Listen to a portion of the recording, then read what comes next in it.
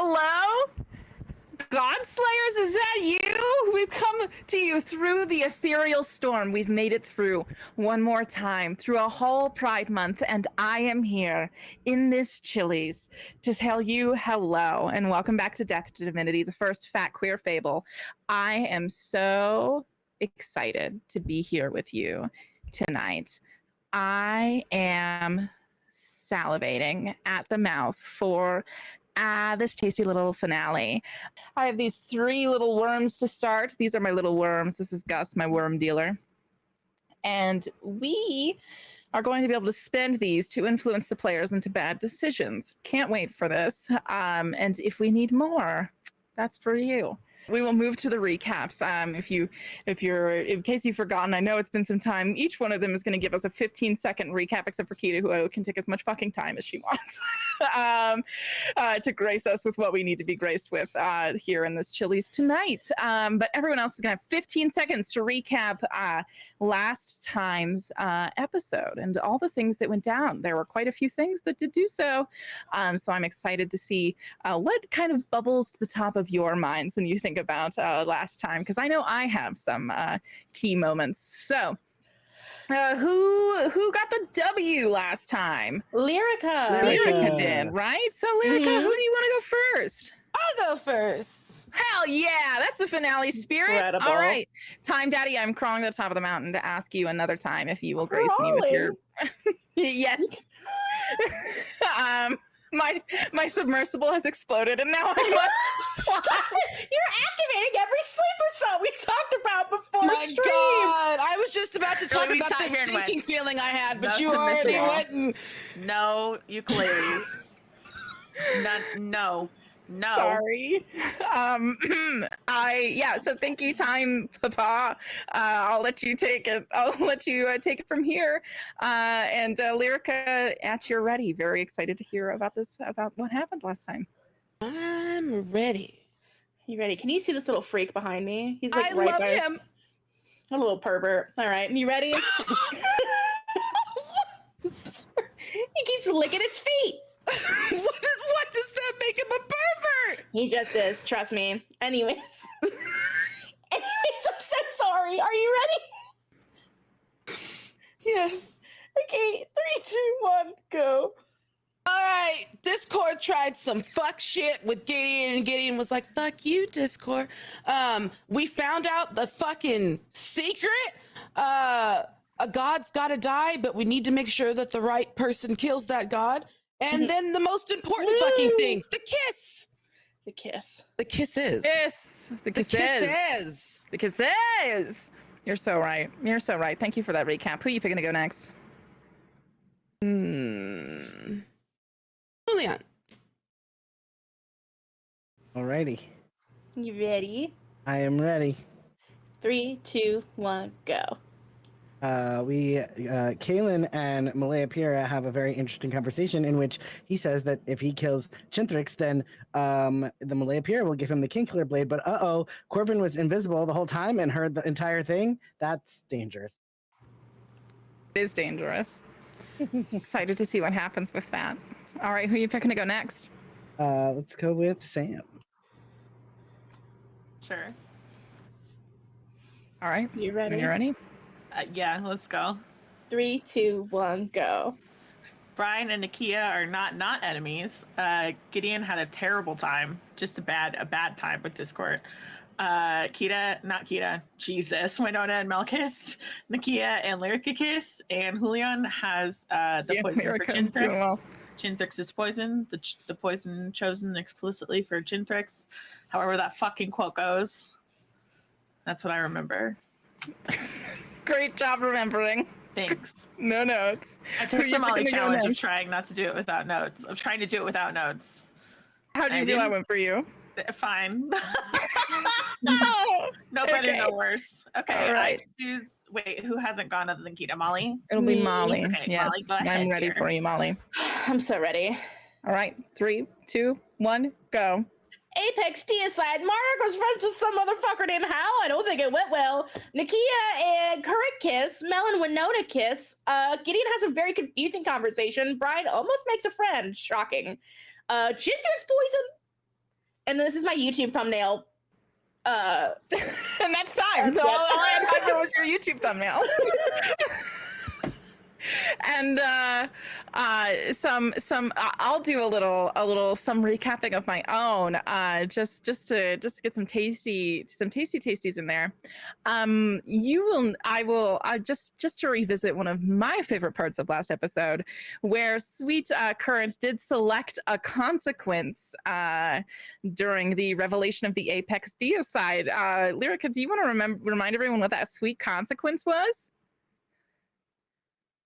Oh boy. Do I remember what the consequence? Oh, I know remember. that I had a you consequence. Want me to tell you? Oh, I can tell you. The consequence was that someone that you were smitten with was going to get yes, closer. and I chose Gemma. Yes, you did. So, tasty little time. I've been thinking about that for a while. So I hope we see what happens with that this evening. But for now, Kita, over to you, Kaleli. Hey. It's been a while since you saw our face. And we haven't been doing so great. We took a little break. A lot of people are saying some things about our little dinner party. It doesn't matter if it's true, though, as long as it's entertaining. To you, right? You guys having fun? All aboard on Tara's gossip train. Nakia and Brian have a talk on the toxic gossip train. Hold on. There's so much to go through, but I tried my best. Thanks. It's already perfect. Kurt and Nakia kiss, and so do I know them Mel on the toxic gossip train. Someone may die, and it's not our problem on the toxic gossip train. Kalen's a snake, and he might not be also on this toxic gossip train.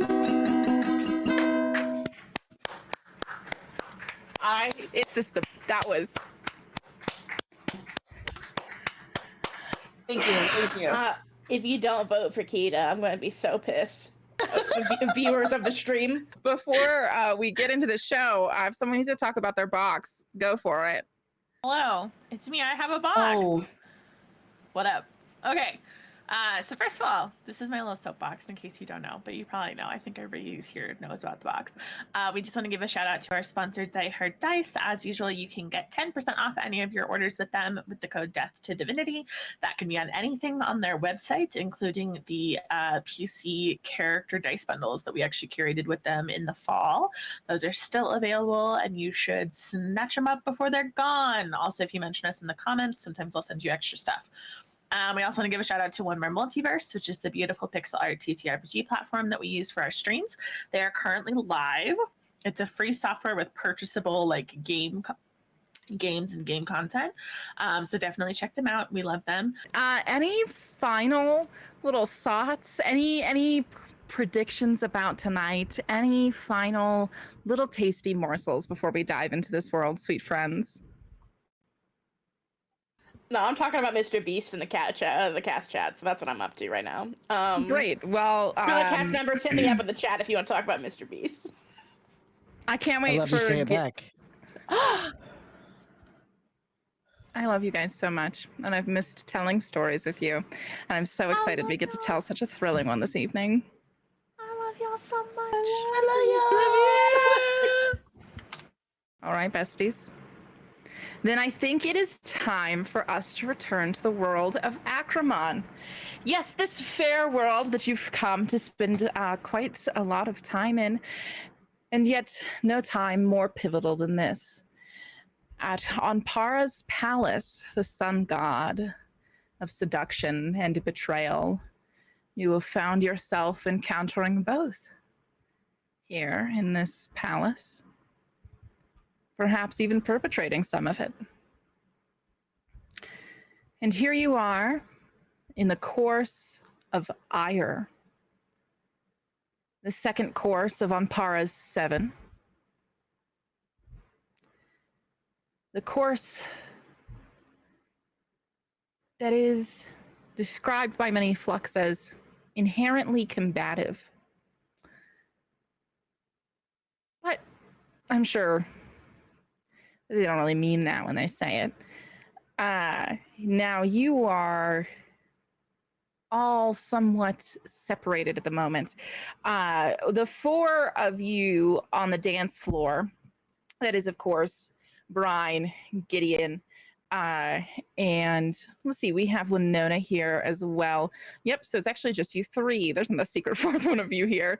There's 3 of you here on the dance floor, just at the beginning of ire. You can see that there are quite many of you who have been called to this floor as well. It seems indeed that most, except for fair few powerful gods and Flux, have congregated here. Well, that and also some of your friends are missing as well. You saw that Current disappeared off to the balcony with Gideon's sibling, Nakia, for God knows what. God does know what, Anpara specifically. You get it. And then Kaylin, you have been given a different color on your bracelet as well. Of course, these bracelets signifying to each and every one of you which place you are being called to. You have been called to the solarium with just one other person. How has Kaylin approached re-entry into the party with the to-do list that has been added to his plate in the middle of it?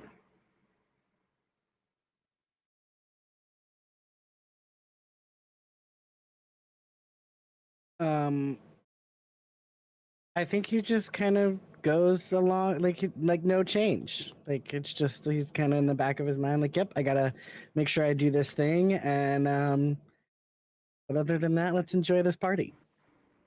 Yeah, it has this new agenda item. Of course, this agenda item being that you were given a vial of poison that is directly divined from Anpara's magic. Malaya Pira, of course, telling you that because it was Anpara's magic, Anpara would not be able to tell who betrayed his rules. Now that you have this new mission to kill Chintrix, has this added more excitement or more dread to Kaylin? Like, how has this affected? Like, is it just like, finally I get to like do something, or is it like, oh God, there's so many people? No, definitely excited. I love that for you. Yeah, Kaylin wants to get his hands a little dirty, so Okay. He's ready for it. Oh, I love that. Okay, so you are called into the solarium, and you can see that most other people are congregating in the ballroom. And you see that as you walk into the solarium, you actually notice that your bracelet is slowly fading. Of course, it has started out in the solarium green, but you can kind of tell that it is going from this very, very bright and vibrant green slowly, ever so slowly, to purple, which is that of the dance floor, meaning that you will not have very long in this location. And as you step into the solarium, which is this beautiful collection of plant life you have only read about in books, and then very strange, almost out of place clippings of plants from your home. You can see these trees that grew only in the garden, like courtyard of your castle, that you've never seen anywhere else. You see this smallest version of that just hanging out strangely in the corner amidst all this other incredibly odd plant life. there seems to be a generous mix of all kinds here, and this solarium is flooded with this perpetual golden light. And as you walk into the solarium, what do you think Kaelin's expecting to be greeted with? Or is Kaelin just trying to keep expectations to a null right now? Yeah, I think he just really does. There is no expectation because he's like, well, everything's being controlled by the bracelet, so I'm just gonna follow the bracelet, and whatever awaits me when I get there is what awaits me when I get there. Yeah. So what awaits you when you get there is none other than Ystira. Someone who you've had relatively little full contact with, wearing, of course, a lamb's mask. A sacrificial sort, if you will. She is standing in one of the corners, kind of drinking in the sunlight as it floods in directly through the window, gently brushing her hands over certain flowers, pretty deep in thought. It seems to just be the two of you.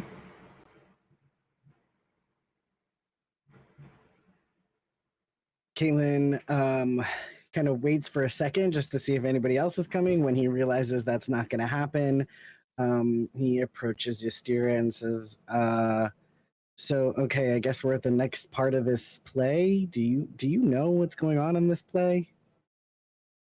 Ystira nods solemnly and says, yes, I have been given the role of someone who is desperately and unrequitedly in love with you. Oh. Okay. And do I know this? My character, I should say. Does my character know that you're in love with me? Do I know this? Do I need to like put my bracelet over a drink or something to figure this out? What am I doing here? I don't. You're welcome. Of course. Yes. A good time to bring this up. You are always welcome to call my good friend Fang over and get any bitters to place in your drink. You've got Wildwood bitters, you've got Mornarinth Nectar bitters, you've got Rhapsody bitters, and Bonded bitters, which you could share with Ystira in this moment to both learn more about your characters. Yeah, you actually see Ystira kind of shrug and say,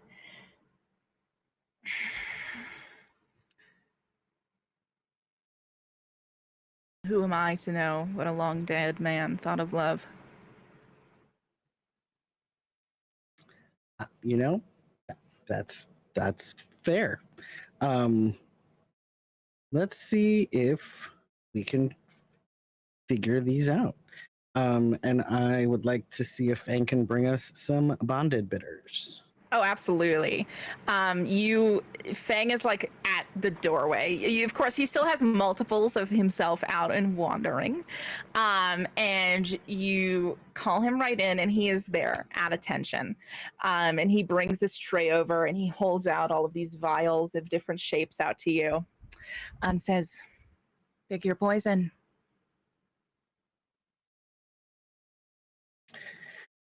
And I think I'm gonna pick the herd bitters. Oh, okay.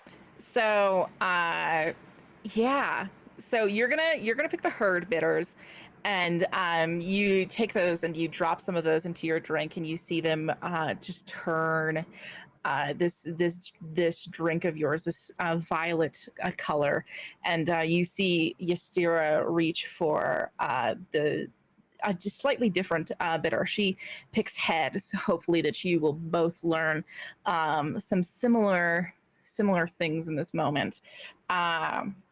So you both, your colors turn the same, your drink turned the same colors at the same time, and Fang is whipped out of there in a moment. the leaves slowly flowing in the direction of his absence once more. You do catch him giving you a wink right before he closes the door fully. And Ystira turns back to you and holds her drink out to cheers with you. Cheers. And you both cheers and drink at the same time. So go ahead and ask your question. Okay, what is one truth they are either unwilling to admit to themselves or to others? Yeah, so you ask, so this is the question that this bitter asks. And these flavors are the most evocative thing about this to you, as you feel this dark green kind of flood the edges of your vision, and this gnawing emptiness take over your body. This emptiness is gnarling and vengeful and spiteful and just so sorrowful. And you know that this tender lamb, this person across from you that was purportedly so in love with the historic version of Para has told you to represent, she was very, very well aware, but never willing to admit to herself that she knew you were not in love with her.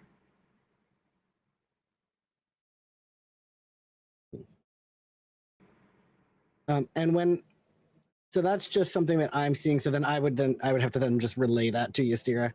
You can choose to or not to. I think you see Ystira like take a sip of her drink and her eyebrows kind of raise in consideration as she takes in whatever new information has been provided to her. But Ystira seems very much the sort that considers information to be transactional inherently. It will not be given, but rather exchanged. Okay, yeah, I would definitely tell her, and just say, wow, I guess it seems like they knew that I was not in love with them, and but they just never could admit it to themselves. Yeah, and so Ysir just kind of nods, taking that in for a moment before smiling and saying, I had a much sweeter experience. Our most cherished shared memory, childhood friends, a lifetime of unrequited love.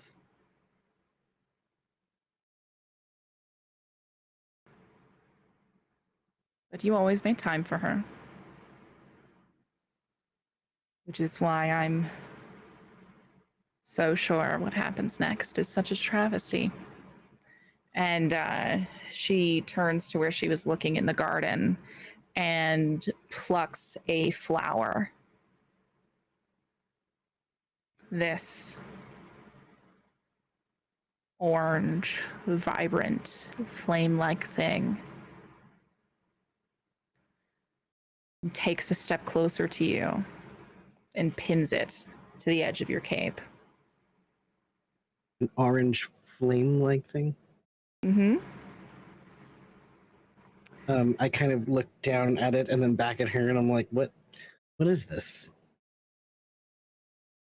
In response, she looks you dead in the eyes and says, do you have any questions about your assignment?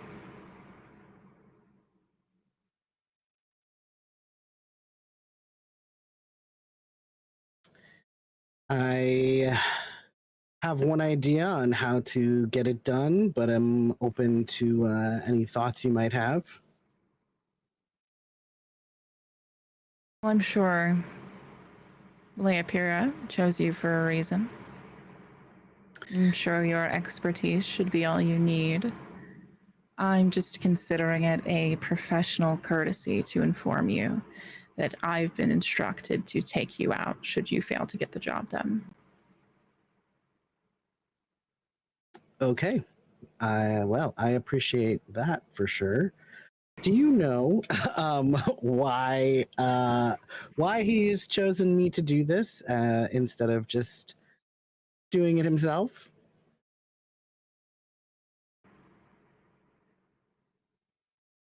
Leopira likes to save his energies for work only he can complete.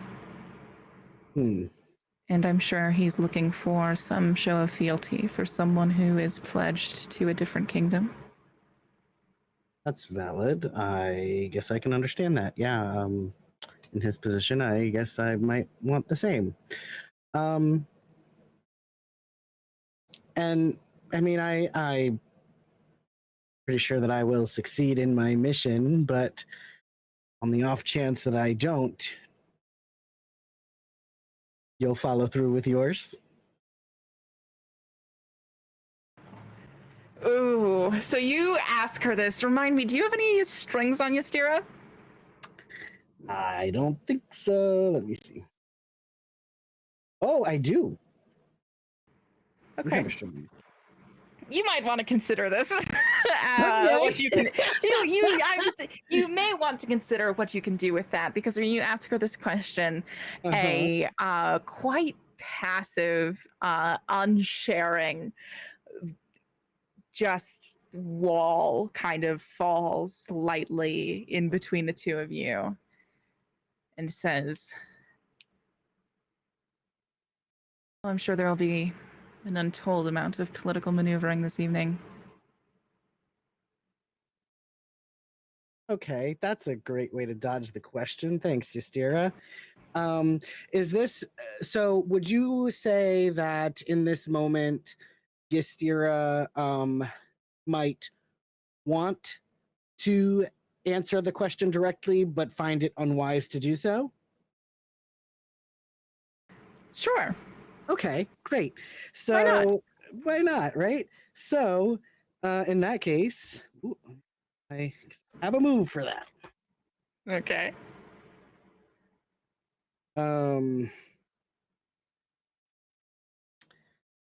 Okay. So I could use heat of the moment, targeting an NPC. When you taunt someone into doing something they want to do but find unwise, roll plus daring. If you aren't already smitten with them, you may treat a 7 to 9 as a 10 plus by choosing to become smitten with the target. Interesting. Yeah. Okay, so from the sounds of that, it will have to be both taunting and daring in order to fit this bill, whatever you do now to coax this response out of her. I mean, come on, Ystira. I think we can both agree that we're probably more on the same page with each other than perhaps other people that we might have some other potential current alignments with. I think you could just tell me, right? Like, just let me know, right? Like, if I don't, are you just right? Just tell me. Are you gonna kill me? Or are you just gonna let me go? Like, I just want to know. You know, you can tell me. I'm cool. Let's go. Roll for me, bestie. Let's see it. And then before I do this, if I am going to spend the string, do I have to do it before I roll or after I roll? I do believe you have to do it before you roll.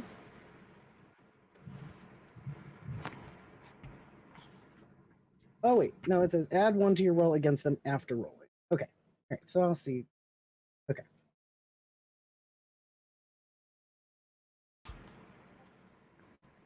Ooh, all right. An I got an 8. Well, you can treat that as a total success should you do one certain thing. What would you like to do?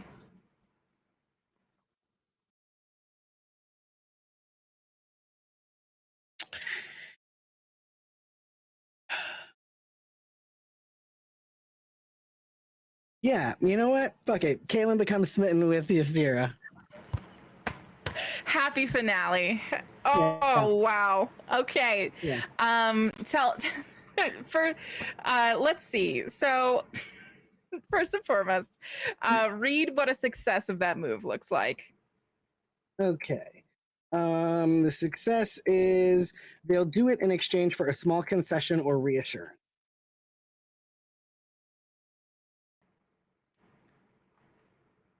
That's all it says. Interesting. In Yeah. exchange for a small concession or reassurance. Oh man. Okay. And so then let's visit you becoming smitten as well, shall we? Because I want to make sure we're acknowledging both of those things at the same time. So you becoming smitten. Oh, so tasty. Let me get that move pulled up. In the meantime, so smitten, when you become smitten with someone, you have to say why, give them a string on you, and then answer your question in the Truths of Heart and Blade section of your playbook. Kaylin's, of course, being is what would you do to fuck up the relationship? First, the purpose of the smitten move is twofold. First, you signal to the rest of the table that this is something important that your character is feeling. Secondly, you describe one reason that the romance is fraught and interesting. The GM may introduce other obstacles, of course. So, let's hear the why and the answer to the question. So the why is I think that Kaylin admires Ystira because she's clearly an incredibly strong person. Has been working very closely with Malaya Pira and also seemingly to work with Kaylin's group of friends as well. So he just really admires her and her strength. What I would do to fuck up the relationship exist because Brian would murder me if I tried anything with Ystira.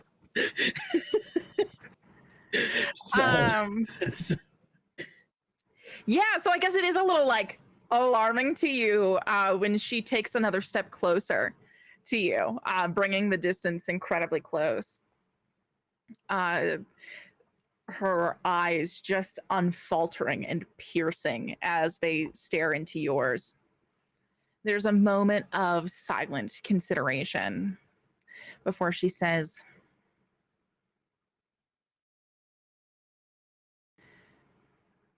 "From the sounds of that, Kaylin, you speak as if your devotion is wavering.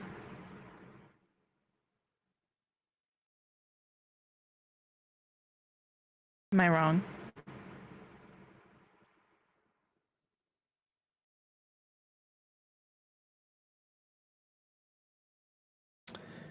Wavering is an interesting word.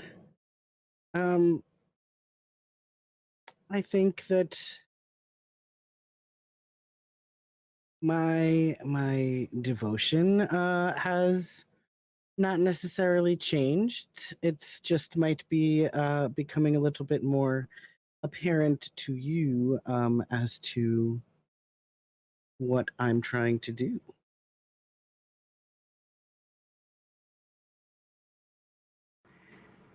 She considers this for a moment and says, "Kaylin, I'll be completely honest with you. What you are trying to do is completely inapparent to me. You are aligned to most of the factions here tonight, and most of the factions are none the wiser about that. I'm willing to wager that your allegiances will fall with the most powerful side who can offer you the most appealing outcome to you personally, one that leaves you feeling the least guilty about the amount of lives lost due to your decision making. Whether or not that number is higher or lower at a different party, it's where your guilt is lowest that you will find comfort.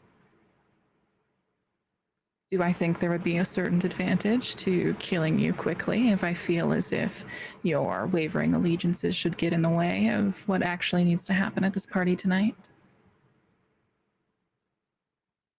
Yes." And what exactly is it that you feel needs to happen at this party tonight?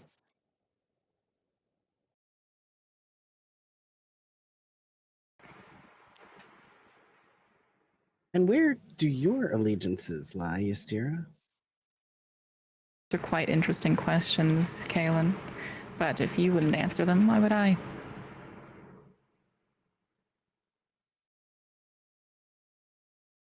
My allegiances lie to my friends. And you have many. I have a few.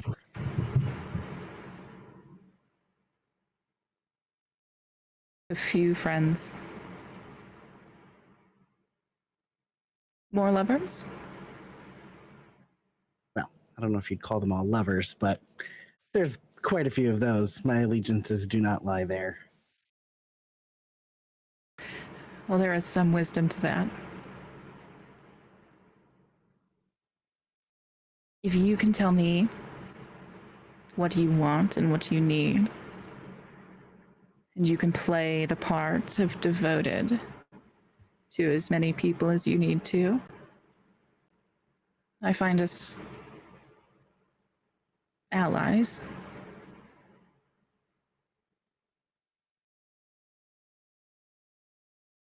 But should you drown, I will not sink with you.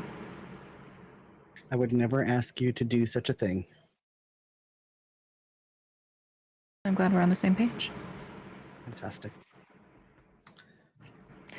You notice that your bracelet has almost completely shifted colors now. You have a few moments alone with the assassin who's been hired to take you out should you fail at your job. Would you like to say anything else?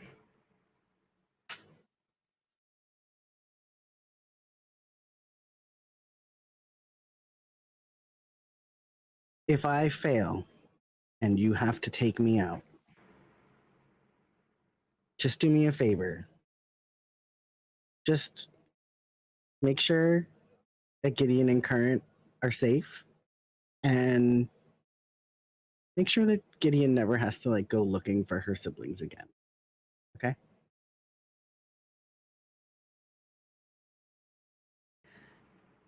She gives you one last glance and says, I have contemplated many men's last dying wishes, and I will contemplate yours as well.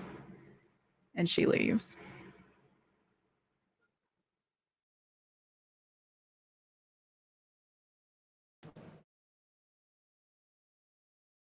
And now you're just alone in the solarium for a moment if you need to gather yourself.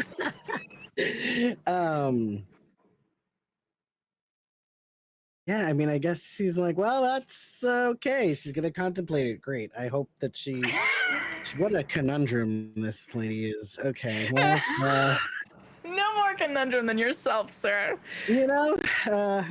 So, well, hopefully she'll take care of my friends. That's cool. I guess I don't know, where am I going now? Okay, green. Okay, let's go. Alrighty.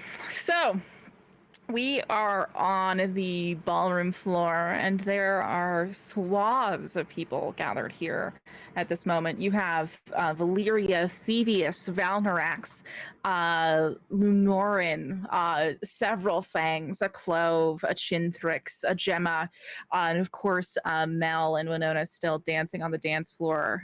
Gideon, how are you spending the first little bit of ire on this dance floor?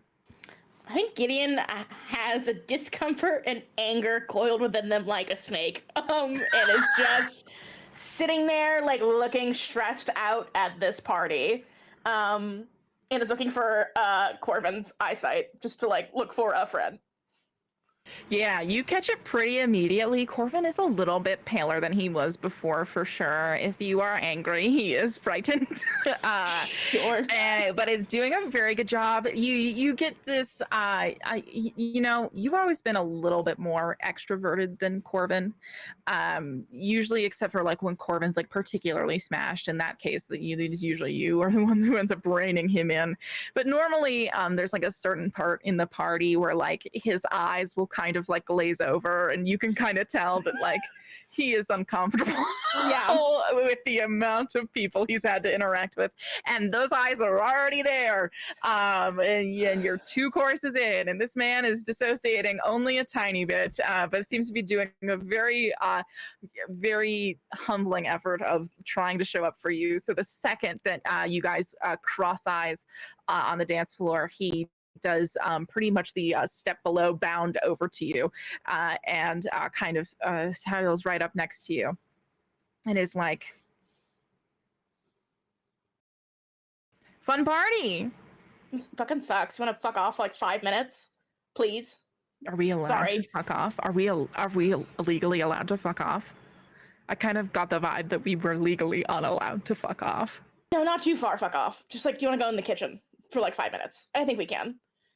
Corbin looks over to like the path to the kitchen and sees that there's like a table full of gods talking in between the dance floor and the kitchen, and looks back at you and goes, no.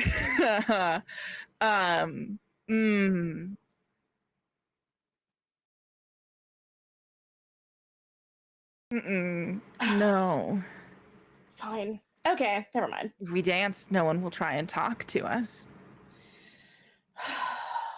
That's fair. Sure.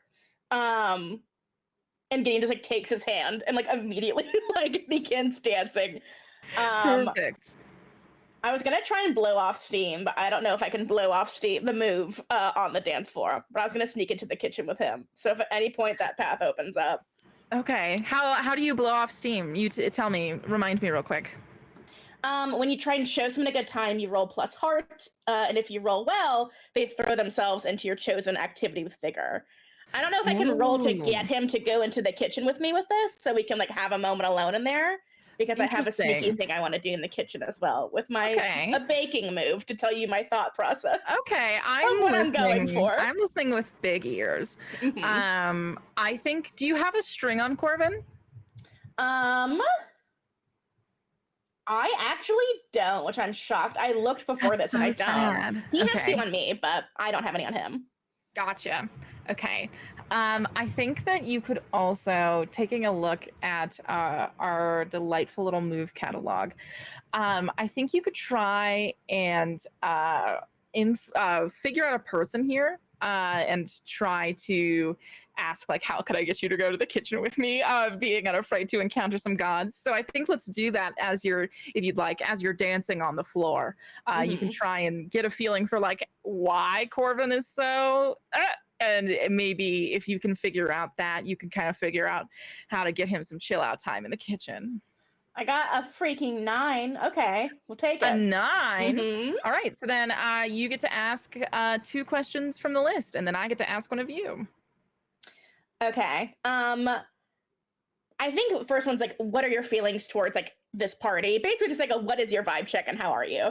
And then how could I get you to go to the kitchen? So I think as that plays out, like Gideon's like leading Corbin and kind of like looks over his shoulder and is like, you seem more stressed than usual.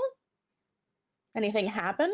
Yeah, or is it just the whole thing? No, my memories got they got toyed around with, and I found that out. Yes. Now it's like, what's real? What's fake? Am I Corbin? I could be Caven, and they could have just completely changed everything. I would not let them do that to you. Do you know how sad that would be? I would never let you be Caven. You're Corbin. Thank you. And from what I've gathered, the only memories are about you dating Kaylin. And as we discussed earlier, maybe that's for the best, you know, because it didn't go well. So right. And so then why? Why is it that? Because are there a lot of flux running around offering to take your most inconvenient memories from you? If so, they have kind of been villainized by the Arcanic Church, because from the sounds of it, they were going to take the most important memories and the ones you liked the most. And if this is ambivalent at best, I'm just a little confused. Kaylin did inform me that I really was missing out. Like really, really was missing out. So that was a little alarming. For what it's worth, I think you're fine. Like he was talking like he had given me a gift and that gift had been taken from me. So I'm all right. No. I mean, what can I say? I think you liked him more than he liked you. So that's never fun. And I always thought you deserved better. Not that I don't like Kaylin, but, you know, he's kind of a mess when it comes to this sort of thing. Not that I have any room to talk. No. Dip, pull back up. Yeah. Corbin flourishes and comes back. And says, yeah, so like, who do we like? No, not who do we. Who am I liking on your accord here, and who am I hating on your accord here? I'm beginning to become very confused. Your mom is here.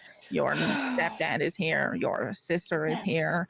I'm getting a vibe that there is more than one person you smooched on the premises just by the amount of eye contact. And I'm sorry that if that's a bit accusatory, but I'm just hoping for a better feeling on how I should be acting towards these people.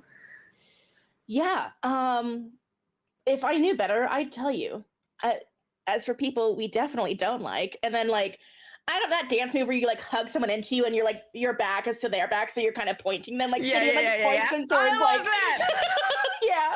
I like point him towards Chintrix and then like turn him towards Discord, like these two fucking suck.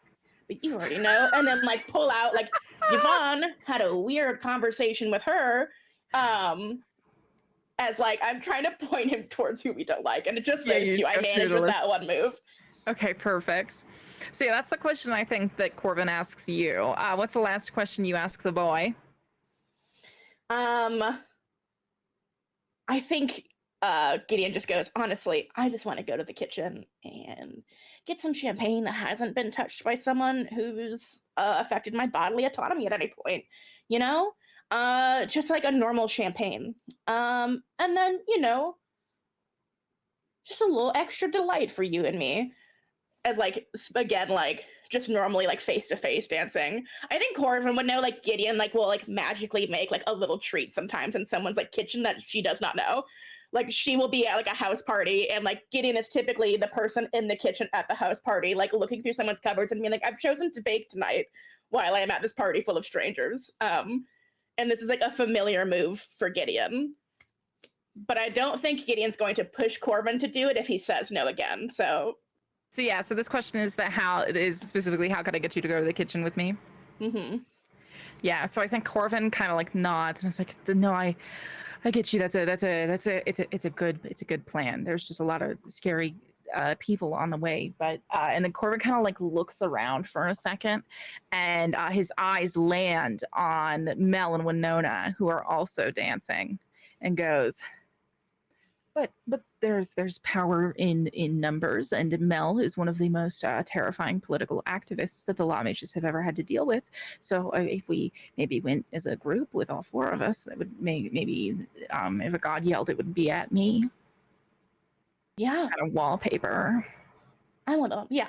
If we can get a little group together to go to the kitchen, then we'll do it. But I won't let it be just you and me, because I am also freaked out.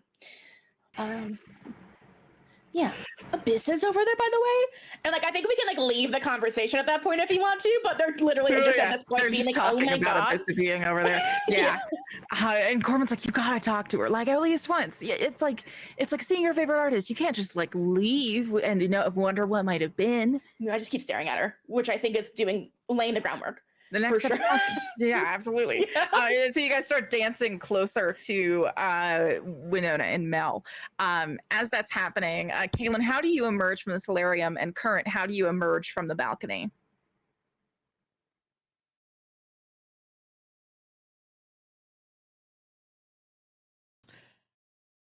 I think Current's going to try to play it cool. They've just received a lot of fucking information. As cool as they can play it while I'm assuming still being soaking wet. Yeah. I mean, you have magic. You could take care of that for yourself if you'd want to. It's just a political statement. If you walk back in dripping, then that's for you. You know what? I'm going to walk back in with dried clothes, but you can tell that my hair had been wet. Oh, I love that. Okay. And yeah, Kaylin, just what about pretty you? unassuming. All right, just as unassuming as you can. Kaylin, what about you?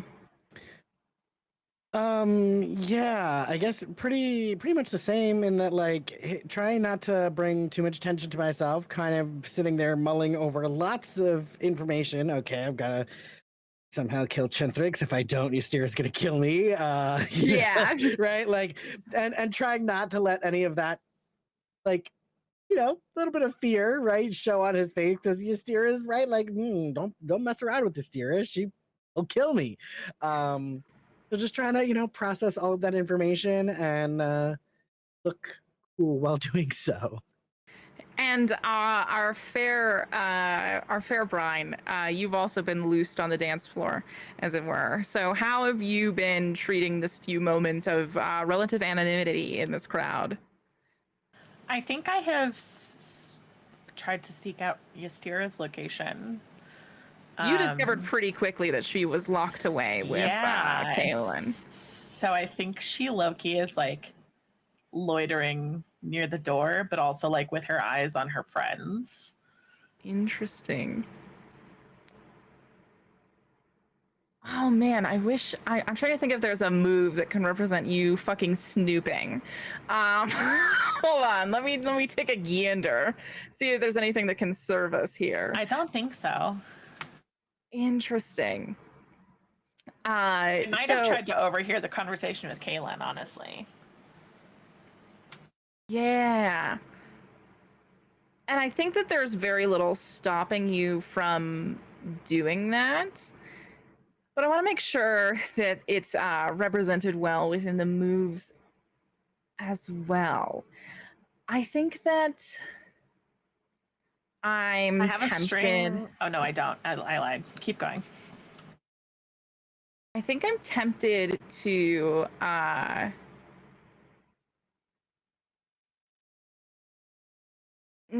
man, I wish I could make you roll for this. I'm trying to figure out a move that would support this, but I think you just do it. TSL is oftentimes made for you to succeed in a lot more baser temptations. However, since this is another PC, I do want to come over to Kaelin and ask how prone you would have been to finding Snoops if they were lurking. And if you did find Brine, what that would have done or changed for Kaelin. Yeah, I'm trying to look because I know that he had something. I feel like he had something that like kept people from being able to. I don't know. Maybe it was just I don't. I don't know. I don't think he's got anything that I can find, at least as of this moment. So, yeah, and since I'm not asking you a technical question, obviously there's not a role for Brian to be making right now. Since we're not speaking in moves, you just speak as Kaelin, right? How trained is Kaelin to be looking out for Snoops? How guarded is he, and how would he treat guarded moments like that?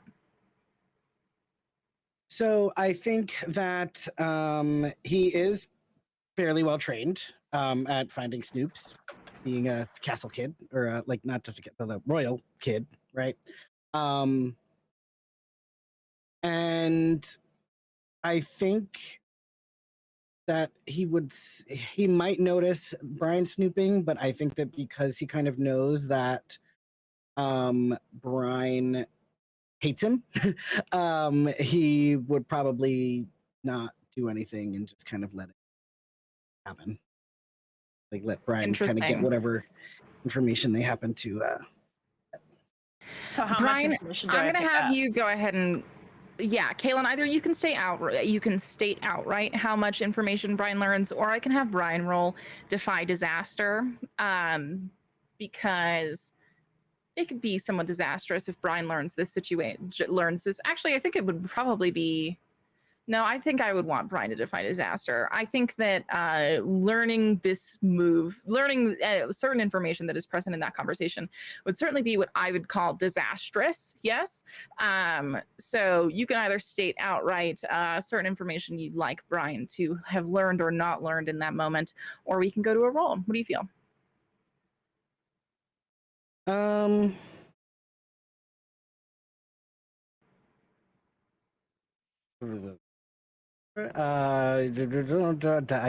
don't know.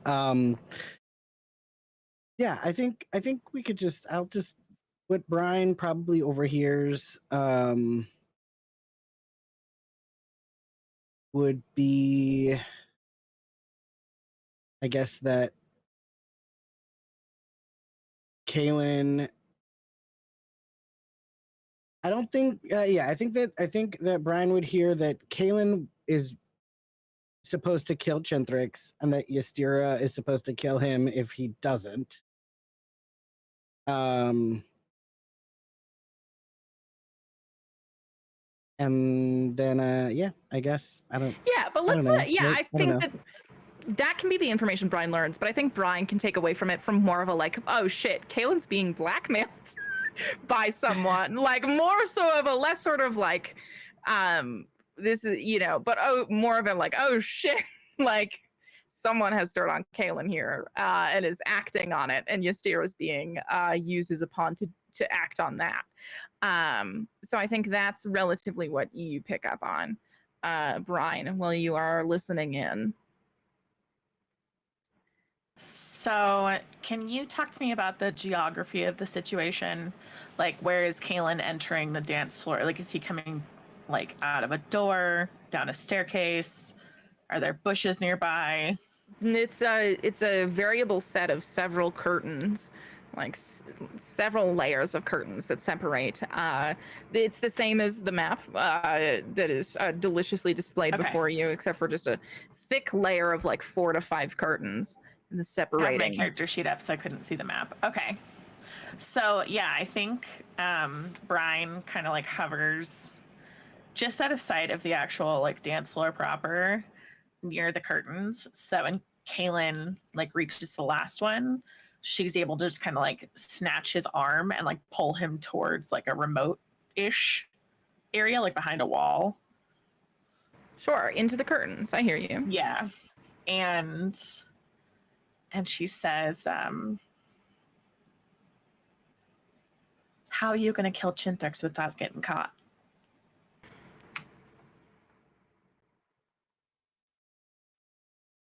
You assassinate people often, or is that a new skill that you're trying to develop at the worst possible time?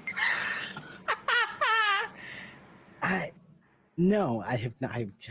I can say I have not done this before. I do feel pretty confident. That's your worst. That's the worst idea you could ever have. Don't ever feel confident on your first assassination job. First of all, second of all, tell me the rest of your plan. I don't want to hear about the confidence part. Just tell me what the plan is. Okay, well, I don't know who's around here. And if you heard something, right? I don't want to. So I had something because I knew what I was listening for. Nobody else has heard anything. I promise you that. What is your plan? Good. But here's the thing. I think we should all group up after this course. That's great. The more people you tell immediately, the more problems you're going to have. What is your plan? I swear on Ystera's life, I am not here to cause problems. I actually would like to help you because that fucking clown destroyed my hometown. Gideon, I'm wondering if the drink is affecting me because I swear I just saw Brian pull Kaylin into the curtains. Gideon, I swear I just saw this with my eyes. No, they're dating. I didn't tell you. What? Yeah, they've been dating. Okay. I'm lying. Okay. Gideon goes. We go to follow. And I think at that point, you've kind of like danced your way into running into Mel and Winona, who have been happily dancing at this point. Winona, how has it been feeling to be lost in this dance as relative chaos and political turmoil is unfolding around you? You know, honestly, it feels pretty nice to just focus on the one person in front of me. And just get lost in her eyes, and that's it. Whatever I could see, you know? Yeah, and it was Mel had you in this extremely comforting embrace. Like, her gaze didn't leave you for a second. And the music just effortlessly sorted between song after song. And it is only when Corvin and Gideon get increasingly in your space that the world around you kind of comes crashing back down. How do you treat Gideon's sort of convergence with Corvin? I like to like for flavor of how Gideon comes in if it's helpful. Please. I imagine you guys like in like a Sailor Moon background, like pink bubbles floating around you, and then there's just like a red presence approaching as Gideon leans in and goes, "Hey, can I cut in?" like lean over. Because right, like whenever people like do like the little thing in your ear, I like me, Kita naturally kind of like coils up and I'm just like, oh god. And so I think Winona also does the same thing and it's like, oh hey. How you doing? Not great. How are you? Look beautiful. How are you? Oh, I'm sorry. Why? I mean, do you want to dance with Mel? Is that why? What? Yeah. Why are you not doing well? Oh no, I would dance with you. No offense, Mel. You're very cool. But I just saw Brian take Caitlin behind a curtain, and I'd like to make sure he's not being killed actively. So I just thought I'd check in with you. Also, we're going to the kitchen.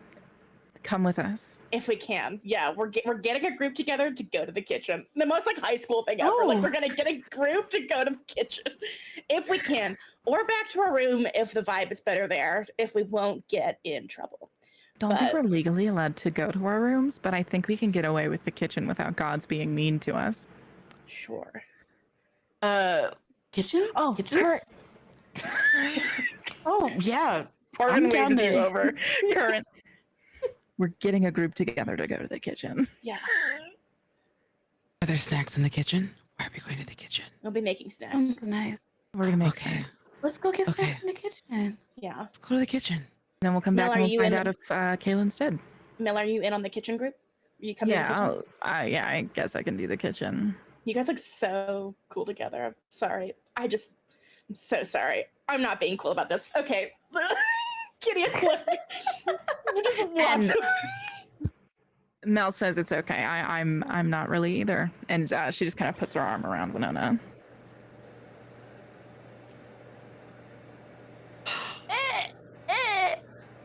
Winona just kind of, gaze about it. So are you bringing anyone? Oh, sorry. I did not interrupt. I don't know if I think wanted that's to come more in. important than finding out if the crown prince is dying right now or not. Current, weigh in. Kaylin, wait, Kaylin's, okay. Yeah, we think Kaylin might be dying. Oh, maybe we should go. Sure. If I can catch Nakia's eye as we walk away, I will, but if not, I'm just walking away. Yeah, did Nakia walk out? Nakia was like, we should go in at several times. Like that was like a whole thing she said. But now you can tell that she's like back in, and what some scientists would only describe as slinking around. Can I make eye contact in the with corner Nakia? is talking at her? Dang it! Can I like catch eyes with her and just like? Absolutely. Yeah, you catch eyes. You kind of. Yeah, perfect. And she kind of takes a moment, and she's like, "Oh," and then she just nods at you, kind of like "I'll try." And I think right before you go to the kitchen, or as we're walking to the kitchen, I'm gonna just like pull Gideon aside just a little bit and be like, "Just hey, Gideon, before maybe Nakia tells you, I may have kissed your sister. So officially 1 worm on the table, 1 XP if Gideon does not feel good about this. That is a humble offering from me to you. I feel like the only reason I would not feel good about it is if I'm like, she's not good enough for you, Karen. I don't feel that. I think Gideon is just like flabbergasted right now, but not like negative. Yeah. I'm so sorry. If I could get there, I would. But I think Gideon is just like, it's fine. I spent my way.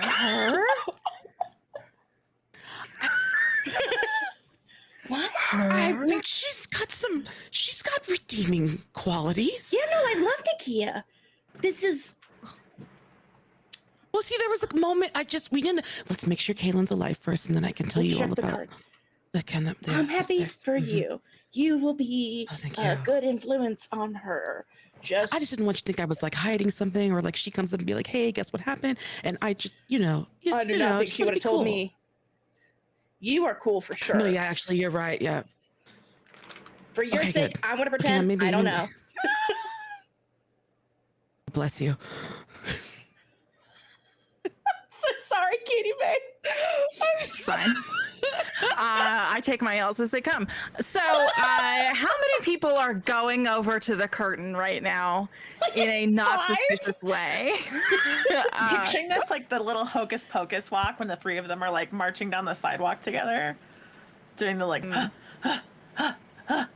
That's what I'm Yeah, picturing. I think, if it's okay, I think Winona and Mel are probably gonna beeline it to the kitchen, mainly because we see how big the group is getting and don't want to draw suspicion. So we're gonna kind of go in like yeah. sections, or at least start Waves. that. Yes. So Yeah. I think Winona and Mel will probably just go to the kitchen together while y'all see if Yeah. Kaylin's alive.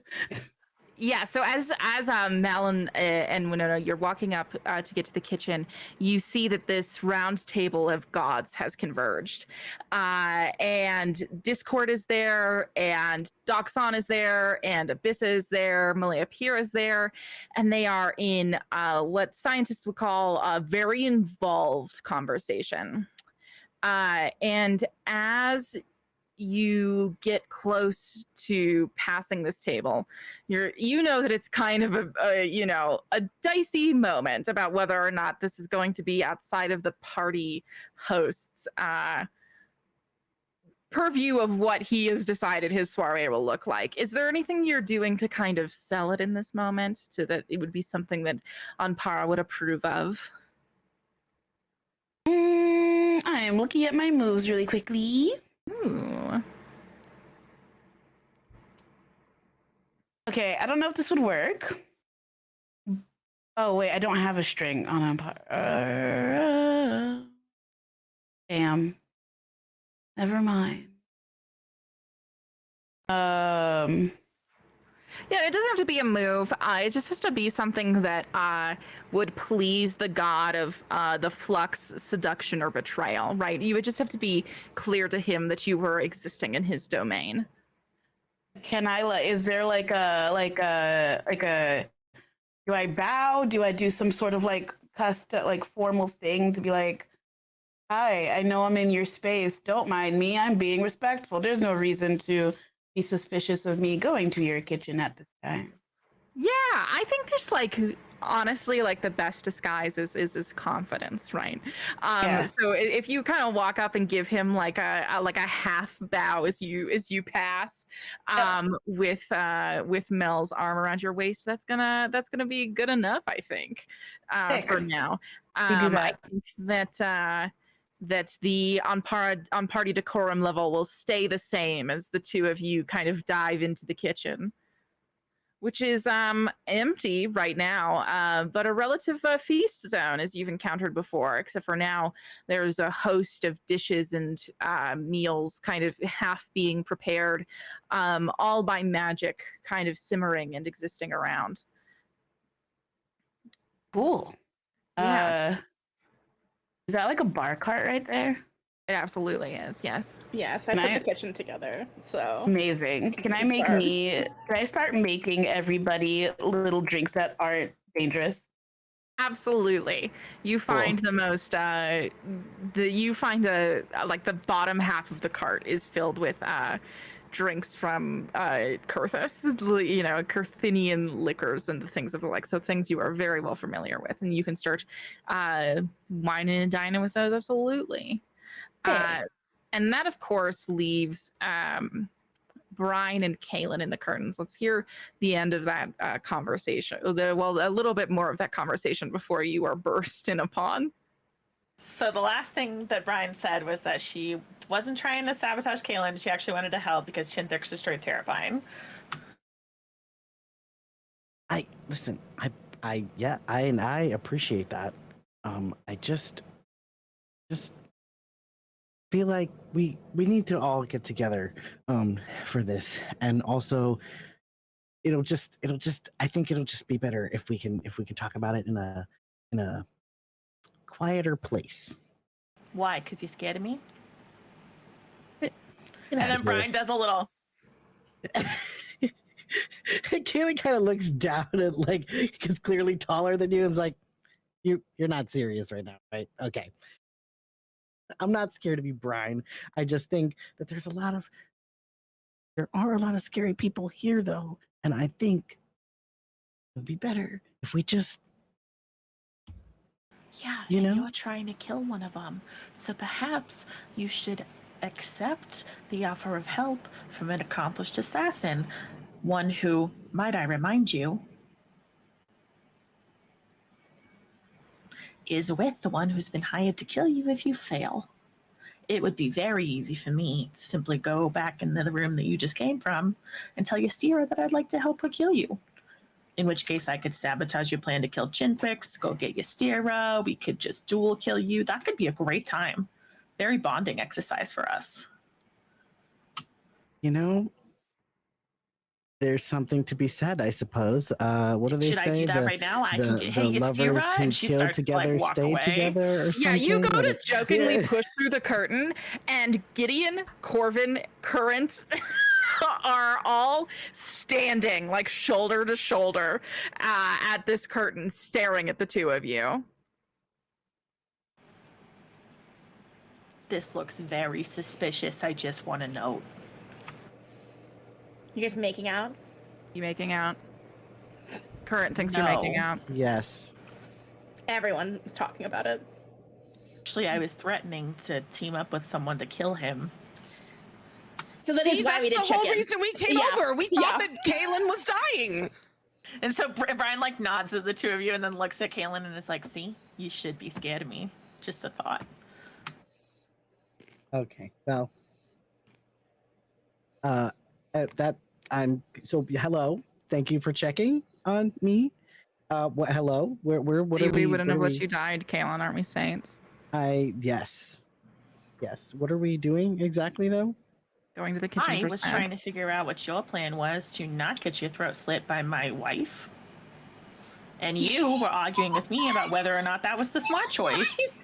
Your wife? I'm sorry. When did you get?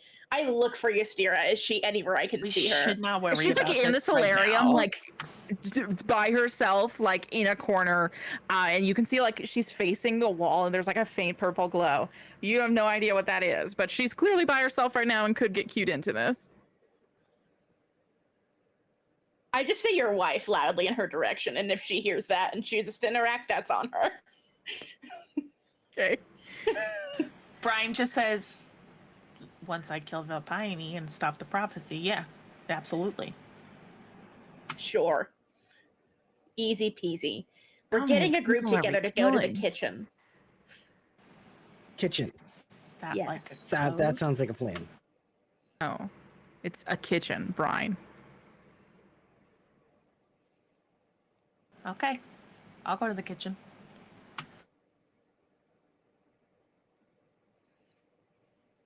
It's we're all going to the kitchen. Will your wife be Oh okay my by god, herself? you're terrible at this. And then Brian just like pushes through the whole group and is like, I'll go first, and then the rest of you can stagger your entrances so that it's not weird. Somebody will notice if we all cross the dance floor at the same time to go to the kitchen.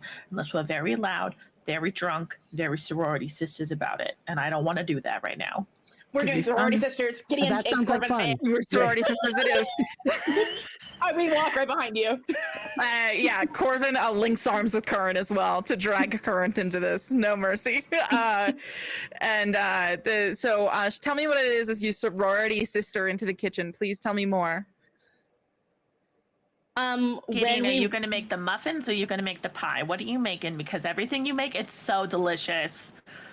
we're doing muffins for everybody, and as we're walking past Funpara, I'd like to go like a big wink, and then we go into the kitchen, just to let him know I'm showing respect as we walk by. Okay. Interesting. Current and Kaylin, are you contributing to this in any way?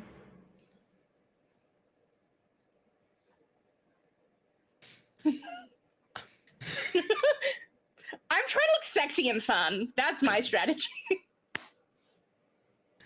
I think that Current is very like inside of their own head right now, because there's like this enormous weight of, hey guys, so we got to talk about how we keep the world from actively ending by the death of one person. Yeah, so it's kind of just like very going along. Like when Corvin pulls Current, Current's just like, it's like, you're holding my hand, just gone. Interesting. So tell me, what conditions do you have marked right now? I am currently conditionless. Because to me, this almost does sound like a condition. It sounds almost like a stagger, right? That information kind of doing a lot to you in that moment. Would you agree? You can tell me if I'm wrong. Absolutely, absolutely. Tell me if I'm wrong. But it sounded like the faint sounds of a stagger in the distance. Yeah, it's like, you know, like my face is trying to say keep it together, but inside I'm like, oh my God, oh my God, oh my fucking God. Right. So if you choose to stagger, and you currently have 0 to 3 conditions, you just have to choose one of the following.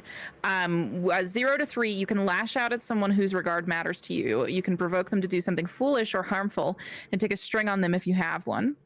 You can hesitate or stumble, and the opposition will gain an opportunity, or you can grin and bear the blow and mark 2 conditions.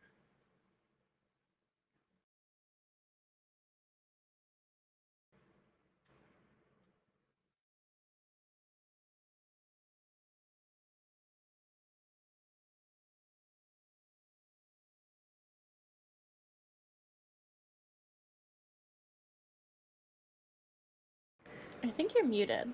You are muted. Oops, sorry. That was the deepest consideration. I was trying to be so respectful of it. I was like, yes. I almost feel like, and I know this is like, sorry, Current, but I almost feel like marking the 2 conditions, I feel like there's this mixture of like scared. I think Current is scared. And I think Current is either like, I don't know which one is more, if Current is more angry or more insecure. I think Current is angry. Oh, I love that. So frightened and angry, go ahead and mark those 2 conditions. Angry, of course, has a -2 to figure out a person. You can clear that by using a move or by breaking something important to you or to someone that you care about. Frightened, of course, you get a penalty to -2 to fight. And to clear that, you have to run away and leave something important behind. So keep those in mind going forward. Of course, you still have moves. So this is happening. Kaylin, how are you contributing to the vibe as you head into the kitchen? While the gods are sitting at a table maybe like 10 feet away. So Kaylin is kind of keeping the sorority theme in mind and knowing also that Anpara is, you know, seduction, lust, etc. Kind of quickly surveys the people that he's going into the kitchen with, as he was going to just try to, like, you know, make like some hanging on type moves to some person, but then he realizes he's with Corvin, probably not a great choice. Gideon and Current, childhood friends, that might be awkward. Brine, I think not. Brine would quickly turn around and kill him. Sure, yeah. Whole host of options you've got. Yeah, so kind of has to in the moment be like, okay, I can't, no, that's, and just yeah, right, and just like kind of thinking about, oh, what's he gonna do, and then just decides to just kind of try to stumble along in with the group, just kind of looking like he's definitely had a few. Interesting. Okay. With the answers given, Gideon, I'd like you to roll to defy disaster. So cool, and I love that. And I love to do that for you. Thank you. Oh my God, which one is that? Which stat is that? I forget. I can tell you, I'm so happy to. When you push your limits to achieve something extraordinary that's not covered by any other move, or to avert an imminent danger to yourself or to someone else, say what you're willing to sacrifice and pick your approach. So if you use might, endurance, or courage, you'll use daring. If you use swiftness or elegance, you'll use grace. If you use charm or social insight, you'll use heart. If you use cleverness or knowledge, you'll use wit. And willpower and metaphysical skill is spirit. What did I got 11. I rolled wit to just look charming and fun. So 11. That's good. So Great. I don't fuck up. We look sexy. You do it with style. Hot. Yeah. Yeah, you guys look like you're about to go make it out in the kitchen. I think the vibe you're selling at this moment. I think Gideon is really good at selling the illusion that they are having fun. I think they've done it at like Arcanon parties, like fully dissociating, but like outside, like I am the life of the party vibe. And like this is unfortunately their comfort zone in a bad way. So they like are able to maybe like draw on Para's attention the most if other people look uncomfortable. And Gideon looks like they're having fun and like they are the cool kids going to go, like almost like you wish you were coming to the kitchen with us. Hopefully not too much, but like this is where like the cool people go at the party to go talk shit by themselves. Yeah. Okay. So I think an 11, of course, is going to be enough to kind of subvert the fact that you are going to a location that is not on your bracelet. Of course, that is the biggest risk of the choice you've made. However, I think you're selling it as you go, and Anpara catches your eyes, and after the success of Winona and Mel, I think Anpara's just going to wink back at your group, and I am going to decrease the Anpara decorum level down 1. So it's going down to 3 right now, which means that partygoers are inherently welcoming to others. Yes. Remember, 1 is everyone with the party would choose the hero's opinion over the opinion of Anpara, right? So going well. So the whole host of you stumble into the kitchen. And I think the only thing that you see perhaps relatively out of sorts is that as Anpara's gaze is passing over all of you, Gideon, you catch that Anpara's lingers on Current for an extra moment or two, and his eyes narrow just slightly before turning back to the table. Horrifying. Okay. I'll remember that. And you walk in and you see Mel and Winona have like set glasses up on the table and are just in the middle of the mixology masterclass, as it was. I would like to now try to blow off steam if I can. As like in a very like familiar party move between Gideon and Current. Gideon grabs a champagne bottle, takes out her sword, and pops open the champagne bottle with the sword. And then like drinks out of the bottle and hands it over to Current. And I'm going to roll heart. And if I roll well, we can both perhaps clear condition, mark XP, or move forward. If I don't roll well, only one of us has fun, and whoever has fun gets to pick what they get to do. I think Gideon can tell like Current's not doing well and just goes to this like, we are 18 and big shitheads in a kitchen at a party move that is very familiar to the two of them. If I don't roll well, I'm going to use a string on you to add +3 to that roll, so we hit a 10, so we can both choose what to do with that. I'm going to clear the condition frightened, as this familiar ritual calms Gideon down a bit after a horrifying conversation with a Hierophant Yvonne / Discord. As like Gideon like downs the champagne and then like takes Winona's much better drink and is like, okay. And you see Gideon just starts like rummaging through the kitchen as they like pass off that champagne bottle to you, Current. Yeah, so Current, how does that alleviate one of the conditions you've marked? I think that watching Gideon do this move that we have seen many a times before in the Huntress and was just a reminder of better times than right at this exact moment. I think they definitely like Current has this moment of like, fuck it, let's go, and just starts downing the bottle, and in downing that, and as that begins to take effect, I think that they lose their frightened condition. That's some liquid courage going on. Perfect.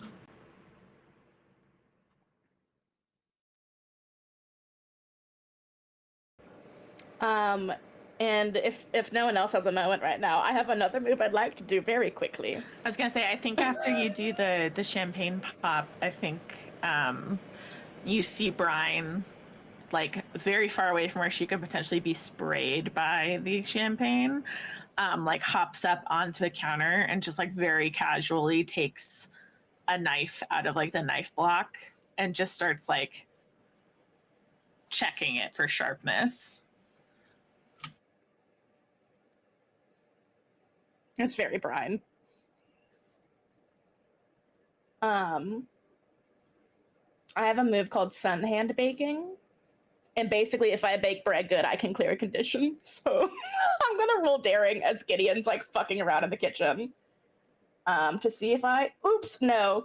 I think I go to like Gideon goes to try to do this, and then like still stressed out, reaches for the dough, and it like immediately incinerates and burns, and they just like put it down, and they're like, no cupcakes. Oops, so sorry, no cupcakes. How's everyone doing? You said they were going to be muffins. Muffins and Whatever. cupcakes are not the same thing. It's not happening. Either way, it's not happening. All right. We're in the kitchen. Kaylin, is there anything you wanted to tell everybody now that we're all in the same room in a much more targetable space because we're in a big group? No, actually, Brian, I am not ready to do that. I would like to wait and let me just inform you, friend, that there I do see a firefly behind your head. So we should keep that in mind. There are fireflies all around me. I'm literally a firefly tonight. And I think Brian like puts her mask on. It's like, Your mask is on. If you tried to pass by on Para without your mask on, it probably wouldn't have gone well. you're right, fair point. But I think she just like points to it. She's just like, it's right here. Well, and that is true. Though I do think do you recall how we got the invitations? You remember all that? And it poofed, and the fireflies, and I think we should just. There are reasons Yeah, he's talking I'll to me like offer I'm dumb. 1 XP to someone who can get rid of the fireflies. Brian's gonna take off the mask and see if that makes any difference. Lyrica, you were muted. Oh, it's okay. I was just in my head thinking of how to do that. We're Okay, good. great. Perfect. You take off your mask. Brian, there's no discernible difference.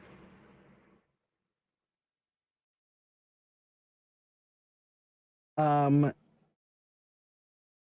Seems to be only one around right now. So, presumably there is a jar, since we're in a kitchen. Absolutely, there is. Sure. So Kaylin goes and looks for a jar to trap the firefly. Yeah, you find one. It seems to be full of seeds. These seem like nothing. You can probably dump it out.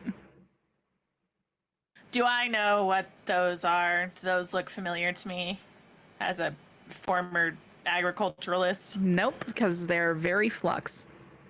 Okay.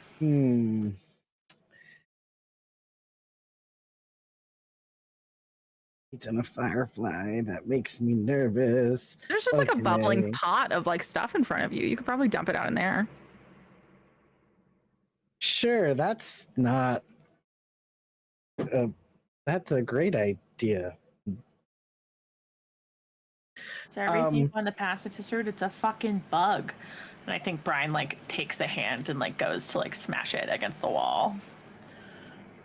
I would like to try and stop Brian, and I don't know if that's a defy disaster roll, but I would like to stop Brian. No, I think you do. You reach out and grab her wrist just in time. What?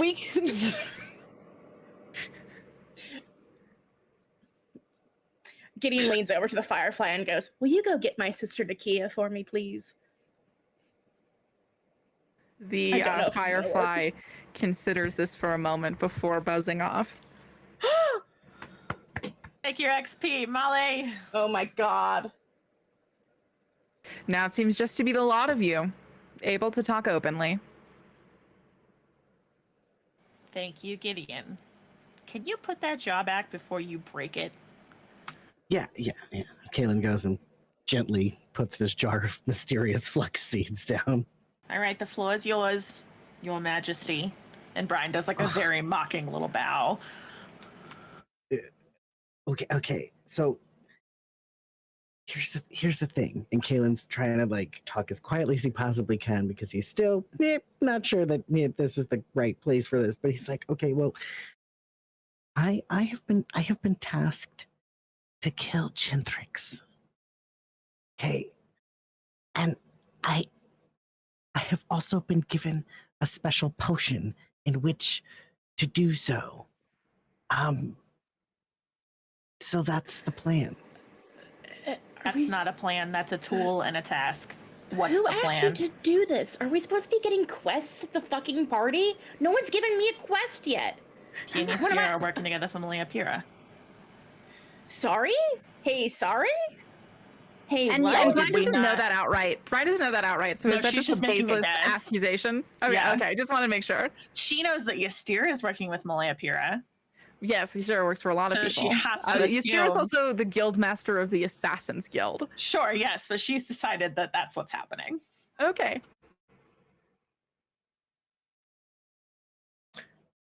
You're not working for Malia Pira at the very least.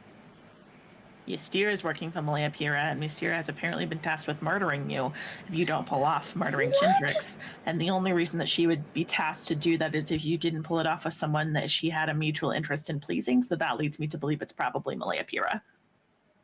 Am I wrong?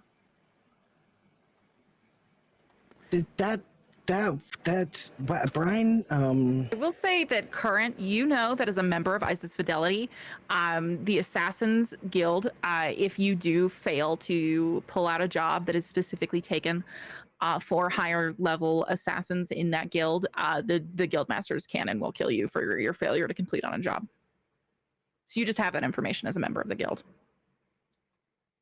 And I think I would, a Current would definitely interject to relay that information, and it'd just be like, Kaylin, that's an ISIS Fidelity code.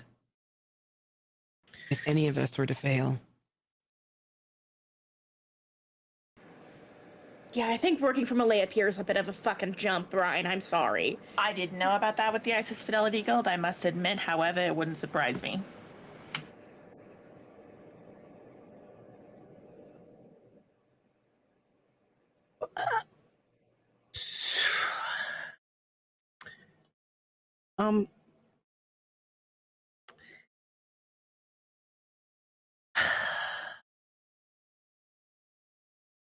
Okay, so Corvin turns to you, Winona, and says, "Can I drink one of these?" Yeah, here you go. Hell yeah. Cheers with you. Downs the entire thing, picks up another one. Oh, you. Yeah, I mean, you want me to make you another one? I can would make love you as that. many. Okay.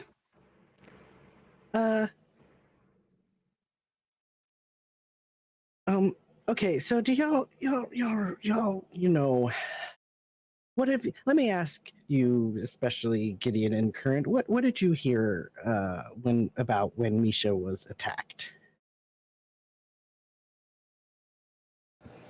In the temple? No, back in Kurthis. Oh. I think Current knows more about that than me. It was. Yeah. I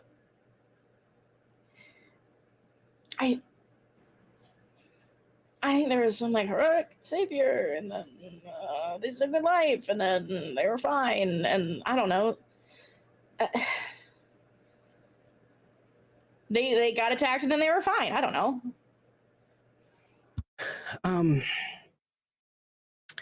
Yeah. So what most people know is that Adriel, or oh, Jesus, is that Misha was attacked and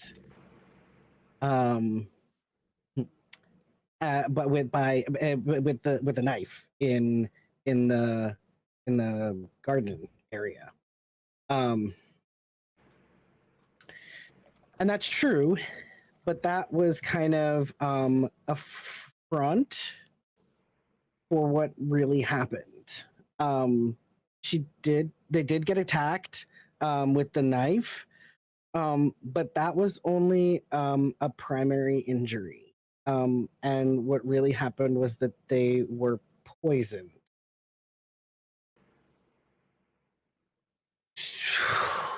And so, I kind of maybe did some things to make some agreements with some people to save her from dying. Save them from dying. So Brian would not be wrong.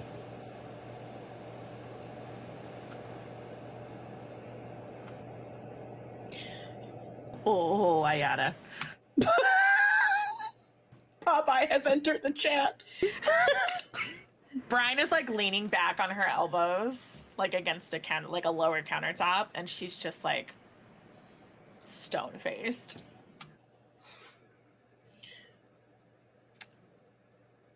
Considering that he's on the top of my hit list at the moment, well, actually, that's not true. He's probably second on my hit list at the moment, and I haven't taken that poison and broken it or done something else to make your plan impossible so that Ystira does kill you, because I don't want anybody doing anything for that man should tell you something. It would benefit everyone if Chinthix is dead, and I won't take that away. Here's another piece of that I think would be very so here. Yes, Malaya Pira has asked that I take out Chinthix. He's also said that if I do so, he will give me the Kinkiller Blade. And is there a reason that you trust him to actually do that?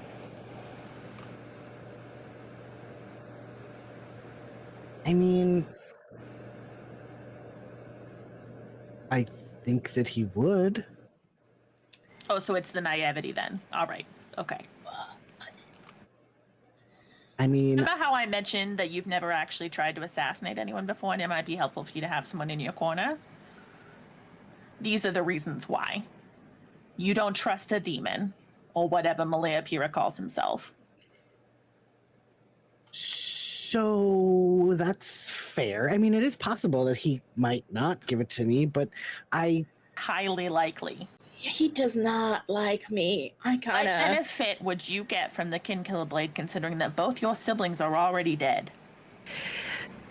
Kaylin, as you are the one probably with most experience with the Flux, and Brian as the person probably with I would say equivalent experience just from your time in Assassin's School. It's the School of Hard Knocks, as it were. You both know that the Flux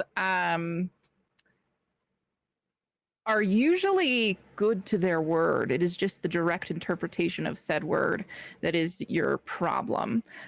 So you would know that, and it would be there and that would lie any sort of shaky ground, but you would simply have to find that. Continue.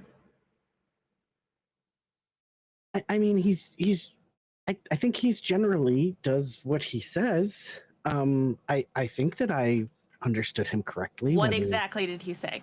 What were his exact words? You don't know? Okay. You accepted a bottle of poison. Above game. I don't remember. Yeah, I thought you were acting. I'm so sorry, bestie. So sorry. So Does sorry. Kaylin remember though? That's the more important thing. Kaylin would probably remember, but I don't. So that's because I'm pretty sure he just said.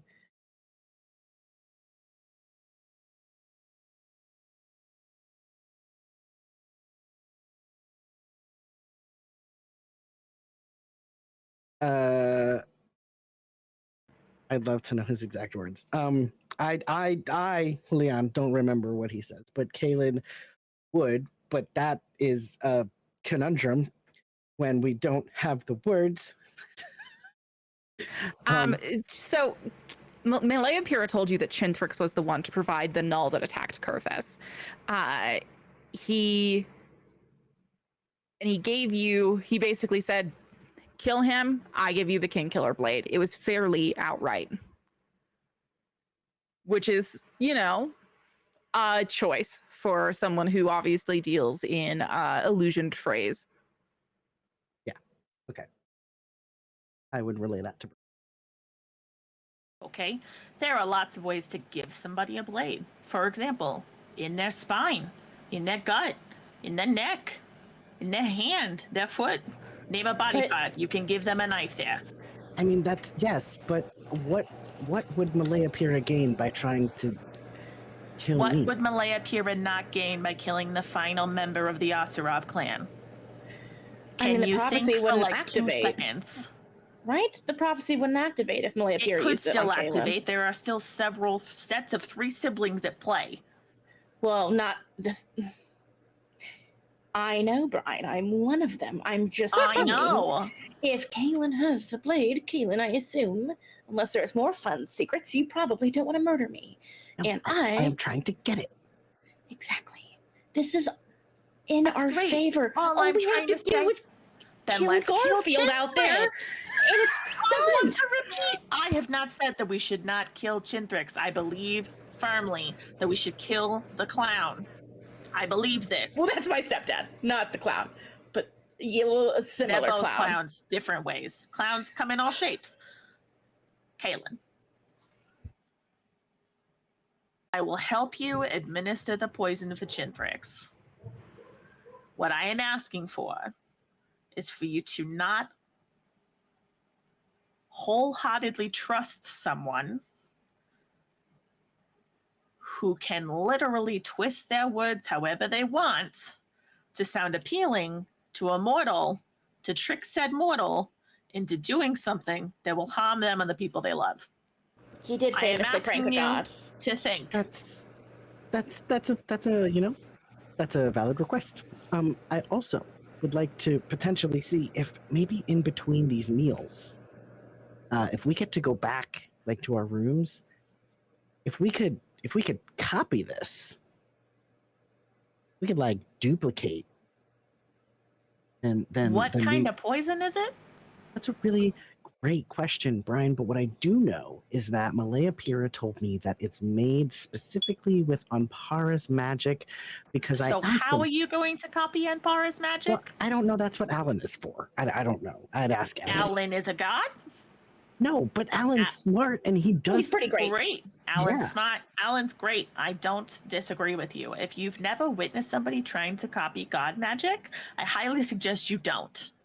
I mean, Well, there but are here's 2 the like thing. god kinds in the room, right? Is it Corbin kind Yeah. of speaks up, looking at Gideon and Current? Wouldn't they be like way better at duplicating god magic because they are that? Certainly better than That's a Alan. good point. We could try. We can There are try it. We probably just also don't know other how. options. What are you trying to accomplish, Kaylin?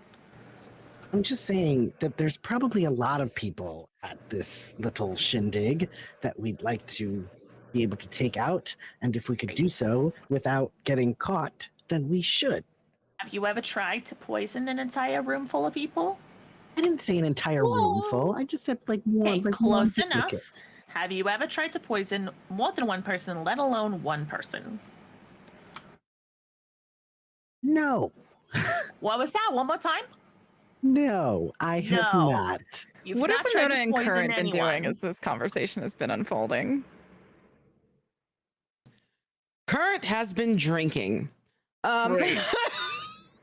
Yeah, just there with Winona. I'm like, Winona, I'm like coaxing Winona through creating her own drink right now, and I'm just testing everyone that. I think like both of us are also testing because I'm curious. So I'll make a drink, I think, and I'll like take or like let Kurt take a sip and I'll take a sip. So we're both kind of just getting loaded right now. Is Mel anywhere near us?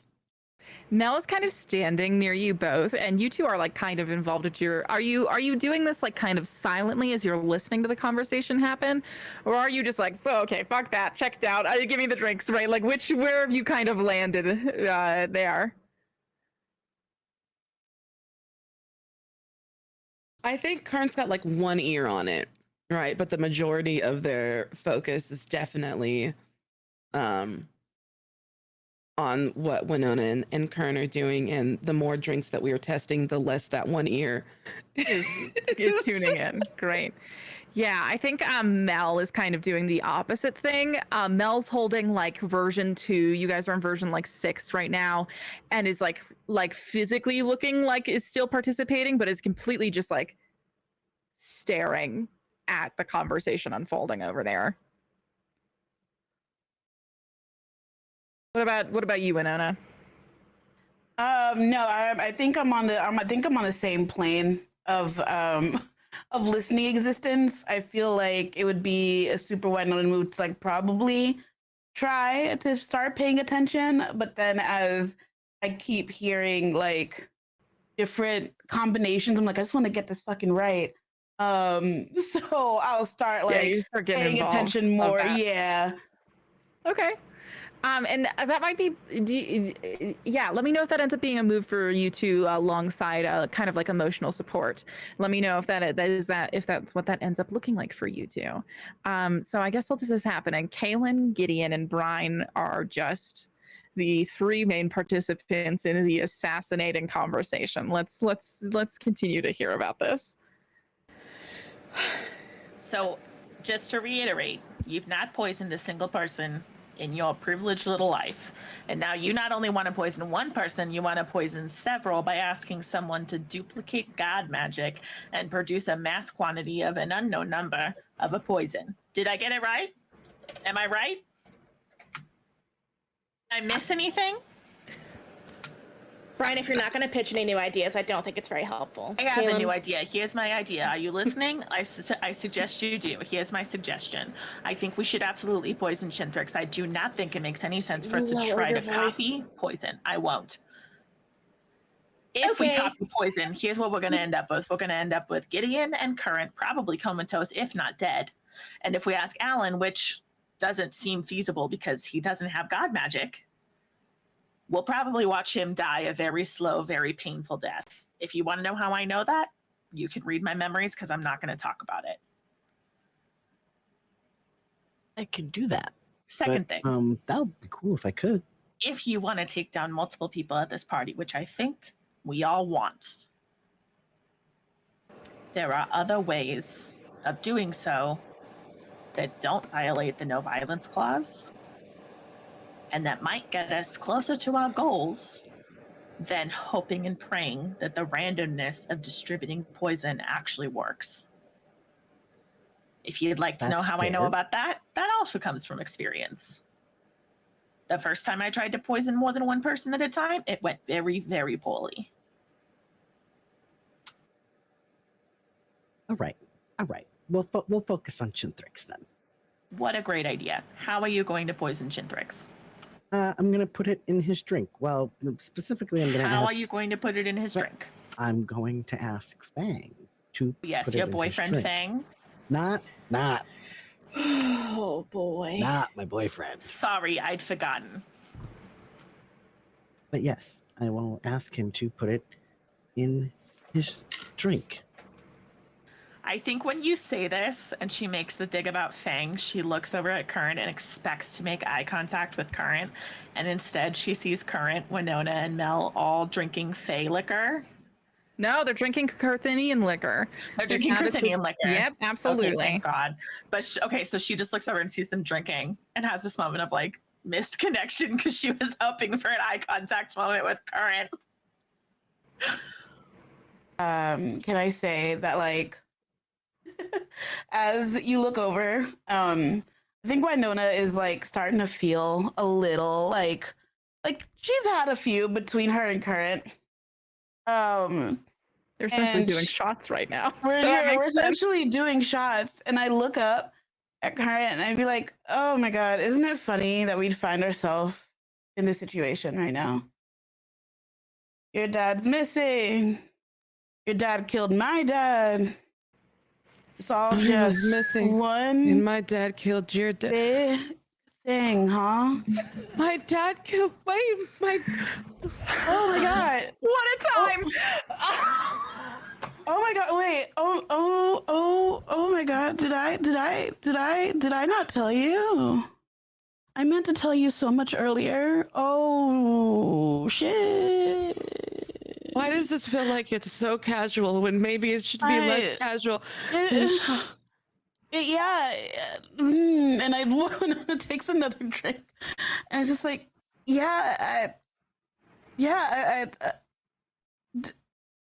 Reaches across and just grabs whatever bottle they grab first. I found just out holding it. I guess killed my parents. So, Is there any staggering happening right now?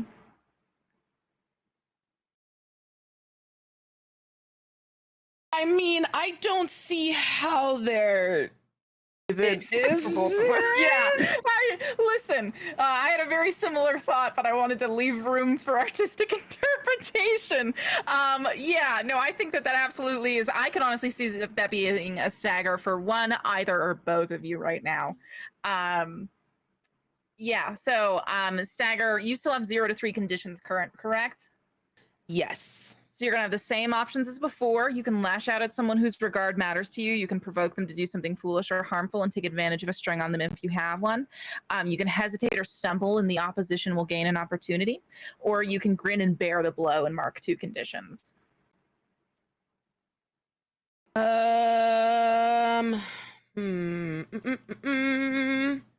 What do I want? What do you want? I thought that I had a move, but maybe I didn't have a move.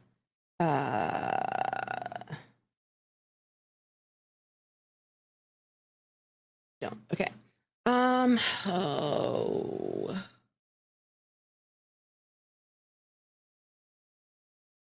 I don't.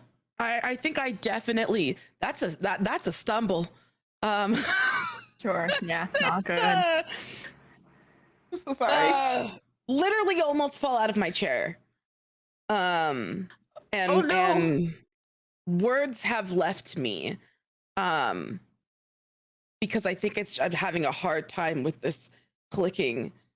You are saying that my dad has murdered your family. I'm so sorry. I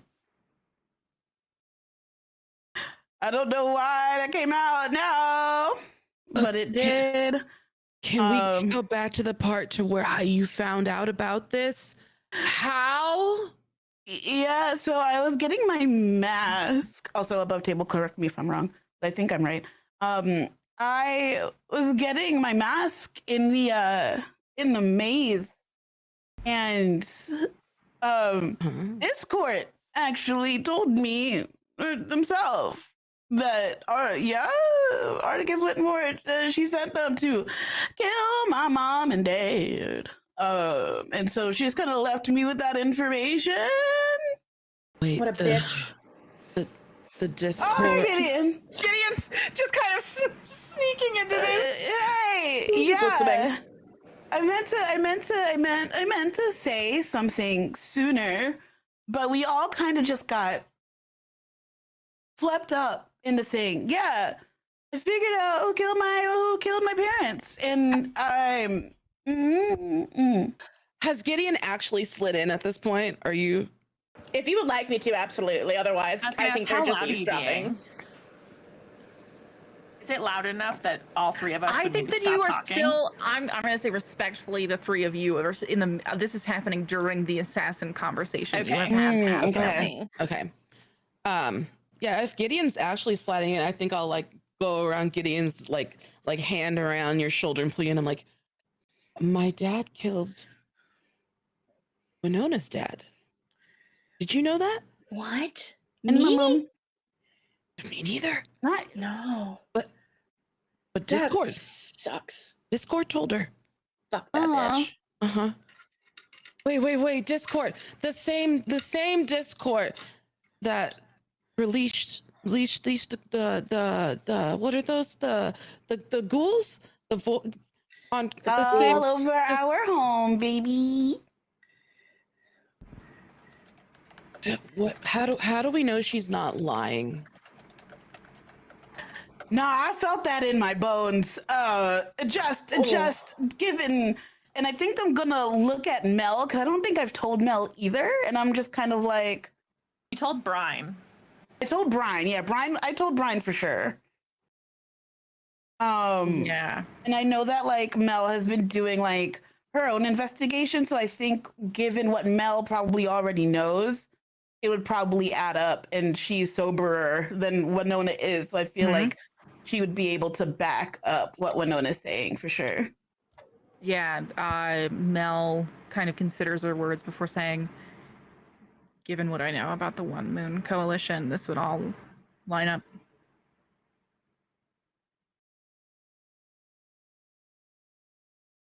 Wow.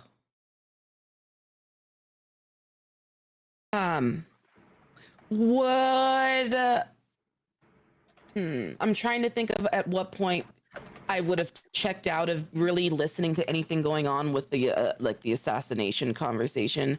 Like if I would have overheard anything about wanting to duplicate the poison. I think the words duplicate the poison were said so many times. Yeah, and that was Did pretty you- early in the conversation at this Did you point. at least. Yeah. I think if it's okay with everyone else, I think at that moment, I'm going to turn and walk over and immediately go and try to just in like the highest emotion going on right now, try to duplicate this thing. I'm angry. I want people dead. I now want my father dead. And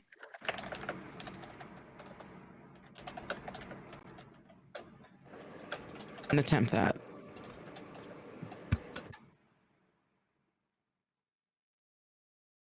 Okay. Let's think about what this move is. Because this is some tasty behavior. Let me take a look at the let me take a look at your moves real quick. I think that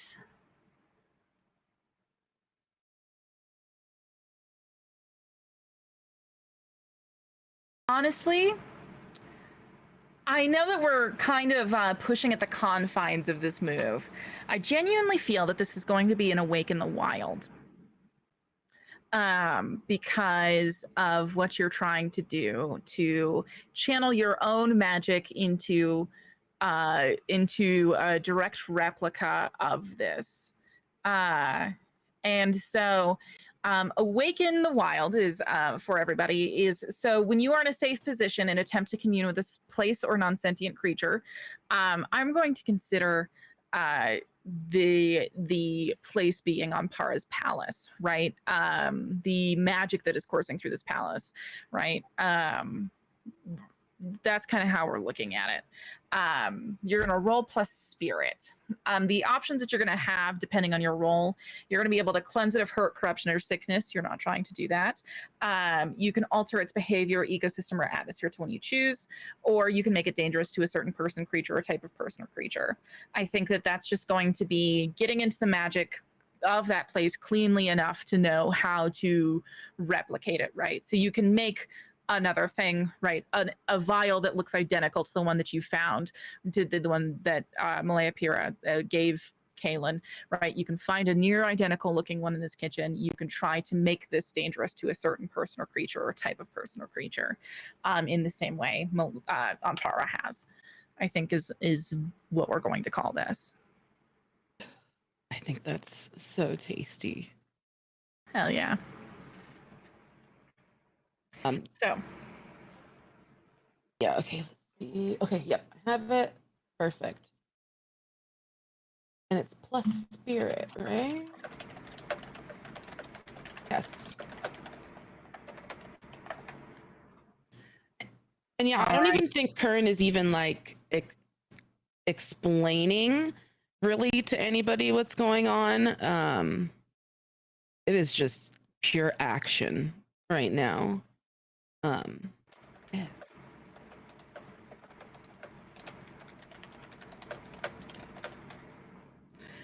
yeah. So what is everyone else doing as they see like Current take on this sudden fervor? I think I'm following close behind, concerned. I think I'd like to try and like make sure no one else is like clocking what's going on in here. Just for like our party's sake. I think like for flavor, if Gideon can make like an illusion of like laughter sound coming from in here, or like other, you know, something to drown out like the arguing about poison. They wouldn't want to do that, but otherwise they're just following Current. Okay. Yeah, you go ahead and create that magic effect. There's a thin veneer of iridescent light that hovers in between the threshold of the kitchen and the rest of the party. Kaylin is just kind of watching everything happen and hoping that nothing bad happens and that Current will be fine, and also that the potion does not get destroyed. Okay. Rhina's holding her breath. I think Winona's just kind of like watching and also holding her breath also.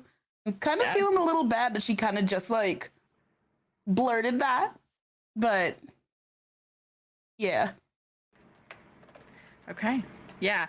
I love that. Let me know if that ends up being a stagger at any point in time of the unfolding of this.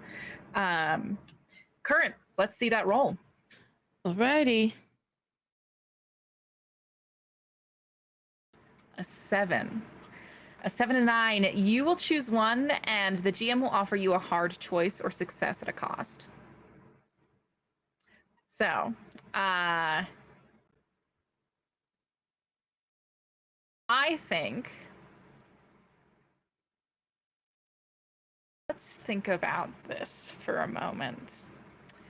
I will let you succeed at this,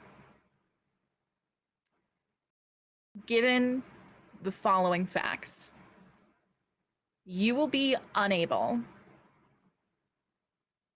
to make this a poison that represents Anpara. This will be a poison that is monarchs.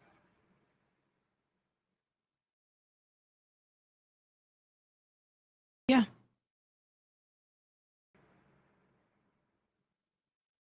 So that's your first option. You can settle for that and have a poison of monarchs. Or you can push yourself a little bit harder. Anpara will take a string on you, and you will take on the condition of guilty as you feel a little bit of godhood eat up your mortality.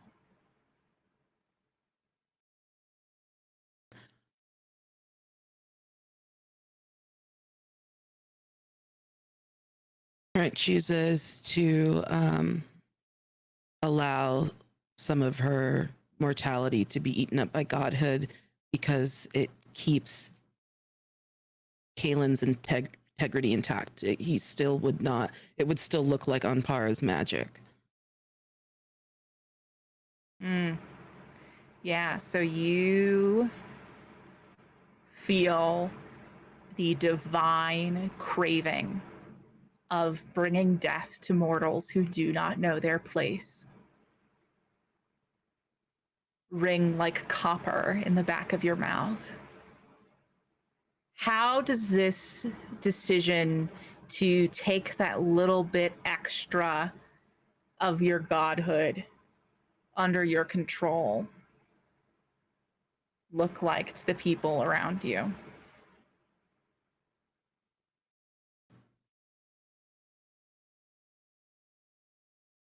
I think that it's kind of like what we saw when Nakia and Current had their moment when Nakia was trying to write out her message to me, and we saw that exhaling of almost gold flaked breath. It's like that as I'm exhaling. Because that also is directly in line with my tragedy. Because I am doing something that ultimately would wind up in me being alone in my godhood. So Yes, I would it also take is! my tragedy. Yes, it is! Oh, I love that. Salivating, screaming. Perfect. How is everyone else taking this moment in? I think Brian is a little stunned, and you can also, like, anybody who's like paying close attention to her can see that, like,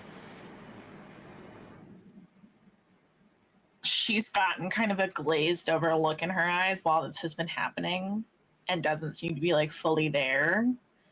And then when Current like comes out the other side of it, not only having been successful, but like still in one piece, still Current, like still like everything's okay. Like she kind of like releases this big sigh, and there's a moment of just like her eyes get just the slightest bit misty because she's like so relieved and glad. But then like outwardly she just goes, well, all right, guess we know who's the most powerful person in the room after all, huh? She says it like parentheses positive. Which I think Current picks up on, but I think Winona's going to stagger and feel guilty. Yes. Salivating. How many conditions do you have marked? None. Okay, so 0 to 3, your choices are you can lash out at someone whose regard matters to you. You can provoke them to do something foolish or harmful and take advantage of string on them if you have one. You can hesitate or stumble, and the opposition will gain enough gain an opportunity. Or you can grin and bear the blow and mark 2 conditions. Ooh. I know. Tasty little offerings tonight.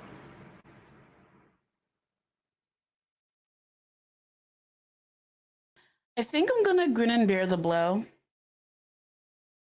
Okay. Which 2 conditions are you taking? I'm going to take guilty. Hmm.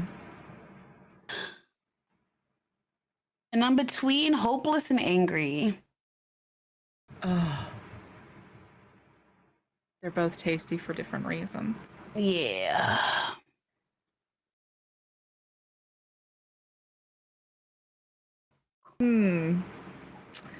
I'm keeping my opinions to myself here. I think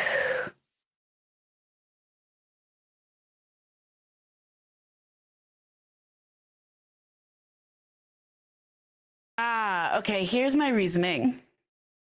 I think because Winona is currently drunk at the moment, I think she's going to take hopeless instead of angry.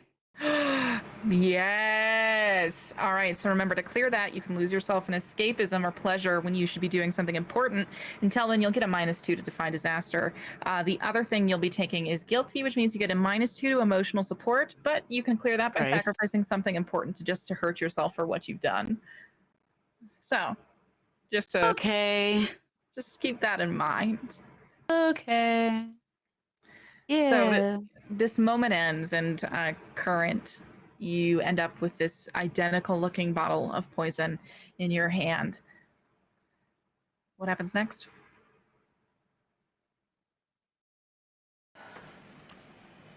I want to say that's incredibly impressive because it is. I have some concerns about trying to do it a second time. Yeah, mostly that looked because pretty the longer intense. we stay in this kitchen, the longer we're going to be missed, by which I mean thought poorly of. By which I mean suspected for crimes. I think Current like spends a long time like not saying anything, like crisscross applesauce on the floor right now, and is just looking at both of the vials, and then kind of snaps out. I kind of snap out of it, and I'm handing both of them back to Kaylin, and just saying, well, we have at least one more. One for Chintrix, one for Maleapira.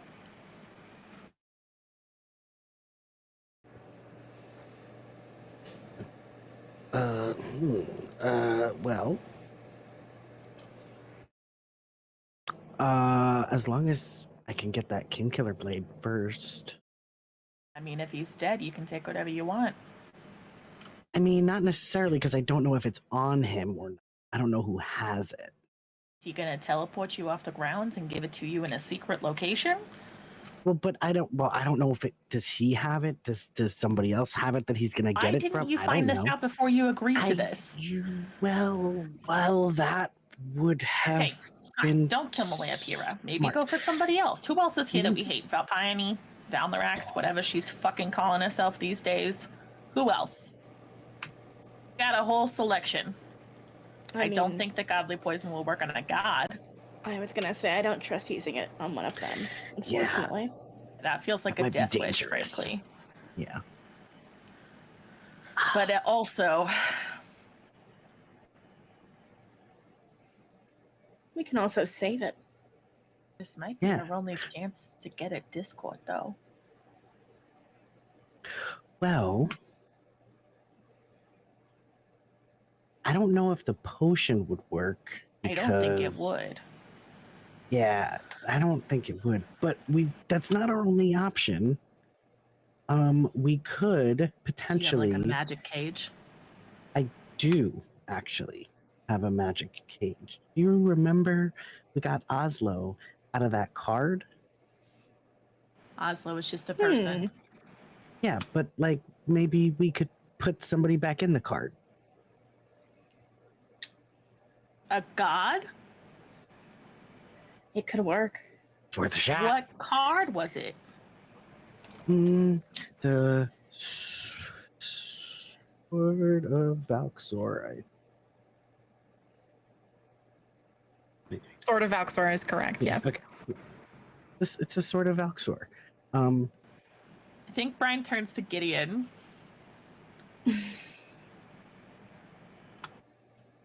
Yes. You know more about the cards than I do. I mean, she made them. I don't know if they work on her since she made them, but maybe if we get someone to modify it, possibly. Not current, obviously, but after what you just did, but I don't know. I don't think we can pull off. I don't think we can kill her here, but there are no rules against trapping her. And we do have taking her a somewhere god. else. Yes. Oh, that's right, your new boyfriend. Yes, he knows how to behave at parties. It's refreshing. That's great. I hope he doesn't vomit on your shoes. Me too. I don't know what he has, but if he could, I don't know if a more seasoned god could alter the card to hold another god in it. But that is the best idea I have, and I can get him alone and ask, so I would just need to give him the card, Caitlin, and I know you have that, so I don't want to take that from you. I mean, that's fine. I mean, if unless we can both get him alone, the three of us. Okay, easy. And how likely is he to do that for you? I think there is no love lost between him and Discord. It'd be less for me, more for the good of everybody here. So, but maybe for me a little bit. I'm sure it doesn't hurt. All right. Hey, Caitlin. That second bottle? Yes. I think you should hold on to it. I think Gideon's right. Okay. Because it might not make sense for us to kill Malaya Pira here, but I meant it when I promised to kill him. That's fine with me. I would like to see if there's anything else we can get out of him. I mean, this might be a little out there, but theoretically, maybe I'm wrong. Maybe I am being a little naive, like you say, Brian. But I'm hoping that if we pull off taking Chintrix out, that that will give Malaya Pira some confidence in me, and maybe we can, I don't know, use that to our advantage. I mean, that's kind of what I'm hoping anyway.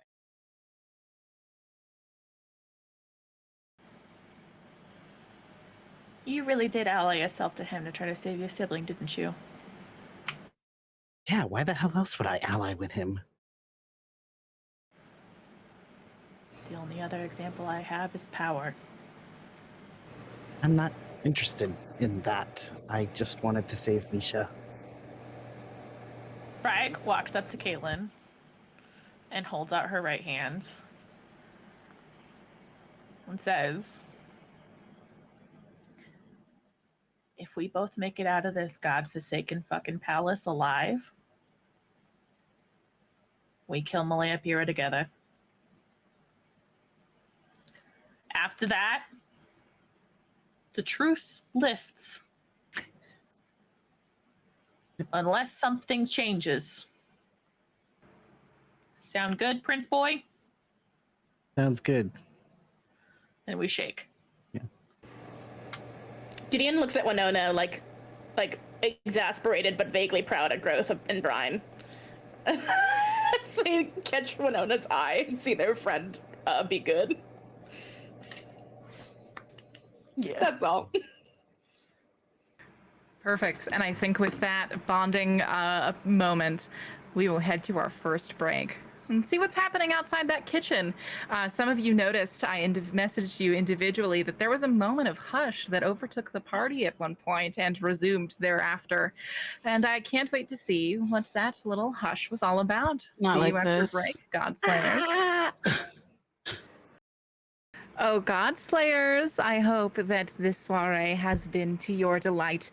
And I promise there are oh so many delights to come. Welcome back from break. This is Death2Divinity, the first Fat Gay Fable here in your television tonight. I'm so excited to continue with the rest of our finale.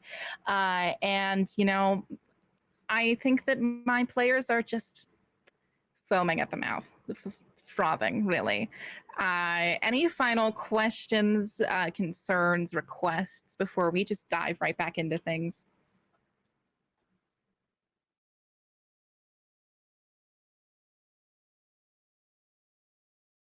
All right. I'm just Over so under that scared. Brian gets to chop off Malaya Pira's head tonight. Under. Okay. All right. Well, then I think it's time for us to ease back into things. Someone remind me where we left off.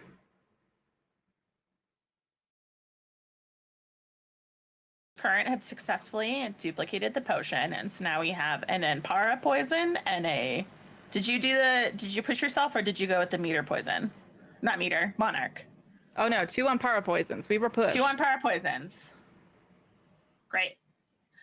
And we've decided that we're absolutely going to poison Chintrix, and then we talked about how poisoning Discord, a god, probably not a smart idea. And then there was some discussion about whether or not we could potentially trap her in a card. And so we turned to Gideon for Gideon's expertise on this ability. And Gideon said, we could have Doxon help because he is my temporary boyfriend. True. And I think that's where we left off. Also, the Firefly had been sent to find Nikia, but she has not yet come into the room. Yeah, she never came back. There was also that a was weird hush that fell strange. over the party at some point. Oh, there was. Also strange, I think. Pretty strange that. So yeah, so in these next few moments that you all have, tell me, so Winona, as this has all been happening, how like tuned in have you been to this plan building, or have in your stagger you kind of just receded into the drink that's sitting in front of you? I think I would say that like I'm more receding into the drink because I feel horrible that like I wanted to tell, you know, current what was happening and like what I'd found out, but I think just being so highly emotional and the stress of everything around and like the real serious plans that like Winona knows that like people are making around her, I think she just feels again hopeless. Like she can't hold herself together. Like that's not very her. And so I think she's drinking about it until she can figure out like how to not feel hopeless anymore, or like I guess like she knows she'll be able to like resolve, like steal her resolve eventually, but like right now it's not looking too hot. Yeah. And I think like while this is happening, Mel, not trying to give you away, right? Trying to keep you very trying to not like sell you out, right? How you're feeling. Just kind of quietly sidles up to you and just whispers, what can I do? I don't know. I just feel so. Can I get some water? And Mel just gives you like one like assured nod and scrabbles off to get that. While that's happening, Gideon Osmond. Hi. Hello. Amongst all of these poisoning conversations, there at the end, you felt the partition that you had put up between the kitchen and the rest of the party fracture and ripple for just a moment before putting itself back together. I think we need to show our faces, Gideon says as they like head towards the door. Yeah, you turn around to look at that partition and you see that Ozzel is standing there. Someone who you've not seen since Nyx really started. Mm-hmm. And she's holding a flux bottle of champagne and several glasses in her hands as she strides right in, all smiles. There you are. You disappeared for a while. I know. I apologize for my absence, and I'm hoping that some good drink can make up for it. She kind of extends it out to everyone around her.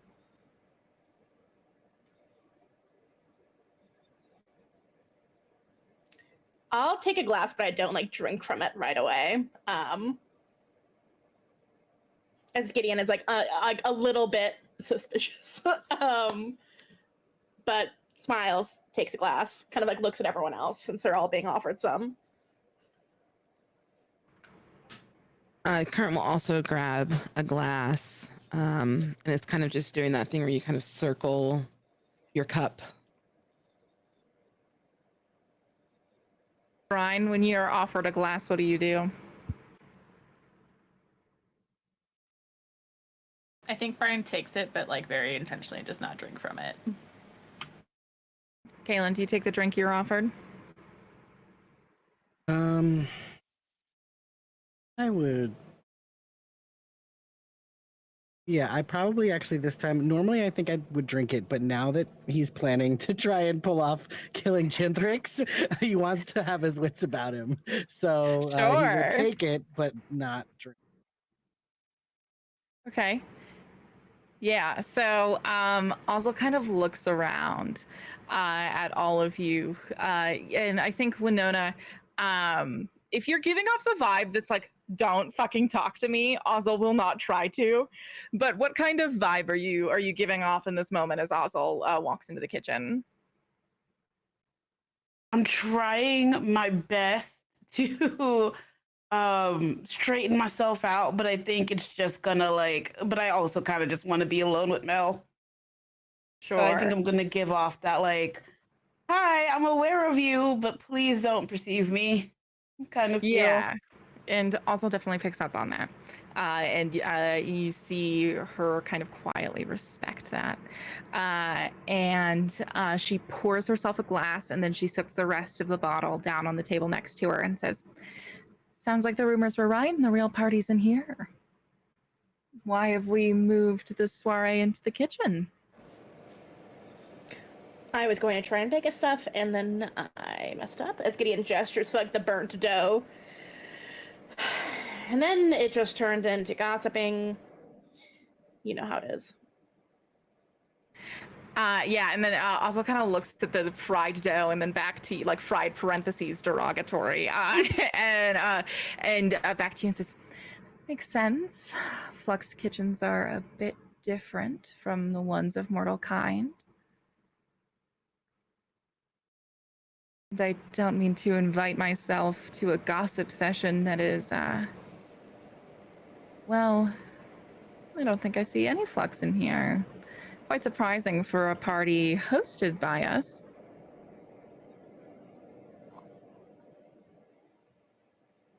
Well, we were about to get back out to the party. I didn't want to be rude being in here too long. And Ozzel looks to you then, Gideon, and says, and you've been treated well so far? No issues? So far, so good for me. Only one awkward conversation, so I'll take it. It's a pretty low amount. Let me know if anyone's giving you trouble, okay? Yeah, you too. Are you okay? You were gone for a while. Yes, I was just charged with fetching a last-minute party guest. She's in there now. Ooh, anyone I'd like? I think Gideon's gonna be heading out, hopefully, unless the party seems to want to stay in here, but Gideon's trying to seem normal, and very casual. So she's going to head out of the kitchen unless someone is trying to keep her here.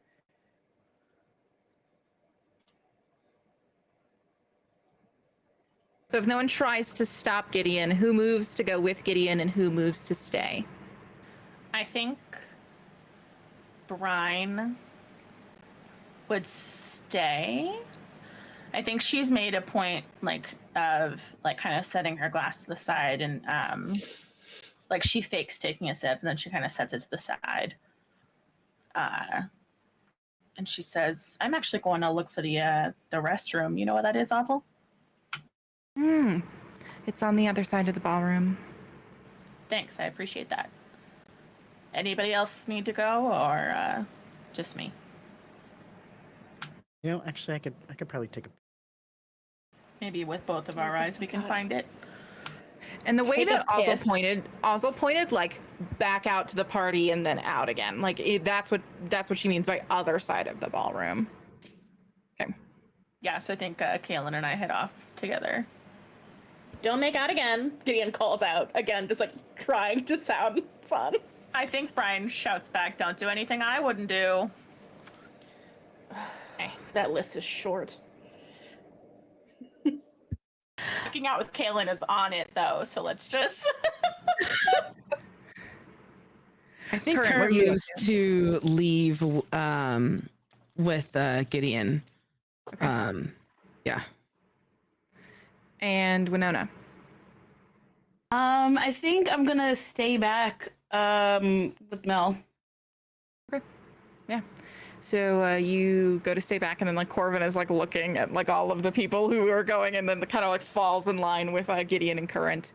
And so Brian and Kaylin, you're going out ahead of Gideon and Current and Corvin and Ozzel, correct?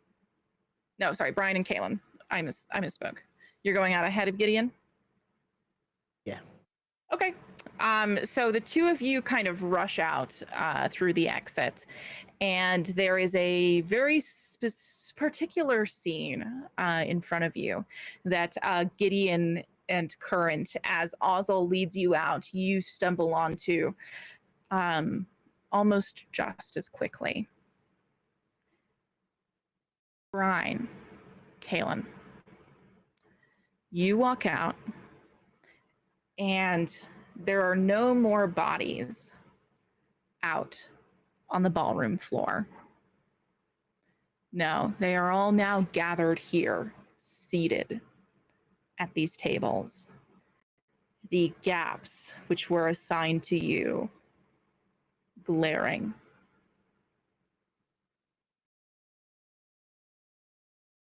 And there is a center table, of course, on Para's table. And you can see all of the gods seated there. On Para, Doxon, Abyssa, Discord. And across from Ampara, at the head of the table, another one. With ruby red eyes, though never quite depicted that way in any ancient text Gideon has ever read. It is the unmistakable form of Essentia in a glistening emerald suit. Sharp-toothed grin on her face, blazer draped over her shoulders. She's raising her glass in a toast, and everyone in the center table is doing exactly the same. Their glasses filled with a crimson red liquid. And Nakia seated just in between Malaya Pira and Discord. And you hear Essentia go. To power and those who hold it. And they all clink. Gideon, Current, you catch sight of Nakia's terrified face as she does her best to keep up in concert with those also at this table, though the fear is so evident in her eyes as she cheers alongside them and brings this red-filled glass up to her lips and drinks with trembling hand.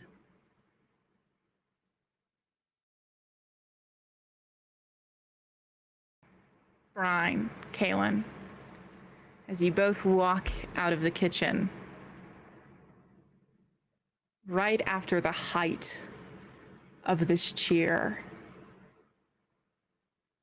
instead of conversation continuing, a hush falls as everyone glances to the two of you. What do you do?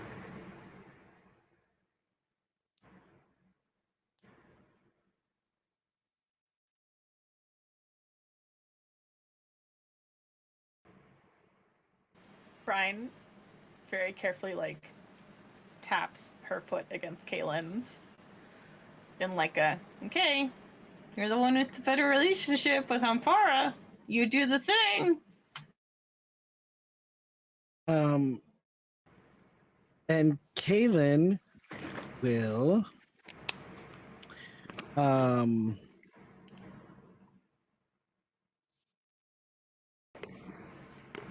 Kaylin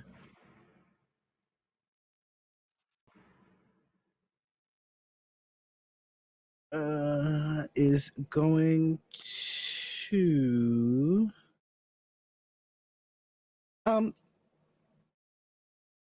let me ask you this question, Katie May. Is this a situation where Kalen might be in a situation without where he might have vaulted into a situation without forethought and wound up in over his head?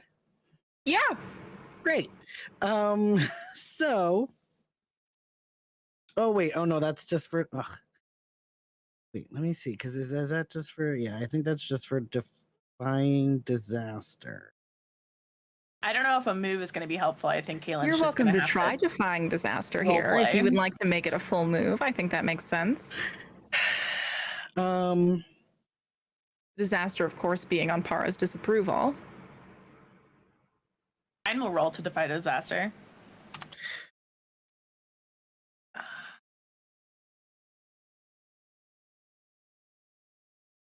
What do you think, Kaylin? Oh gosh.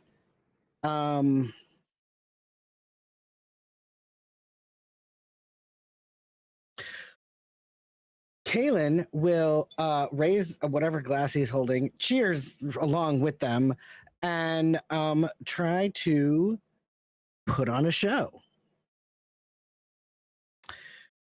And so I will roll plus heart. And the show I will be putting on, it just says when you perform for an audience, roll plus heart. And he is going to perform a very impromptu song about how amazing this party is and how all of the people at this table are just fantastic and wonderful and how much he admires them. I adore this. All right. Oh. So that's so a 3. You've gotten a 3. So it was you've very gotten- impromptu, so I didn't have any time to you've prepare. I'm gotten probably a little about as poorly as you could have gotten. Can I roll to defy disaster and try to cover up his terrible flub? Oh no, that's a downbeat in Downbeat's name. That is nothing but such. After that, can I try to roll to defy disaster for myself? Oh, the disaster is here. It's done. Okay. The disaster is present in this Chili's tonight. Before we visit the disaster exactly, as Current and Gideon are like kind of directly behind you all, following you out, how are you two taking this moment on? You can't really act now. The thing is over, but how is your reaction to it? I think I'm just staring at Gideon like, my God, can one more thing? Could just one more thing? To socially protect myself and my friends, I think Gideon stops walking out and kind of like, it's like, oh, I don't want my face seen in this moment. As they pointedly stay out of view, and sort of like loop arms with Ozzel and Current as if to be like, no, and we will not be seen in this moment. I think, Current takes a quick, Kermit the Frog tea sip of their drink. They walk off. Just kind of leaving you to dangle because I cannot save you, so I simply will not go down with your ship. Respectfully speaking, I can't help you anymore. You're already gone. So, so Kaylin, do you want me to decide the particular part of the song that falls through, or do you have a pretty good idea for what that looks like?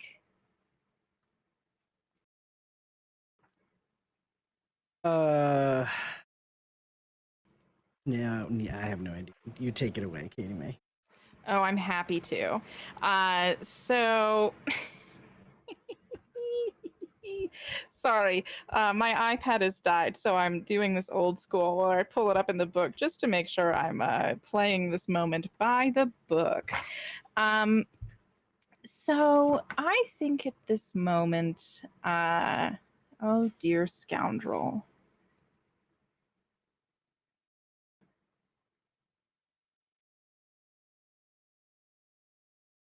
I think that this moment is is the moment where the separation between divinity and mortal kind becomes quite clear to Kaylin. Because Kaylin picks up this song, and normally there's a lot of love for songs of worship.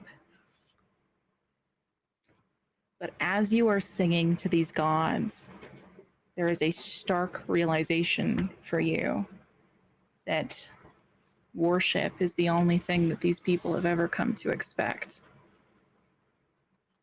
And you are giving them nothing but the same. And oh, how that is disinteresting. You see this bored look fall over on Para's face.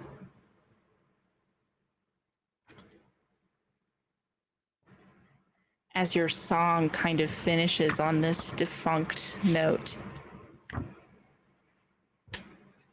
and there is a long beat of silence.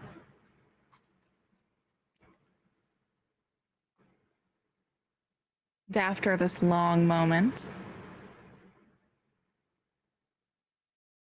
Para says, well,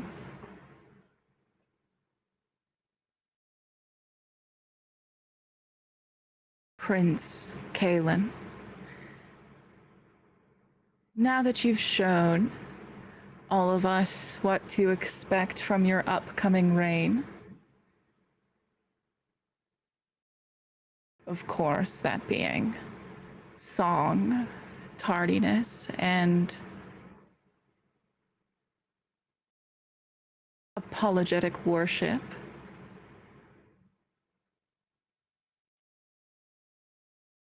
Are you too righteous to take your seat?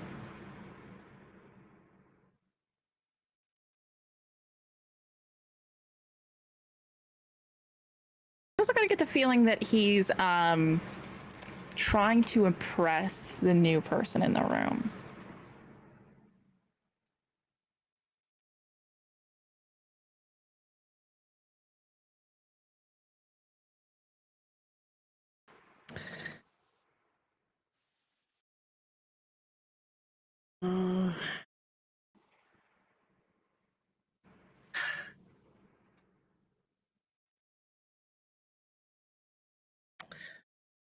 Okay.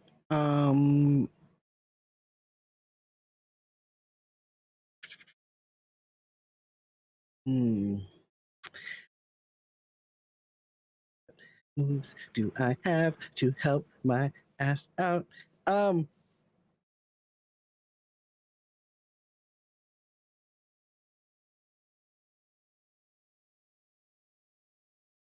Anything else that I can? Although, oh.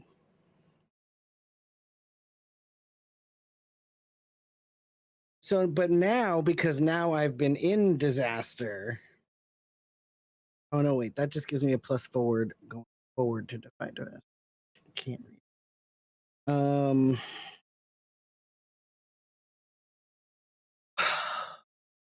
Well, Anpara, I certainly did not mean to be late. I apologize. I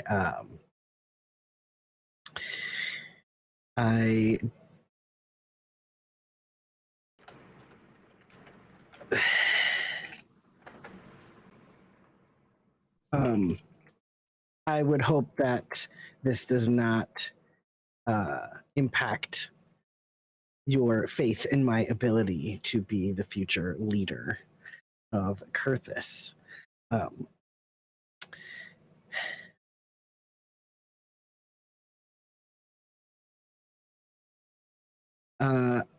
You said he's trying to impress somebody, so let me. So Mark XP as well, right? Because you rolled poorly. Oh, you right. right. Do get an XP for this. You might get an XP for that.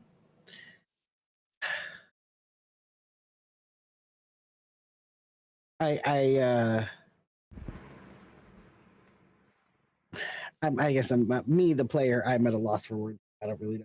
Well, I think it's so fair Kalen is too, so- because this is the biggest put down that I think Kalen's ever experienced in literally his life.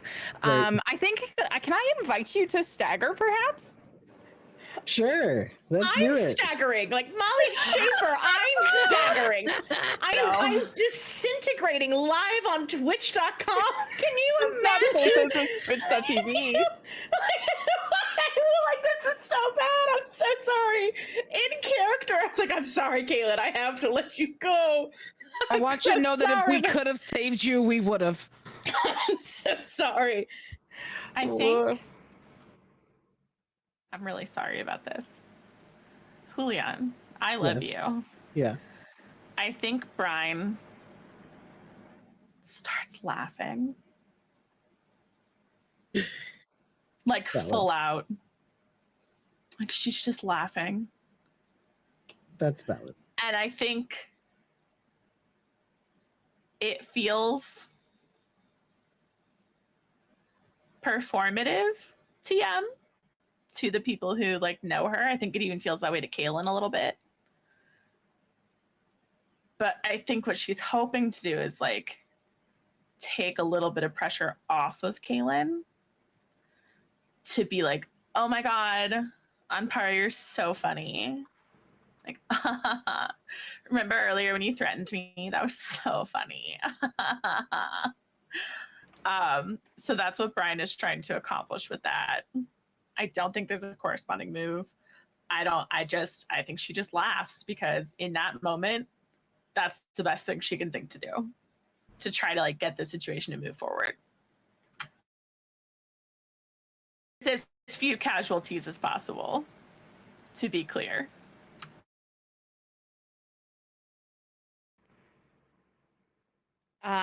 Yeah. And I think at that point, Malaya Pira looks at the two of you and says, take your seat. Kaylin kind of just does a little bow Yeah, and goes Brian to take does his like a seat. very deep curtsy. And then like goes and takes her spot. Yeah, so you guys find your spots based on the color that your band is right now. To tell you where that is, Brian, you find your spot at the same table that Gemma is sitting at right now. You are actually seated across from Valmerax. And directly in between You gave me a Clove and gift and then Gemma. you just ripped it out of my hands, didn't you? Didn't I? Didn't I? And then Kaylin, you are seated at the other table, the one that holds Chintrix, Ystera, and Valeria, and Thievius.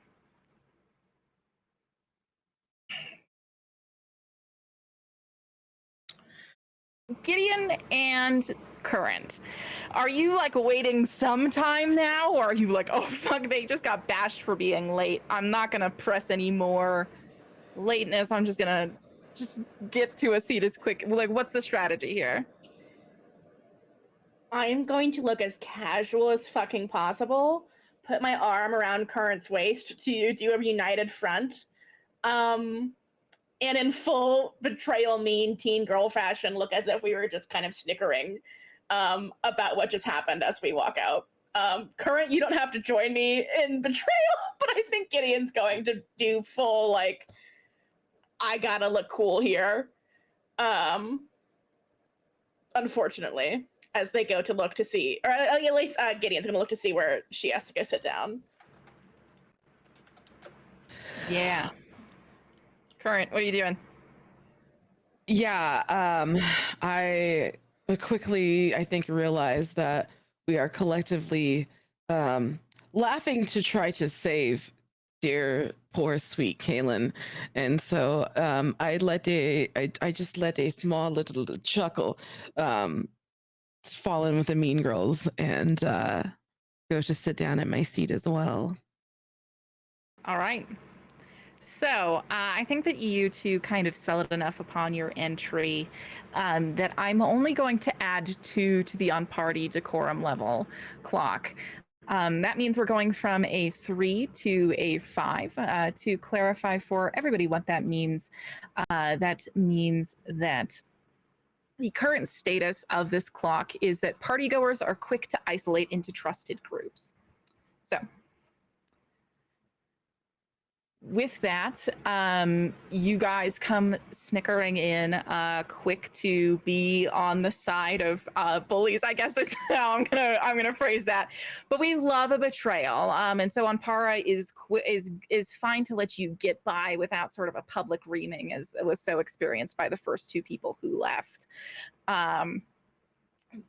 Gideon, you follow your bracelet to the table that has good news.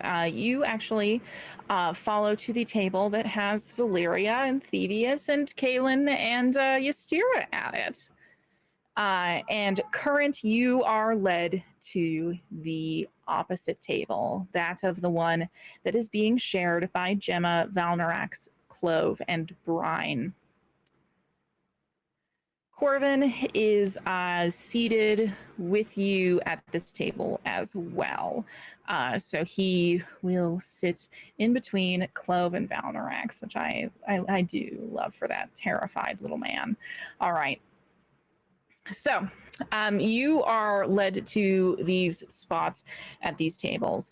Does anyone want to kind of tell me how they set the scene at the table, or are you all kind of going in quiet, trying to assimilate as best as you can? Is the room like silent? Once you have kind of come in, everyone kind of like noticed you at the tail end of that public reaming. But as you kind of get to your seats, you kind of see the conversations, at least at the god table, pick up more naturally at this point. I think Gideon is going to kind of give Kaelin a sympathetic look. And just like an immediate understanding that like we are both at the table with the guy we're trying to poison. You have the poison.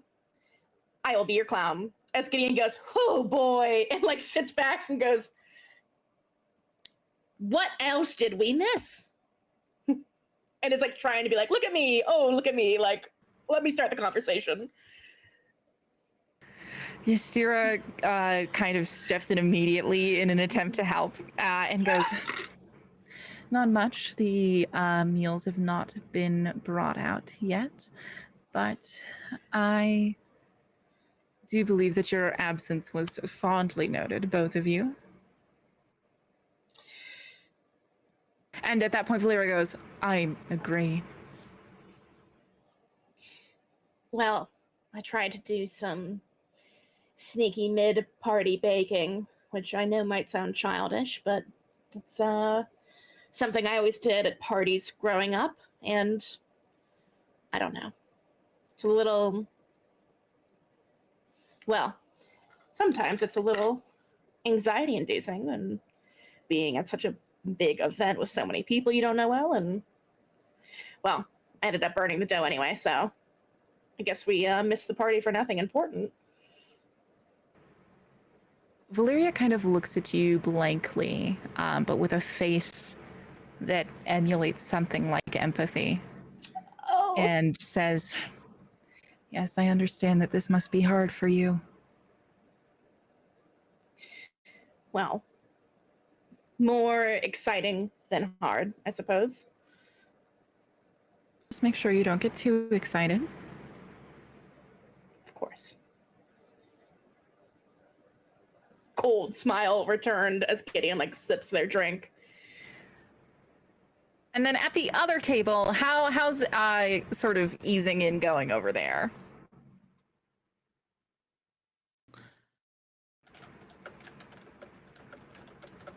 So this other table being the one I'm sitting at, correct? Yes. You and Brine, of course, seated amongst Gemma, Valnorax, and Clove, and Corvin. I think as soon as Brian sits down, she says, Gem, always nice to see you. Yes, lovely to see you. I couldn't give a shit about the other two. Okay. Kurt will take that How do you- opportunity to, Yeah. as I'm sitting down, making it a point to acknowledge everyone. Gemma, Clove, Corvin, Piney. Brian goes, "Oh, Corvin, hi. You're fine." And Corbin goes, yeah, what the fuck? We're matching. Kind of gestures to his outfit. Listen, my sweet little brother, I didn't see you around Current, and that's my problem, and I'm sorry. Corbin kind of nods and then like stares back down at the table. And then Valpiany, as it were, looks over at you, Current, and says, I think you can dispose of these formalities, as it were. You may call me by my real name, and that is Valnorex. I put the accents at the same table. That's on me. That's I think I'd rather call you what you are. That is how you presented yourself to me. Oh, sure, but we are friends now. And friends will call each other by their true names, no? Brian, under her breath, goes, "That's not what I was talking about, but Current's nicer than me."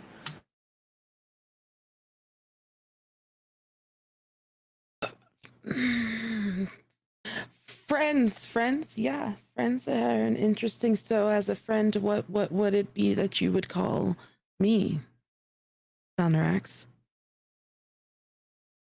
As a friend, I will not bestow a nickname unto you. We are not best friends. And I think names are best chosen by oneself, no? Agreed. So what would you like me to call you? Current will do. And Current it is. Lovely to see you here again. It is quite nice. I was actually hoping to have a word with you two. I was beginning to worry that I was going to lose my opportunity. Well, as the fates would have it, we happen to be sharing a table for the next unknown amount of time. Yes, sharing a table and a friend as well. Is that right, Brian? Is that right, Brian? I'm sorry, you're gonna me, a friend? Yes, we Me. share one, do we not?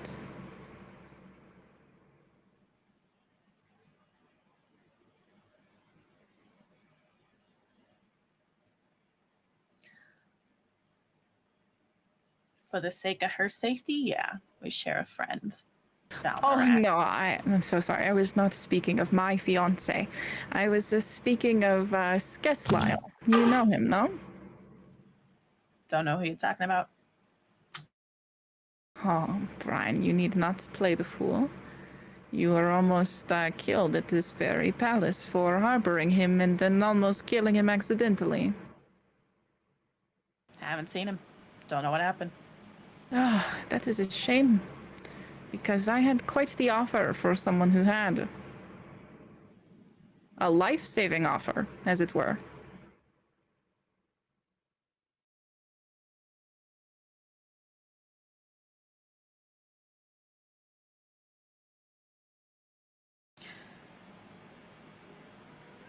You may not know this about me, Valnorax, since you're a monster and not a person. But I don't typically take bait. So for that, you'll have to go to someone else. Well, I think monsters know a thing or two about bait. As I have been spending many centuries attempted to be lured in by you and yours. But if you have no interest in the antidote for Yaldex poisoning, I will keep it to myself.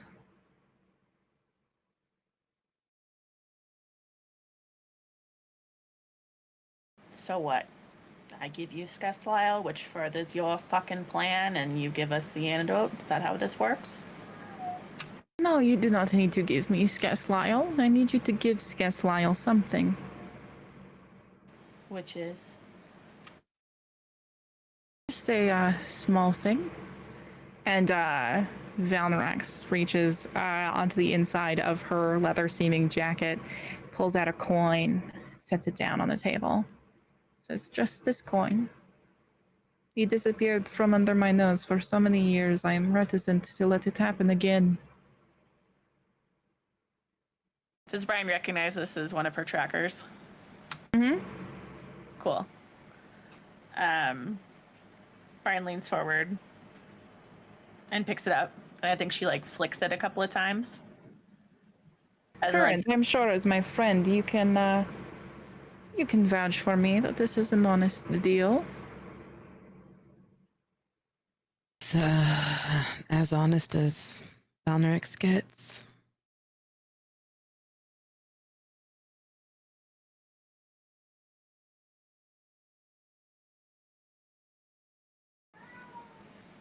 Brian takes the coin, and like after she's flicked it a couple times, she just like looks at it, and then I think she like bites the edge of it the way people do gold to see if it's real. She goes, yeah, that's a grade A fucking monster tracker right there. And then she drops it in her drink.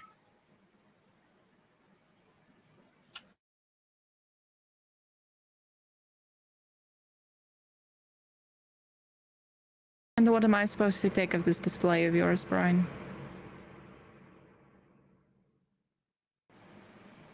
I'm going to assume that whatever poison you gave Yaldek came from your nasty little monster body. And so the antidote can probably be pulled from there too. Once I slit your throat, I can simply pry it out. This is why you are not right for her. Your assumptions lead you astray so often. That poison is not mine. It is one of the monsters that I have left to kill. I figure poison. Young Yaldek forced you to go deal with the monster in my stead. But I know where that monster is, and I need to know where Skess Lyle is. You see. So that you can kill him to further your plan. I think we will. Zira.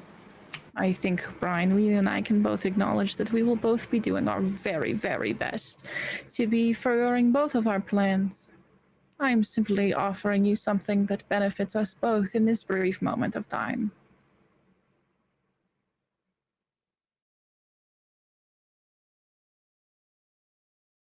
She told me you were hot-headed, so what am I to expect?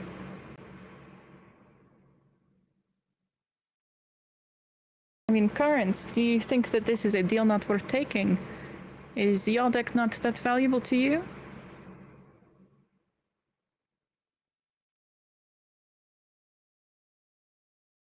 You know that Yaldek is very valuable to us. This is what I thought, but the way Brian drops things into drinks like they are nothing but food to be swallowed may lead me to believe otherwise. Now, you've been with us for quite some time to know that Brian has her own way of showing her care about a subject. Oh, sure. Very unique. I'd say she didn't crush it into a million pieces, so we could start there.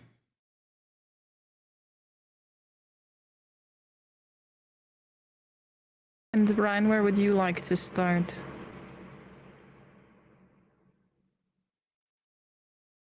Because I know where you'd like to finish. On the presence, so I don't know that I'm the one you want to be talking to right now. You are so boring. Fuck you. So dedicated to this one thing. You self-righteous. Listen. Thousands of years on this godforsaken fucking planet, and your only goal is to kill all the monsters that come after you so that you can kill yourself for the fulfillment of a prophecy? How quaint.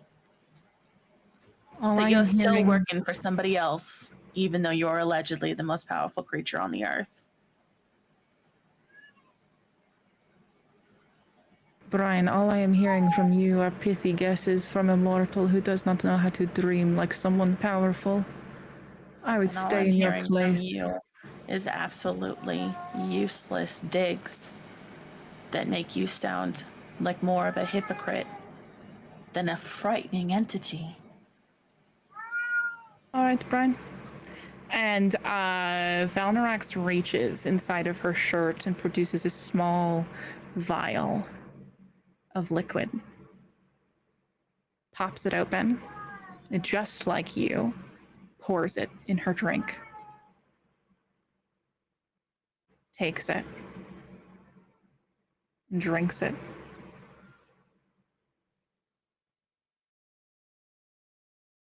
There goes your closest chance at saving him.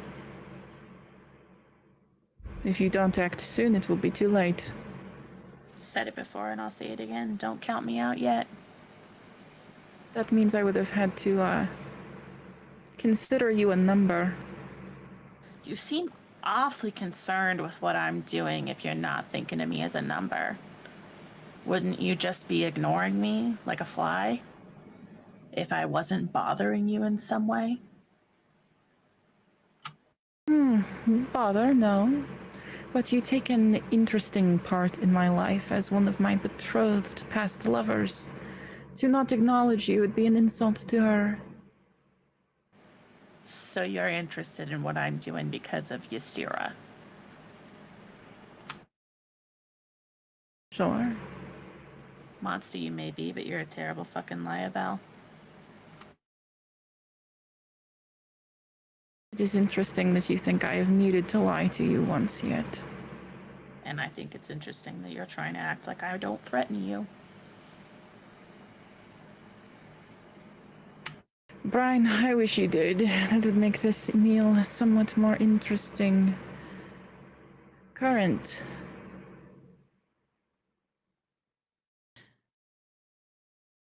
Yes. If you find a little Yaldek on death's door, and with nowhere else to go,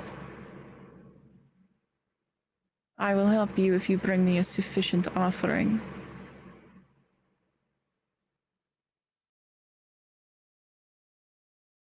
What would be your definition of sufficient? Body, Skeslyle's or Brian's. I would take either at this point. So you're willing to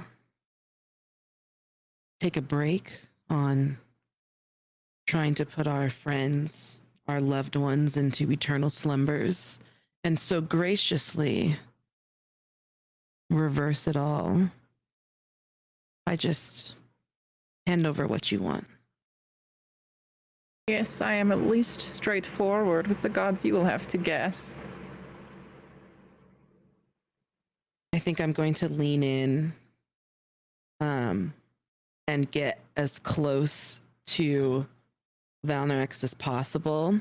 And I think there's almost this little moment of like, almost like a, I don't know if I would say like a glitch kind of effect. Like, did you ever have any of those books or things as kids where when you move it, you can see a different picture here? It's almost like that between myself and Monarch. I love that. I smile. I'll keep that in mind. And I'm going to turn to actually say hello and ask how Gemma is. You turn to say hello and speak to Gemma. And Gemma is almost entranced. Her gaze is fixated at something not at this table. A little bit beyond it. Gemma? And I think I'm like Gemma under the table. I'm like trying to look and see where she's like where her line of vision is at. Just before Brian kicks Gemma in the shin, you kind of line up Gemma's gaze and see that she is just enraptured by Essentia.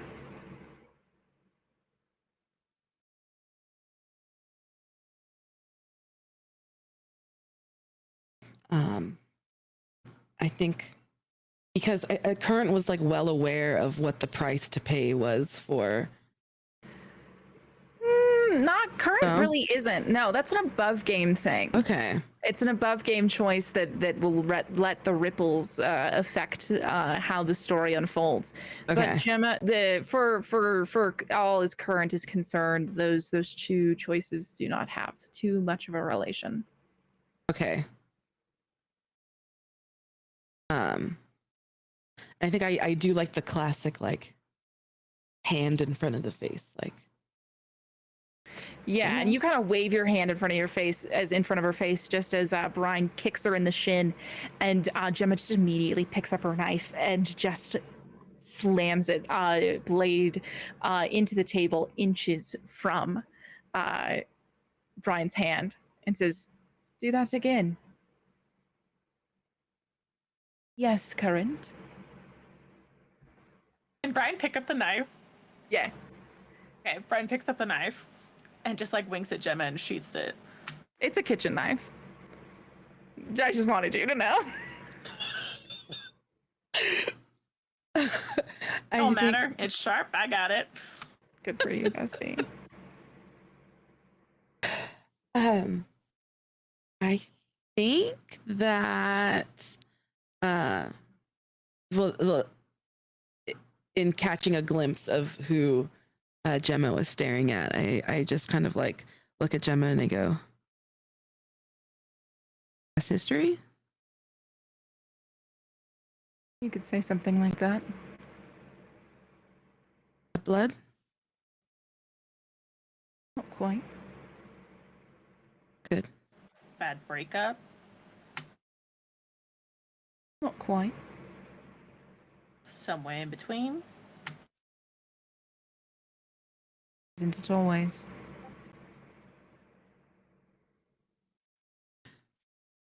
Somewhat her loss then. We'll see. And Gemma kind of smiles. She's got a plan. You can tell by the glint in her eyes. Checking in on the table across the way. How have things been going over there at the family table, let's call it? I think Gideon got the vibe from their mom that they should like maybe behave and not be vulnerable at the table. And that immediately pissed Gideon off. In a moment of, I think, like immediate regression. Like, I think, like, right when we leave that scene, it just goes back to, like, Gideon kind of, like, and, like, squares out and, like, sits back at the table and then, like, looks at Kaylin and, like, looks at Chintrix and it's like, so, like, what's your, like, deal? Are you married? Or, like, how'd you get here? Like, I don't know, you were, like, bragging earlier. I just want to know, like, your career, right? Because we have two Terrapine Guildmasters here. As Gideon like turns to Ystera and then back to Chintrix. And then like leans forward, like puts their elbows on the table. And is like, I am horrified to admit I would like to know more about you. What's your story? Me? Oh, well, I'll tell you. And he's Southern. He's got the Southern drawl, by the way. I'll tell you. And he launches into a 10-minute monologue, and I will visit you at the end of it. Winona, you are the only one in the kitchen with Mel at this point. Everything else has gone quiet again. It seems like Gideon's spell has lingered somehow. There seems to be still a veil in between the party and this God's kitchen.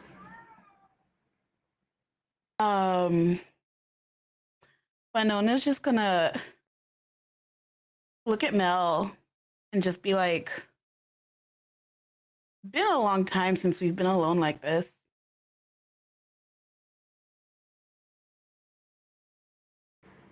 Yeah, it's been a while since we've snuck off at a party.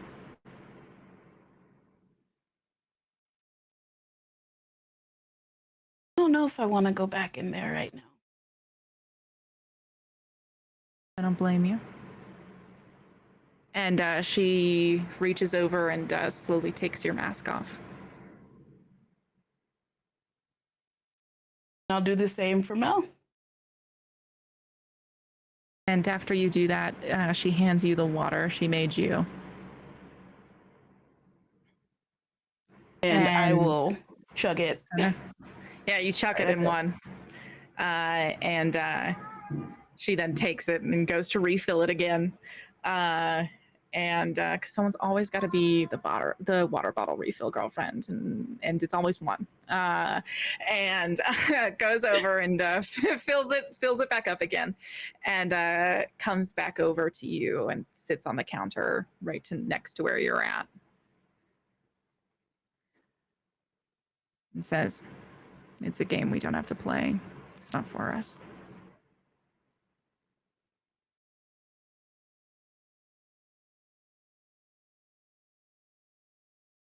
Why don't we just play our own game right in here?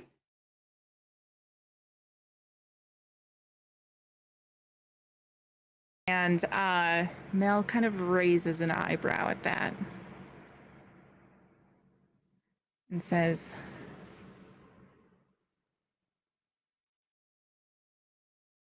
"You know, I'm down. What are you thinking?" Sorry. I'll never have this much Riz in my fucking life.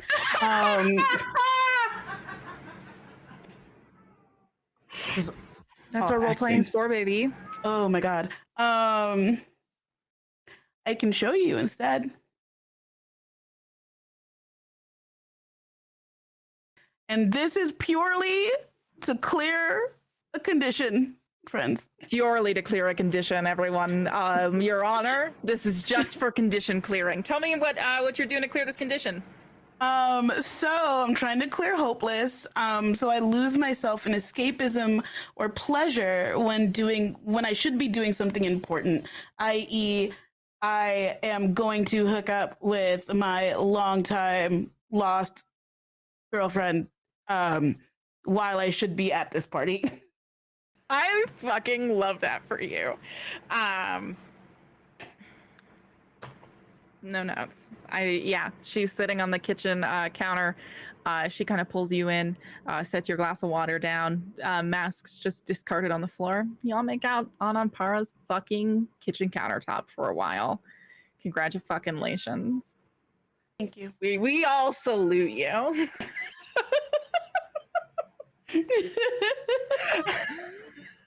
I love that for you. So yeah, for the duration of that makeout, Chintrix's monologue is going strong, and he says, and that's how, with the power of entrepreneurship, I became the guild leader of Ursamone Union. So, you first, please. Oh, I'll take questions one at a time. Kaylin. Go ahead, Gideon. Well, one, I'm inspired. I think I speak for the whole table. Second, I mean, is it lonely at the top? What do you have going on romantically? I'll be honest, I'm nosy. I like to know what's going on with stuff. Are you married? Are you in love?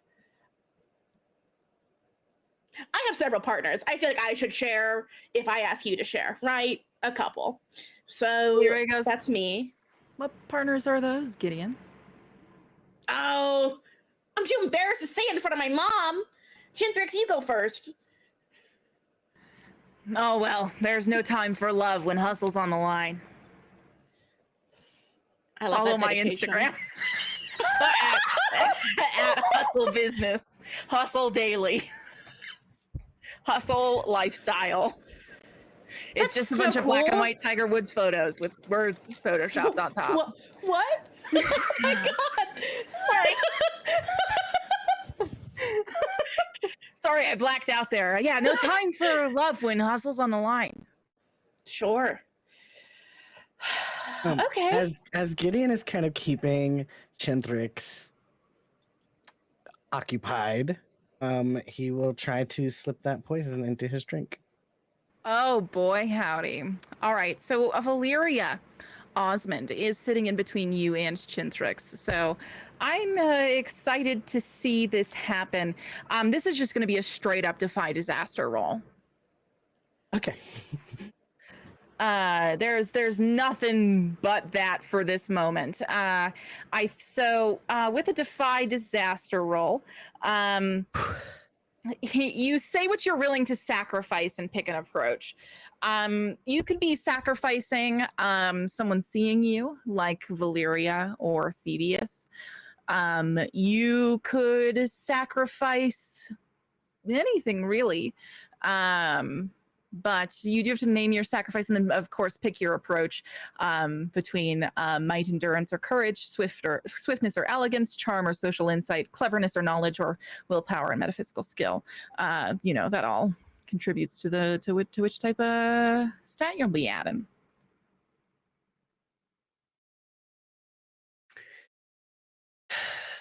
Okay, so I think he's gonna try with charm and social insight.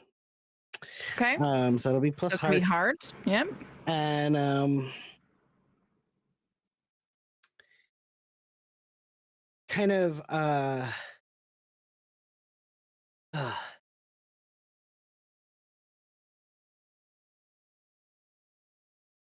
so he gets up from the table, just like, kind of, he's like, yeah, like, and he's kind of like walking over, doing almost one of those like almost like one arm over Valyria, one arm over Chintrix for a minute. Like, yeah, like this is such a great, I'm so glad I get to know some new people. Chintrix, this has been such an interesting conversation going on here.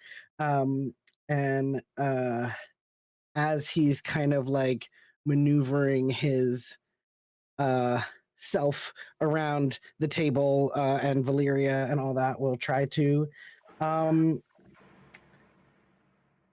god, slip that in his drink. And I'm like, do I have anything What are you that's gonna help me? sacrificing? What am I sacrificing? I'm sacrificing Valyria catching me in this moment. Okay, gotcha. Okay. Oh, dice gods, please be with me in this very crucial, important moment. Oh! Yes! The dice gods have spoken. Oh my god. Wow. With a 10 plus, you're going to do it with style. At the GM's discretion, you may also learn new information, discover a new opportunity, or gain a string on someone.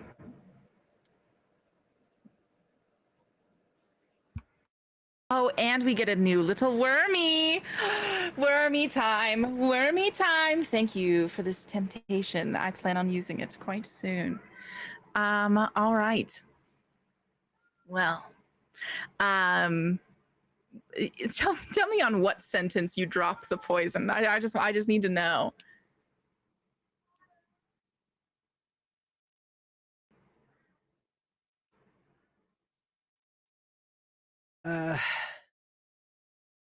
It's just so great getting to know everybody here tonight. I'm so glad that I'm meeting all of these new people and learning about all of these new things. It's so nice to be outside of Kurthus.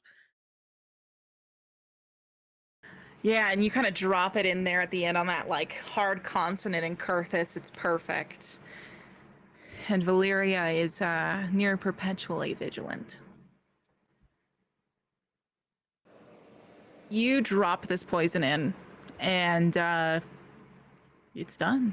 You've done it. You've done everything you needed to do. You kind of make a move to sit back down at your chair, and Chintrix is going, well, I'm glad you think so. And you can bring that knowledge back to Kurthus. I've been making deals with your family for quite a long time. I see that there's no reason not to continue that into the new era. I wholeheartly agree.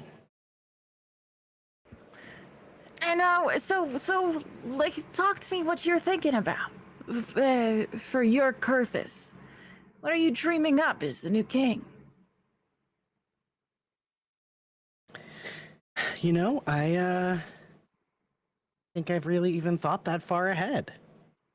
That's why I'm so excited to be here amongst so many just fascinating people who have, worked their ways into positions of power, you know? I mean, I'm here to learn and soak it all up, and hopefully that'll help me make a decision. So wise for your age.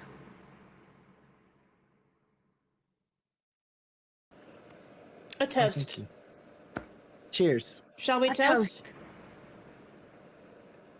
To To true wisdom. friends. And wisdom and true friends. And just before you go to clink your drink, Anpara stands up and goes, "Everyone, a moment of your time. Of course, before I bring out my dish. Just a moment, everyone." And there's a magic to that phrase that kind of calls a stillness to your body. Anpara stands up at the head of the table, looking over everyone else. And after he kind of surveys everyone for a moment, he turns and gestures for Nakia to stand up as well. No. Oh no.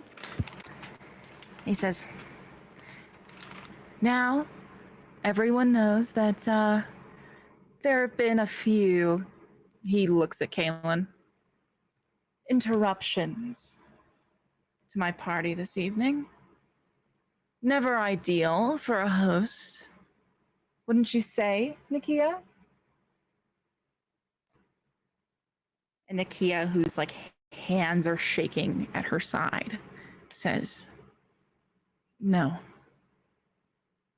not ideal."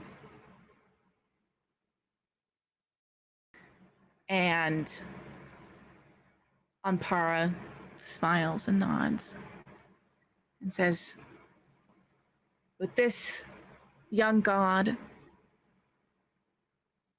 apologized proper for her disruptions to my story this evening.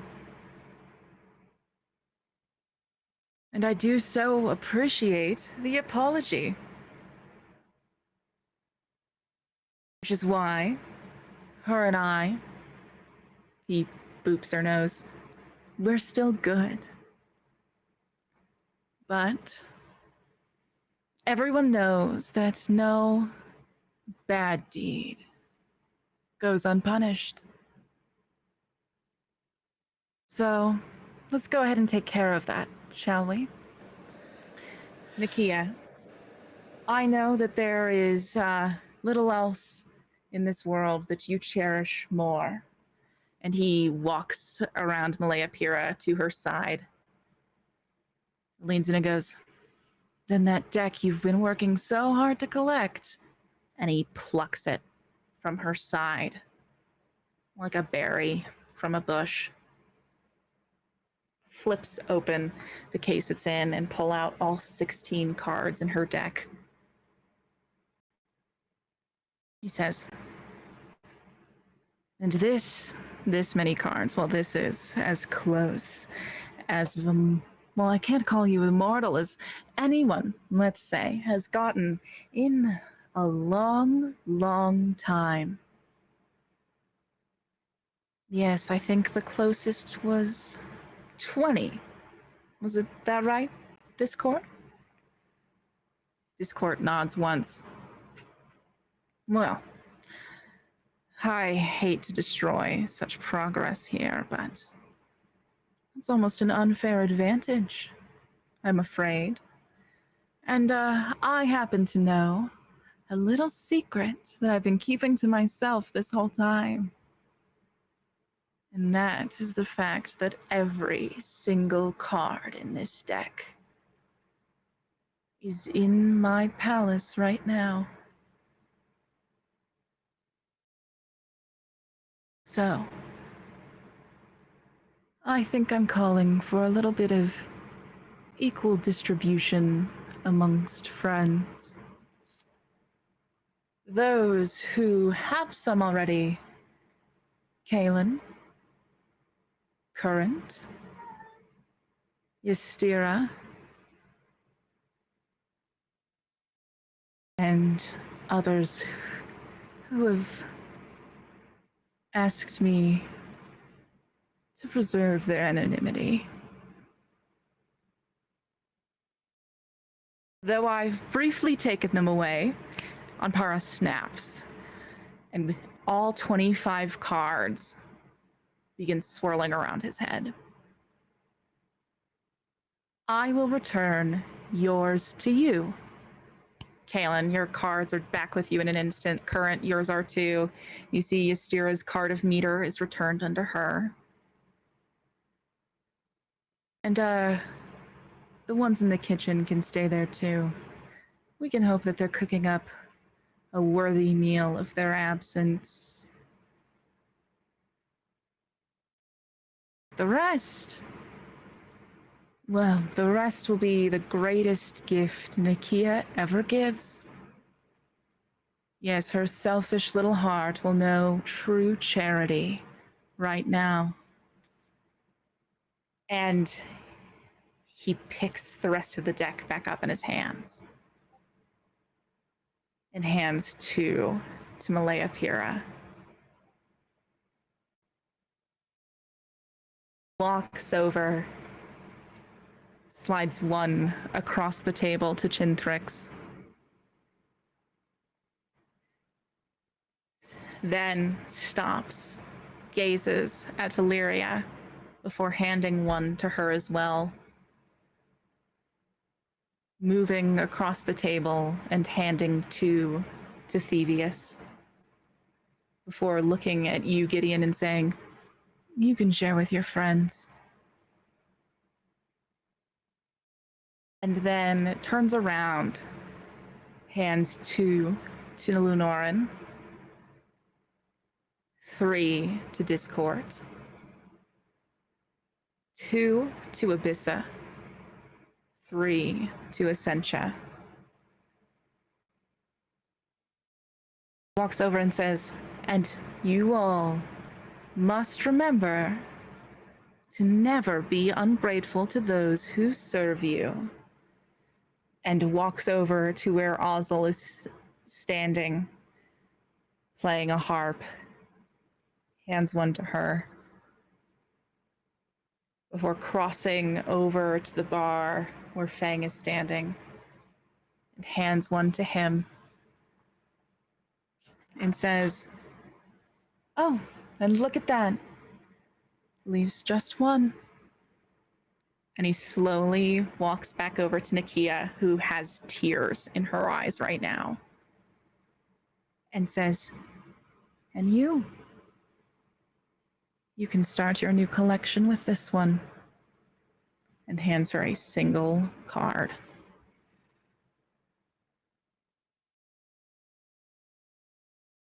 And now, everyone has equal skin in the game. Isn't that nice? I am such a giving god. And with that, I think it's time for our next course.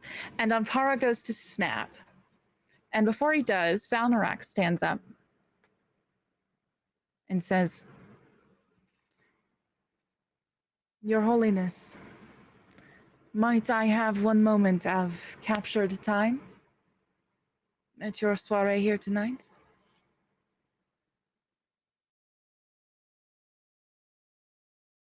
Anpara kind of looks Valnorax over and goes, "Of course. You're welcome to this moment." And Valnorax says, as she turns to gaze at everyone, "Well, for those of you who do not know, I am finally, after this many years, engaged to be wed. It is something that I never thought would happen in my lifetime. And I am so grateful to have found this. So grateful, in fact." And Valnorax walks over and holds out her hand to Ystira, who takes it and stands alongside her. Valnarak says that we are not able to wait even a moment longer. We must announce our wedding date. It is to be at the end of this fortnight, and it will be happening in the very city where we met, Mariage City. And on Para, we would hope that you would give us the wedding gift of choosing who to officiate this blessed day for us.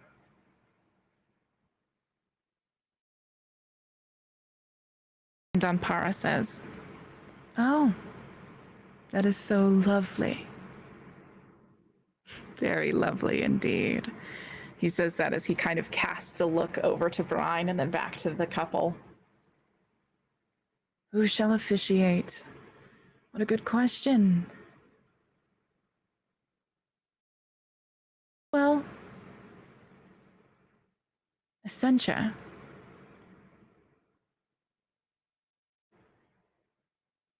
It was in your penthouse club that they met, no?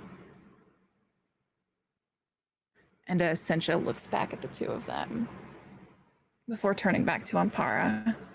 Says, now that you mention it, I think that you're not wrong. Cute. And he says, well, as the goddess of life and joy, it will be you then. And Essentia just smirks,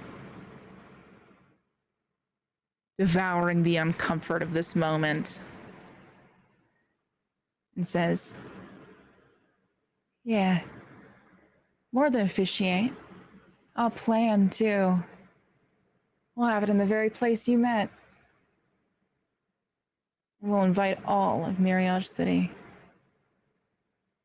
I'll make it something worthy of your attendance, your holiness.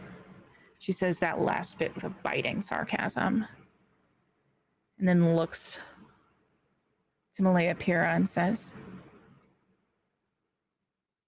even though you and I aren't on the best of terms right now, we'll play nice. And Park claps his hands together and says, well, it's settled then.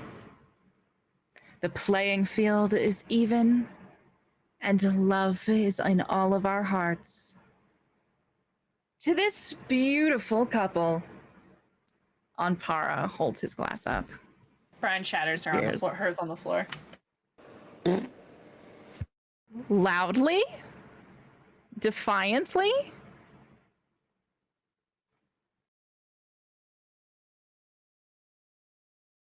Which is actually technically a move. Hold on.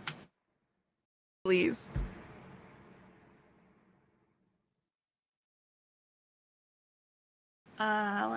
Let's see.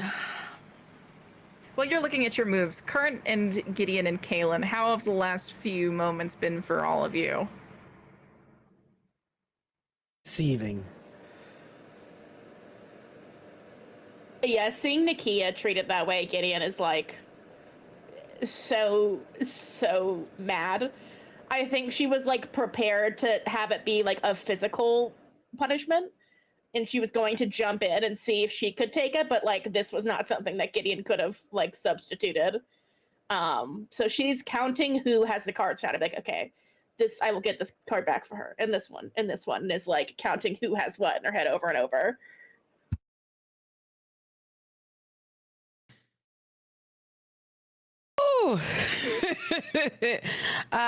I think there are definitely some like fucking livid tears in Current's eyes.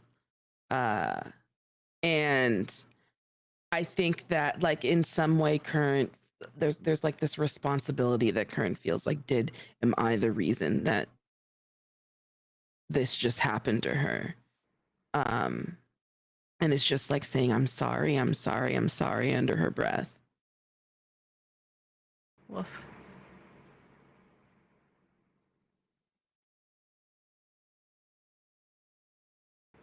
Brian, what move are you looking at? I was apparently mistaken. I could have sworn that I read something earlier about like rushing into something without addressing your friends first. In my character sheet, now I can't find it. That's a way to Okay. clear a condition. Yeah, it's a That's how to condition clear clearing. Is that what it insecure. is? Yeah, Mhm. That's it's what I was clearing looking at insecure. then. Oh yeah, use a move or make a rash action to confront the object of your jealousy or prove your worth without conferring with friends or making a plan. I would consider smashing a glass a rash action if you would consider it that, Katie May. What condition are you trying to clear? Insecure. Hmm.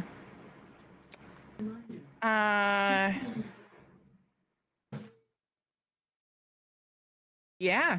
If this is a confrontational glass smash and you tell me so much that it is, we will take it at face value. Great, thank you.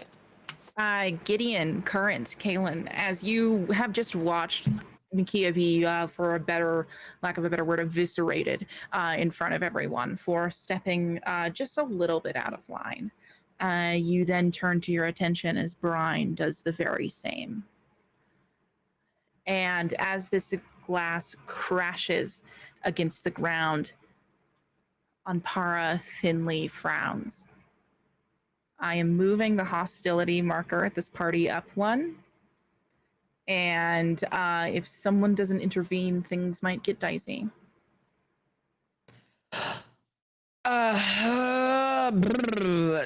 Was it like a very like on par clearly saw that you broke this glass? I made direct eye contact with Valnerax and picked up the glass from the table and then like threw it on the ground so that it would smash.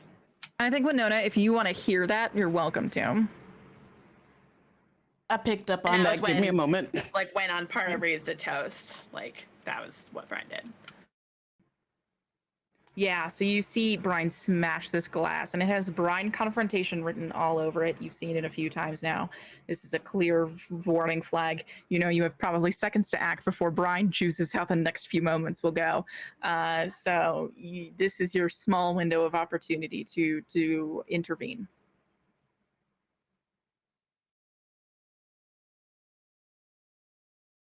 I don't have like a specific move other than like defy disaster, perhaps, to like. Sure. Okay, and I don't know if I can use like a string on Brian to help that because it's Brian related.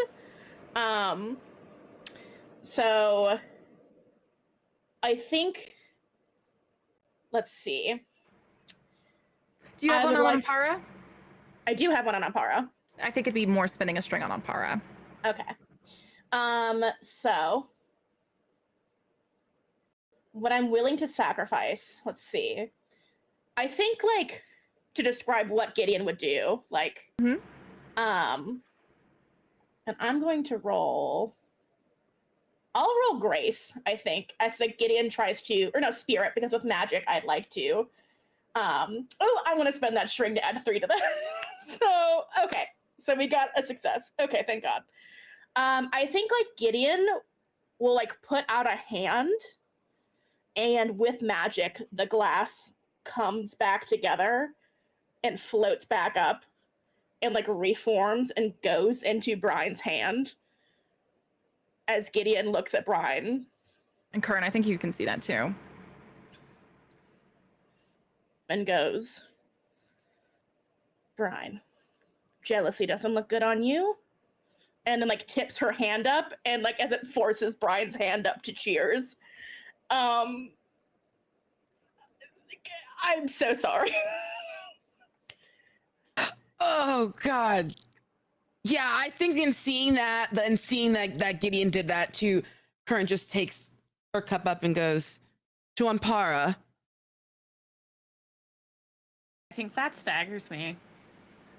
Yeah, tasty, tasty. How many conditions you got? I have 1 right now. All right, so you're gonna pick from the same amount of options that we've been picking from so far this evening. What you thinking? I hold eye contact with Gideon. But for mechanical reasons, I grin and bear the blow, so I'll mark 2 conditions. Okay.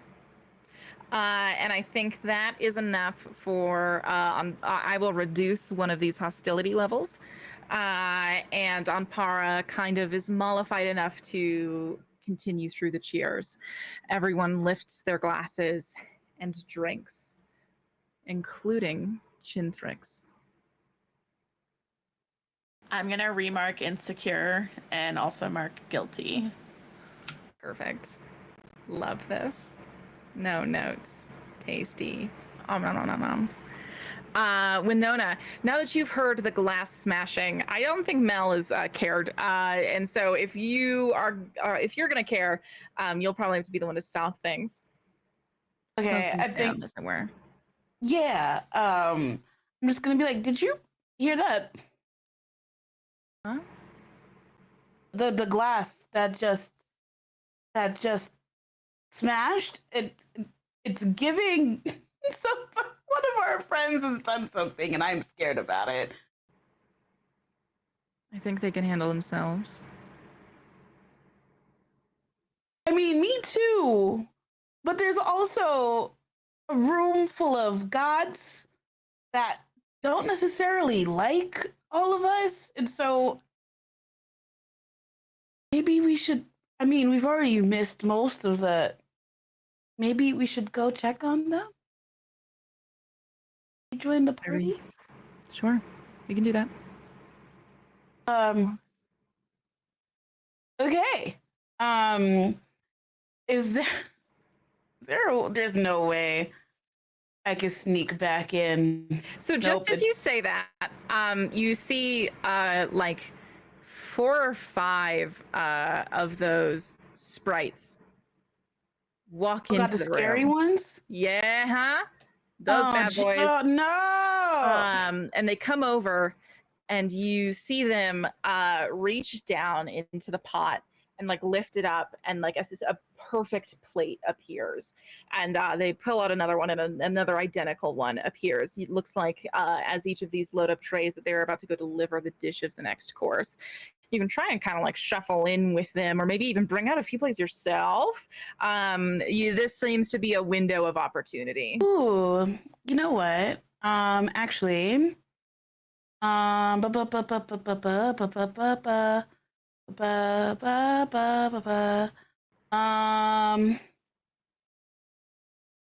this feels silly. I'm between 2 moves. Yeah. Actually, no. I don't know if this is gonna work, but I kind of want to shuffle in and also help serve plates, and I want to use entice so people don't get mad at me. I love that. What table are you seeking to entice? Are you just taking it straight to the gods? Ooh, that would be. I mean, yeah, because it is on Para's party. It is. And I feel like I have disgraced him by like just saying "fuck you" to one of your courses. Sure. So why? You know what? We're here. Why the fuck not? Yeah, I wanna entice the god table as a whole. Yeah, so you load up with 2 plates. Mel does the same, and you kind of lead the way out to the rest of the dining party. These plates each have these beautiful red flowers that take up the expanse of the dish on it. Each of these have this molten core of gold in the center of the flower. It shifts faintly under the light as it glistens. As you head out, you make your way straight to the god's table. Set the scene for me as you set a plate down in front of Ampara. I think I'm going to. Oh man, I think I'm going to like very carefully set a plate down in front of Ampara and give a little deep curtsy and be like, should I roll first or should I like? Yeah, you can roll first if you just want to get a feeling for how it goes. Yeah. Oh boy. But I think in general, either way, I'm going to try to just be incredibly polite. Okay, so I'm gonna be rolling 2.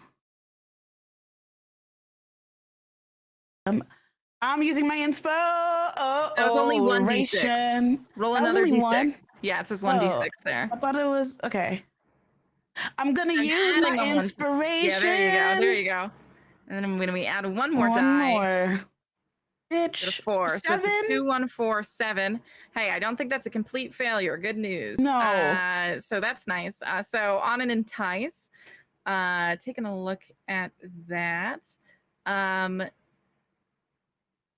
so sorry. I'm realizing that I'm in my zone, not the character zone, where I can read the moves. I was like, why isn't it here?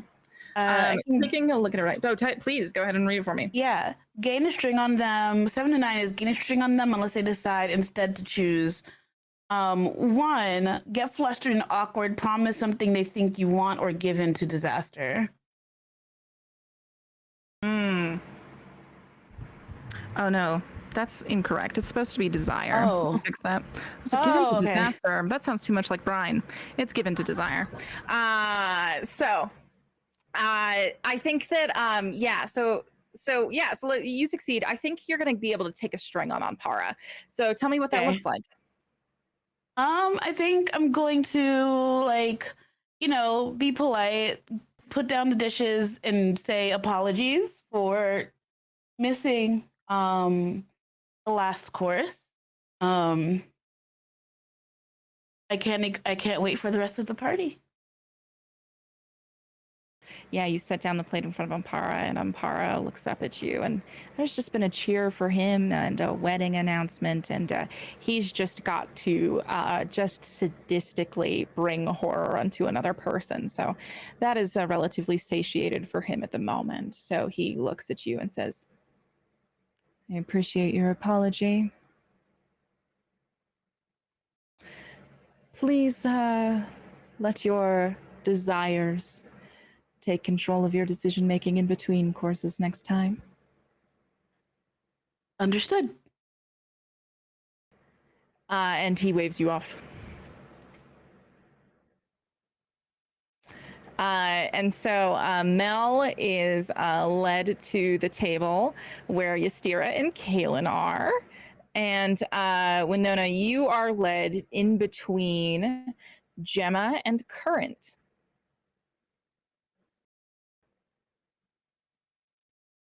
Current, do you say anything as Winona gets settled next to you?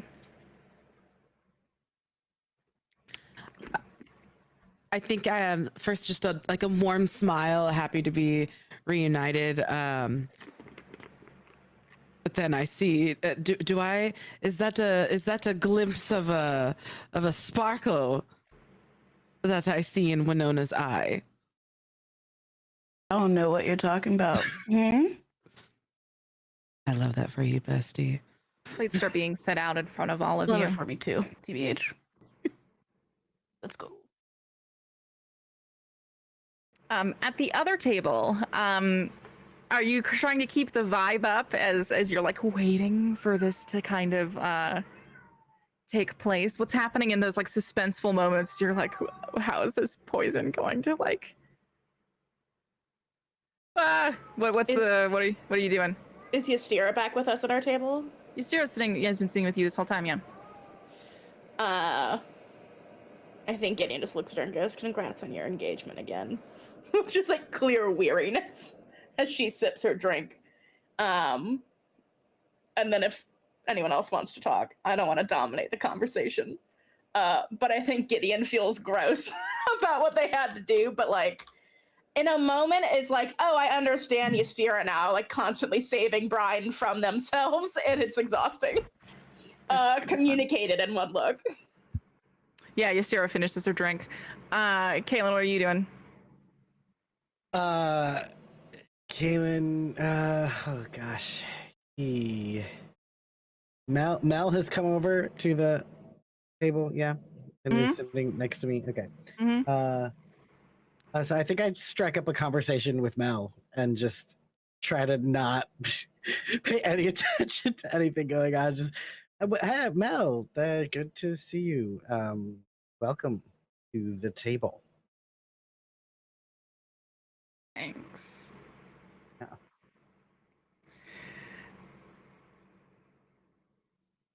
You enjoying yourself?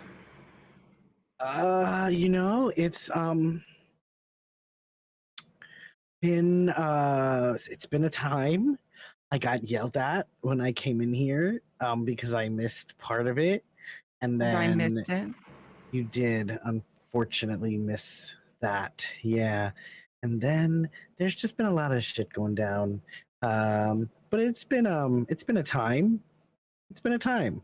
I hope that your time has also been good.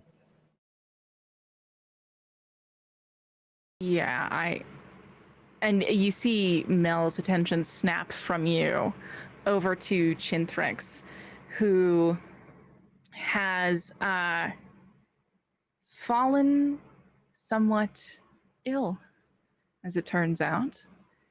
He picked up a spoon to dip into the middle of this flower that sits before him, and it clatters from his fingertips. And his shaking hand comes up to his face and pulls slightly from his mouth, where he sees gold.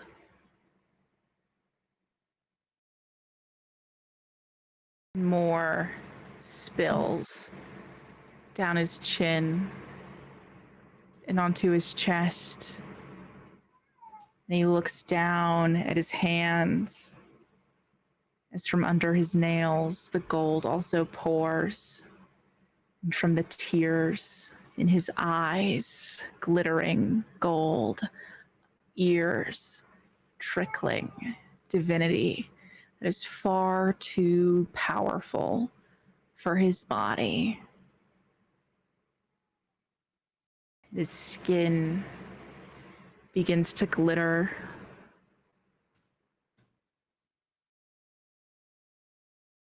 And then begins to blister. You see Valeria put her hands down on the table and go, "Oh my God!" A theatric. If you are going to seem not complicit, what do you do in this moment? Is one of the gods at the table known for healing? I can't remember. Is there like a healing one? All of the Apotheon sisters had relative healing ability. But Essentia, more than all, is the god of life. Gideon will stand up and reach for her. And go, "Please, he needs help." As I go to like reach and see if she lets me touch her and direct her attention. Where do you touch her? Her wrist. Interesting. Kaylin, what about you? Kaylin also kind of just like yells in shock and says, can somebody get him some water? He knows that water's not really going to help, but hey, he's trying to do something to look like he's helping. Okay. And yeah, as this startling picks up at this first table, table number 2, what are you doing in this moment?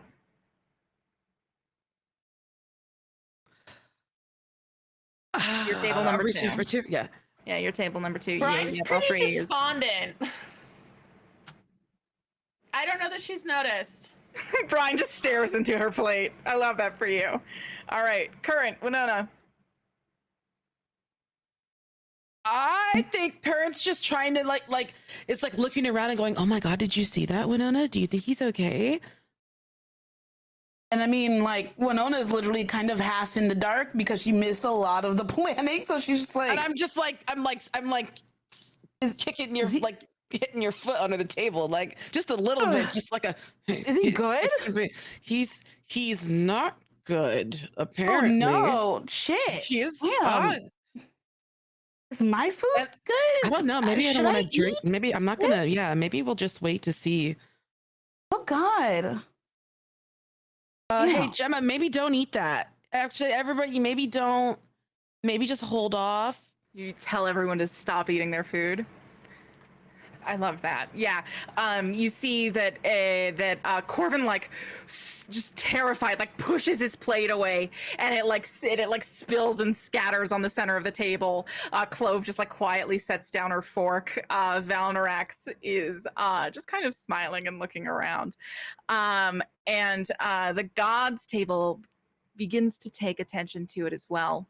Anpara stands up, watching this cleanly. Lunoran just doesn't move.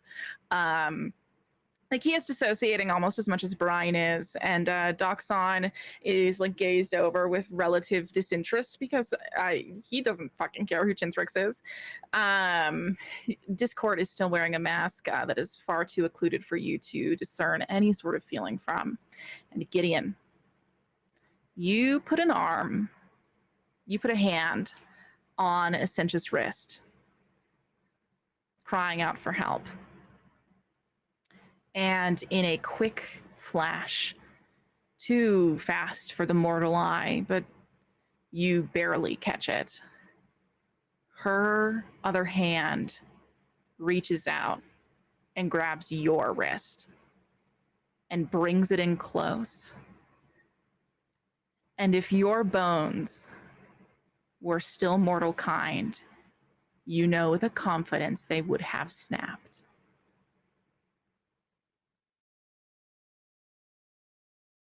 She pulls you in close and says,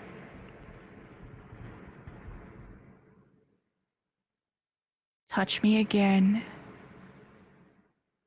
and I kill you where you stand. How dare you think I do any favors for mortals? Disgusting." She shoves you backwards. Some god. I You say that loud enough for her to hear? Yes. And I fix my jacket. And then flick my wrist again to show that I'm physically okay. But I kind of give her her same smile back, a mean little smile. I return her energy. What did you just say? I said some god.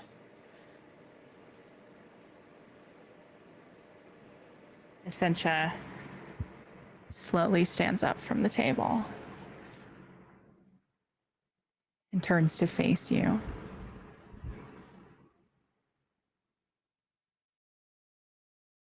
Do you wish to kneel and pray before I kill you where you stand?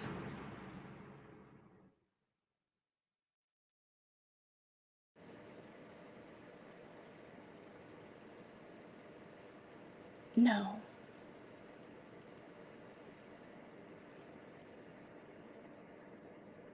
I'm just trying to have fun at a party.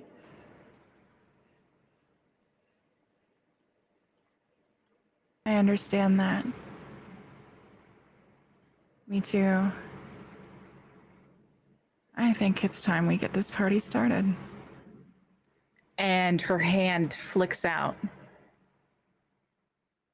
And there is this red bolt of lightning that comes hurtling straight toward you. And before it can land, Anpara snaps.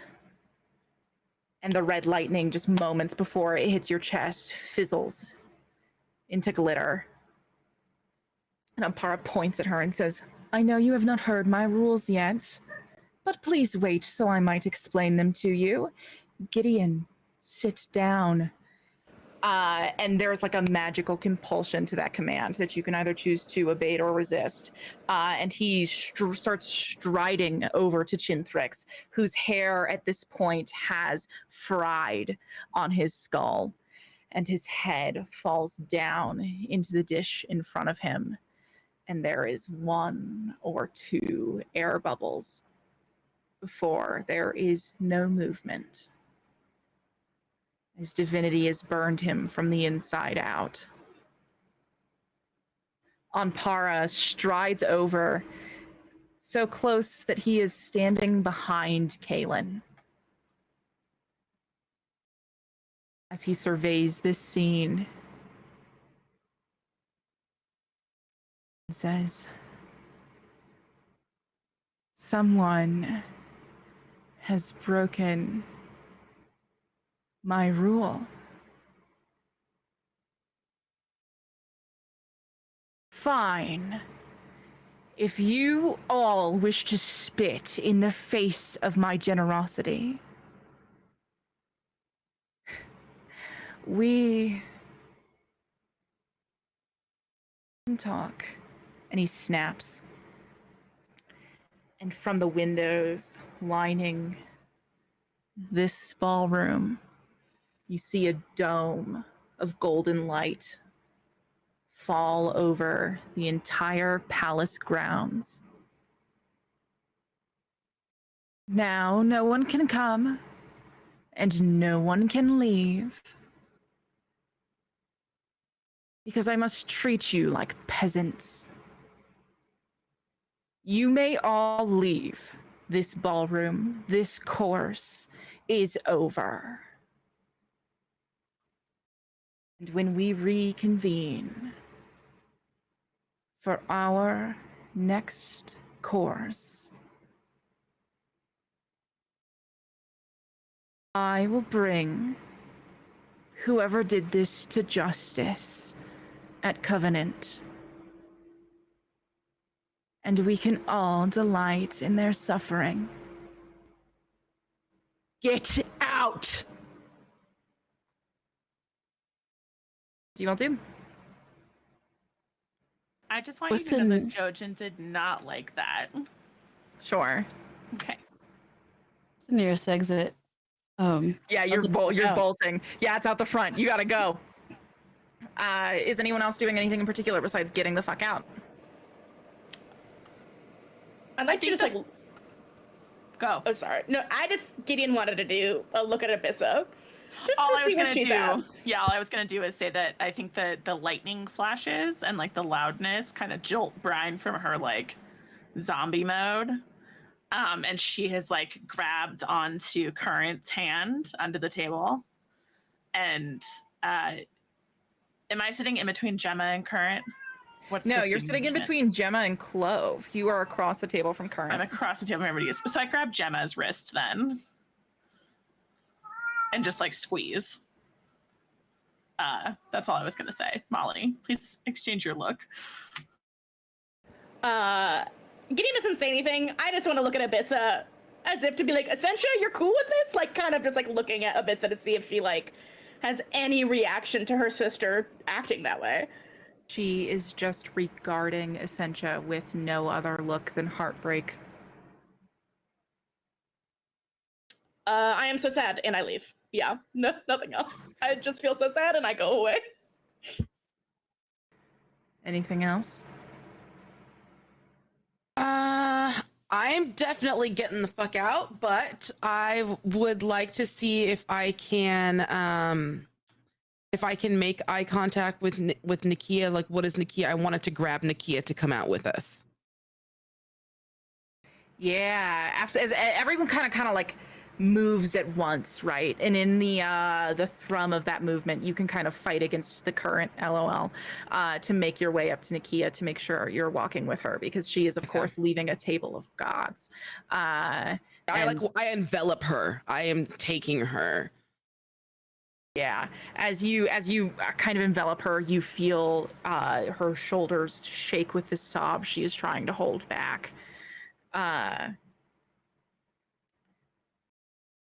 Ryan,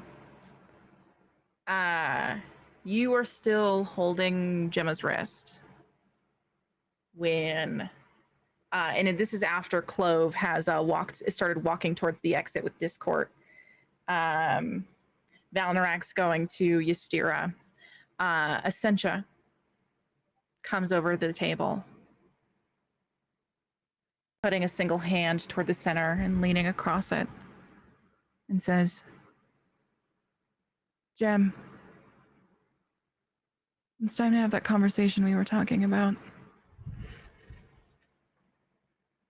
And Gemma nods and then looks at you, Brian, and kind of shakes your wrist off and says, I'll catch you later. I think Brian does like the little like thieves can't symbol for stay safe. Mm-hmm. And then like goes to follow Winona and Current like out of the ballroom. Okay. Kaylin, what are you doing?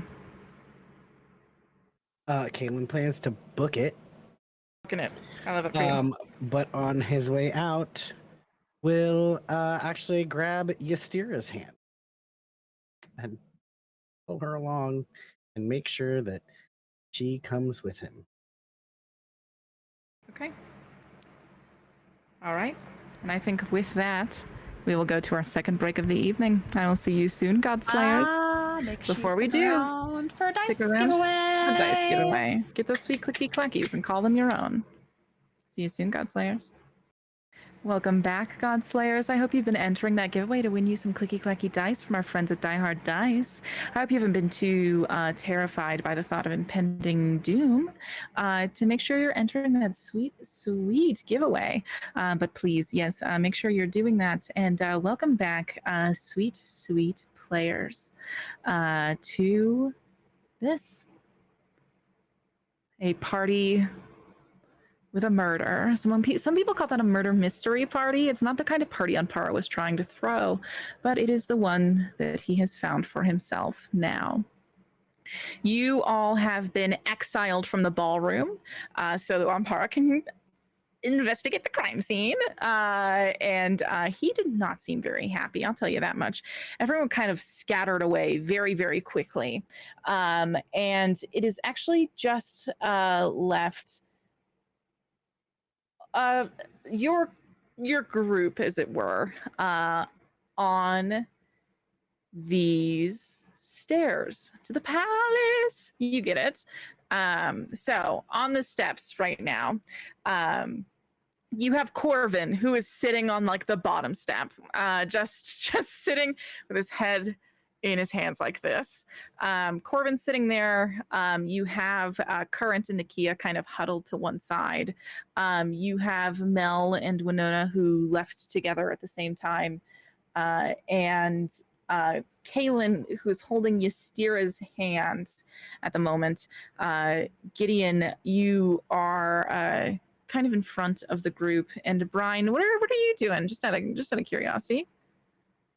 I think Brian very briefly considers going to talk to Ystira.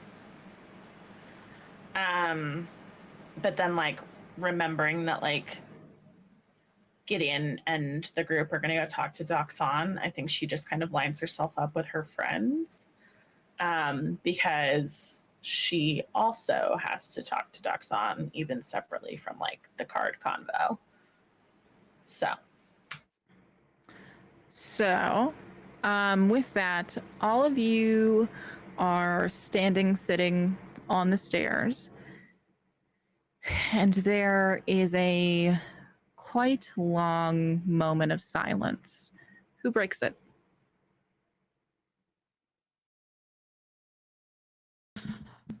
I think I'm gonna break it. With not great news, unfortunately. I think Current just kind of lifts their head up after a while and is still kind of comforting Nakia, says, guys, there's actually something you need to know about, well, the fate of everything, possibly? Corvin goes, the fate of everything, possibly. That's a lot. Oh, Another day. Corvin. I'm so sorry. So, when I was sent out with Nakia, we learned the story of how Monarch was betrayed by someone that they thought they loved. And we learned that that betrayal was all to learn a secret. And With Nikia's help, we figured out that the secret was Apex Deicide. Which Apex means what? basically, any of us, whoever is the first here to kill a god, gets to control everything. And Monarch knew that. That was the secret Monarch had been keeping for as long as they'd been Monarch. And Discord is willing to kill me to get to that secret. Wait. Is that completely separate from the prophecy we heard in the temple?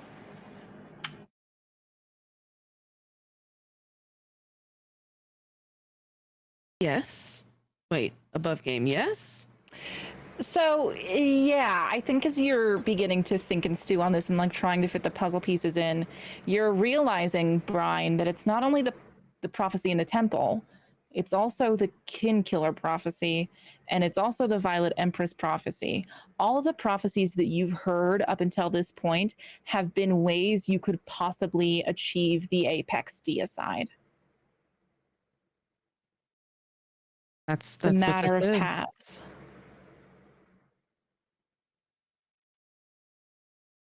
So, if we kill Discord, no more Violet Empress, no more Kin Killer. Who gives a fuck about the cards? Am I understanding correctly? But if everybody knows that's the secret, if everybody knows that they only have to kill one god, So we don't let them know the secret. and I don't think I'm the only one that knows that secret. Oh yeah, Nakia kind of holds her hand and she goes, "Sorry, yes, she takes her mask off and gestures to it. I'm Discord and I know the secret." Yes, so. Okay, well, you probably could have led with that.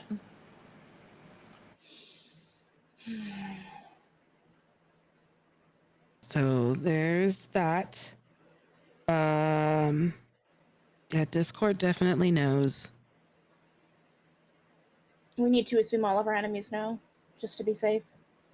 Which means we can't fuck around. We need to... Do you think Mom knows? Probably. Makes sense. And I wouldn't put it past the god of chaos to want, well, everyone to know. That's chaos.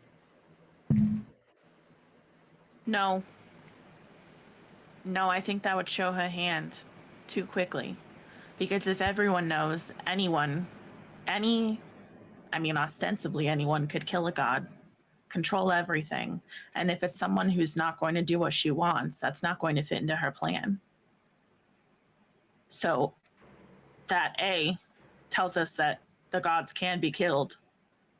And B, she's going to try to keep that secret. She'd be absolutely out of her mind to do otherwise. And if I count as that or Gideon counts as that, I mean, we're strong, but to take them on? Stick her in a cod, and we'll go from there. If she's in the cod, she can't tell anybody about this. Carry on chasing the prophecies as we have been, because that'll keep the heat off our backs until we figure out our next steps. I think Chintrix knew. He bragged about knowing some secret. Well, yes, but think about who wanted him dead and why. Maybe he knew about this and... Leapira? Yes, so why I mean, that's my first guess. Why would Malaya Pira want him dead for knowing that? Brian's gonna turn to Kaylin.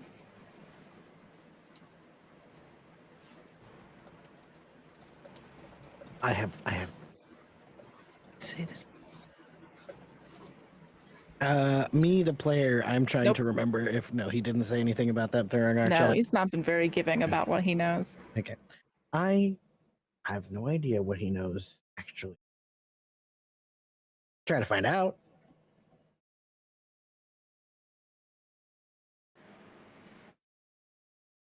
I need you to never make a deal with a powerful entity ever again. I mean, fair. Fair. Yes. But also, I mean, what would you have done in the same situation? Literally murder him. Oh, all right. All I'm saying is, if you're going to make a deal with a very powerful entity, you should at least know what you're getting into. When I take a job from an anonymous source, I at least find out whether or not the person that I'm going to be killing deserves to be killed. Do you see what I'm saying? Sure. Yeah. Maybe we should sit. I will give. I will Yes. put 1 XP on the table if Kaylin snaps at Brian right now. Just a little tasty offer. You can accept it or reject it as you wish.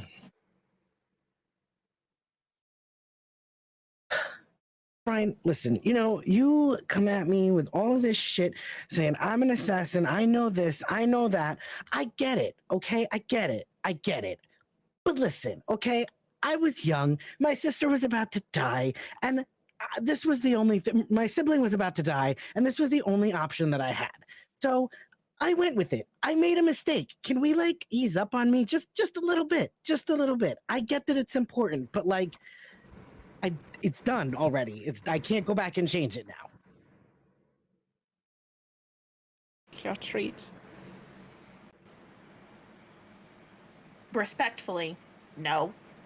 Because I was young when I took my first assassin job, and if I had known even a lick of the shit that I know now, I would still have 2 eyes and probably a lot more hope for the future. So forgive me for trying to point out the areas where you went wrong, so that when we are inevitably separated, you actually make the right choice the next time someone just dangles power in front of you like that. I'm looking out for you. I think Kaylin kind of huffs the way you would when your parent puts you in your place. I mean, fine. But also, why do you say we're inevitably gonna be apart? We could become best friends, Brian. You don't even know. Or I could die tomorrow. We don't know. You seem determined to try, certainly, which is hilarious for someone doling out this much advice, by the way. Gideon?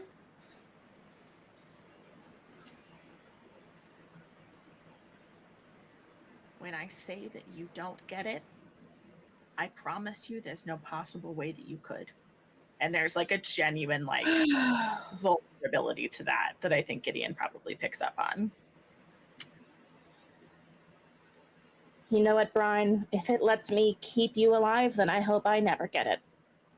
And I will keep trying to keep you alive as long as I can. Well, regardless, we can sit here and talk about mistakes that I've made, anybody's made, whatever. But you know what? We got to make a plan. We got to figure out what we're going to do now, because we only have so much time before we got to go back in that place for the next course. So I say we try to just figure out what we're going to do and do it. Let's go talk to Doxon. Who's coming with us to talk to Doxon?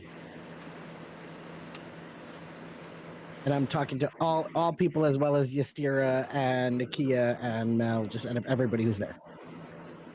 Yeah, I think that Ystira says there'll be too many eyes on you if I go.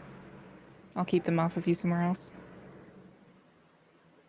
I think Brian reaches for her hand. and just kind of like has a moment of eye contact with her.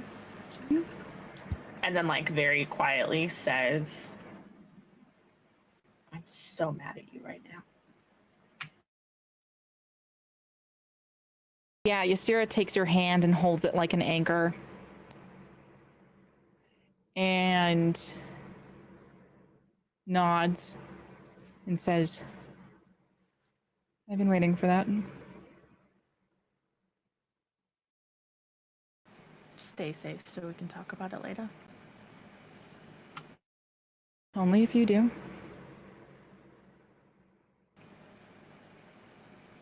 Brian just leans in and like gives her a kiss. She returns it. She very pointedly does not offer her like a pinky promise or anything similar. Sure. Yeah, and there is a kind of aloofness as she walks away. And I think at that point, Mel turns to Winona and says, where would I be best? I don't tell you what to do. You can. I think I'm gonna go with them with the ducks on, but like, where do you feel you want to be? What makes you feel good? I mean, I love being by your side, but if we need to split up and accomplish something, if you need to get a message to anyone, I know that there are a lot of people here. I just want to make sure that. And then I think like Mel kind of looks at everyone who's gathered around at that point and says like, I just want to make sure that I'm helping. Can you, if you've got the time, just go touch base with my dad and Alan? Yeah. Tell them to be ready to run. Okay. Also, stay safe, please. Thanks, Mel. Of course. I'll tell them to get on the ship. If you happen to find Neov or Mirafel, that same message would apply. And where are they? Snouse? Right? Snouse? They're in the Snouse. I think Snouse.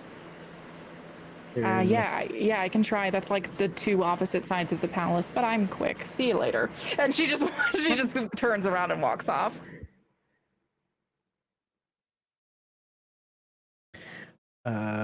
Nakia, Corvin, are you guys coming with us? The last thing I really want right now is to look at another god. So I'm gonna go stare into a pond and cry, I think. Corvin, will you go with her? That seems like a private time, Kaylin. I just go. You don't have to stand right next to her. Just go. You can stay 20 feet away. Just keep her in sight, little brother. She's threatened me several times. We'll get your cards back, Nakia.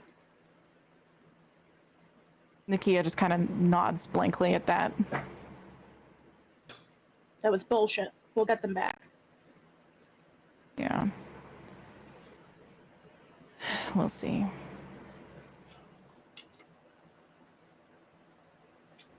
All right, pond crying time. And Nakia kind of like squeezes your hand once current. I think I'm gonna reach into my little bag that I have, like my little compartment I have in my dress, and pull out just this little cute little purple like handkerchief and go, here. It's my lucky crying handkerchief. And that makes her smile just a little bit. And it can make kind of more tears kind of prickle up to the front. And she just kind of nods and kind of makes a run for it. Corvin says, were you being for real about that? Yes, go follow her. Oh my god. Corvin, I swear. Corvin just like stomps after her. Of course, you want me to go and do the side quest. is the last thing you hear from him as he wanders off, leaving the 5 of you. Gideon? Well, I guess I can go look for him, or sense where he is. Who knows? Or have an educated guess. I think I head to where his wings are. You're right. It's the gazebo. This is exactly where he's at right now. This beautiful gazebo right below you. A not too short walk away. The 5 of you head off to. Are you making any sort of? Are you communicating any sort of plan or anything along the way, or do you just want to cut to you stumbling into him? I have no plan other than finding him. So. Hell yeah. So you all make your way to him, and you find him at the same place that Amparo was greeting everyone. This center dais, where now just Doxon stands, empty, looking at the gazebo helm that is held aloft by 2 large wings. And he is standing solemnly in the shade.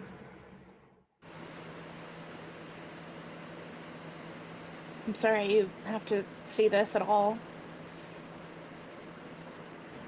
And his head snaps to you and like takes in like the expanse of your group, and his eyes kind of widen as he kind of straightens up and turns back to the lot of you and says, "Yes, well, I'm sorry you've had to see so much godhood to begin with tonight."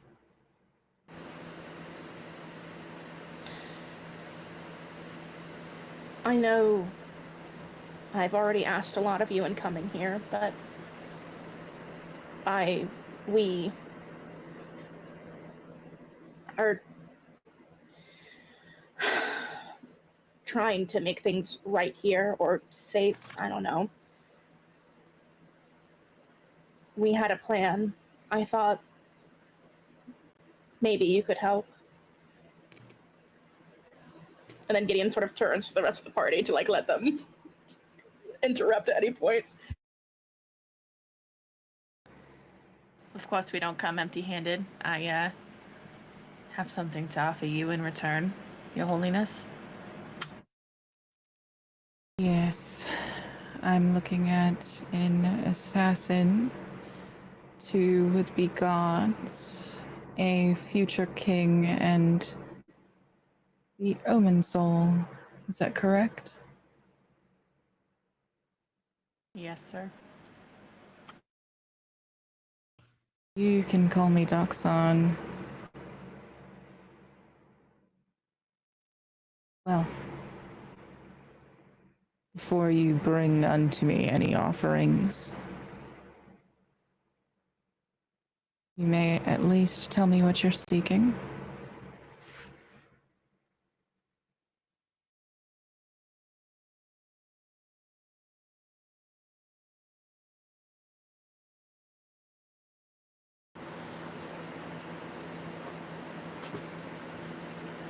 I'll talk if you don't yell. No, I'll talk. All right, here's the deal. Doxon kind of looks at you like surprised, like you're the one who's speaking for the group, but like kind of keeps a straight face about it. Here's the deal. Discord is a threat. You hate Discord. We also hate Discord. Discord destroyed our home, killed a lot of people we love, continues to threaten other people that we love, and generally is just causing more problems than even a god of chaos should be allowed to cause, I think. And perhaps it seems a little bold to want to go after a god in the palace of a god, but here's our proposal. If you can help us imbue one of the arcanic deck cards with your magic to trap her until we can figure out a way to take her out, I can offer in exchange Valnorax.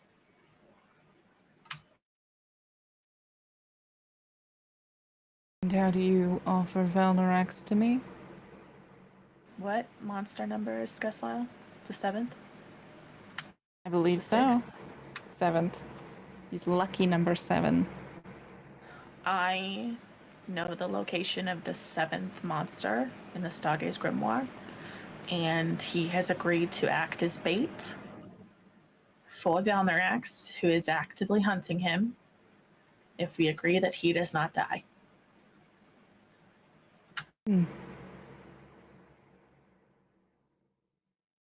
You are asking me to make an unimaginable weapon that can be used against the closest things I have to kin.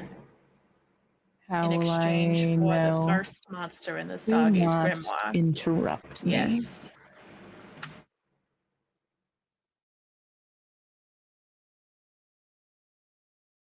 He looks to Gideon at this point and says, how do I know that the moment after I enchant this that you wouldn't turn around and trap me in a very prison of my creation? I think, like, for a second, Gideon looks hurt that he would even think that, but I get it. And then Gideon holds out their pinky and goes, I promise. I promise. I promise. We only will and only want to use this card on not Discord. I promise I'm gonna kill you. I promise. We only. Yeah. I think while Gideon's promising in threes, Brian has pulled out a knife and started circling around the gazebo, trying to determine if she can cut down his wings and return them to him. Yeah, so Brian, I will say you yourself are pretty unsure if these are the true wings or the wings that Ampara is wearing are the true wings. You can't tell. One of them is real, one of them is fake, and you don't know which one's lying to you. So with that, Doxon looks at your pinky and then looks over to Winona and says, there is something else I would want. And what's that? For eons, Omen souls have named mortals their successors.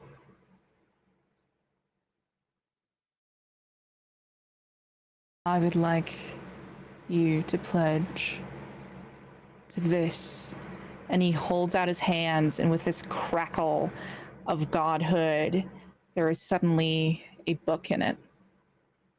And Gideon, you try not to pass out because you immediately realize that you are staring at the Stargaze Grimoire in the flesh, something a child you has dreamt about.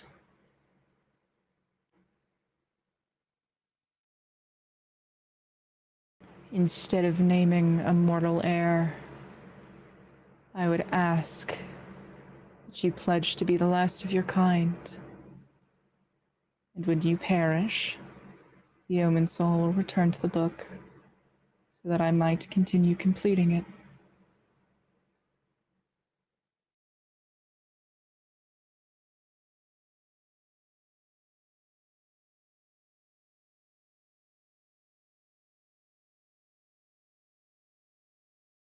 So, wait, table talk. Mm-hmm. Think. What happens? So, like, they'll be okay if they go back in the book, right? Yeah, so basically, like, he's trying to put back together, like, the things he let loose. And you can see that this book is, like, half completed. The binding is a bit folded in on itself, but there's pages in there. Obviously, many are still missing, but he's made it his goal to reverse this grand betrayal that he brought onto Mordia. Okay. By repairing the book. Okay. And I think after a moment, he says to you, it's something that cannot be taken from an omen soul. It is something I have discovered that must be given willingly.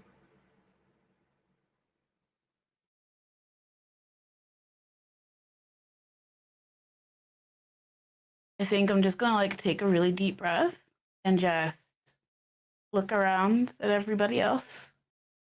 And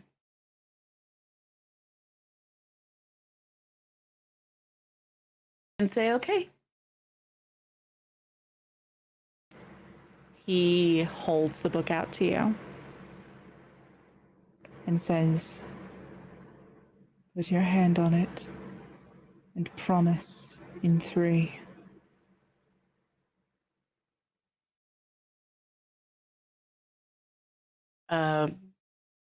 Winona hesitates a little bit because I don't think she's made a promise in 3 in a very long time, and this is a very intense one. But yeah, I promise. I promise to be the last of my kind. And you feel this like heat burn to the surface of this book underneath your palm, not searing, just godly. And there's this small moment of held silence before Doxan gives you a grateful nod and says, you have my gratitude.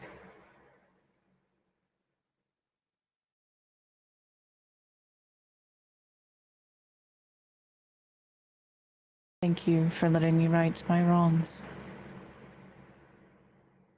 And thank you for helping us bring someone to justice.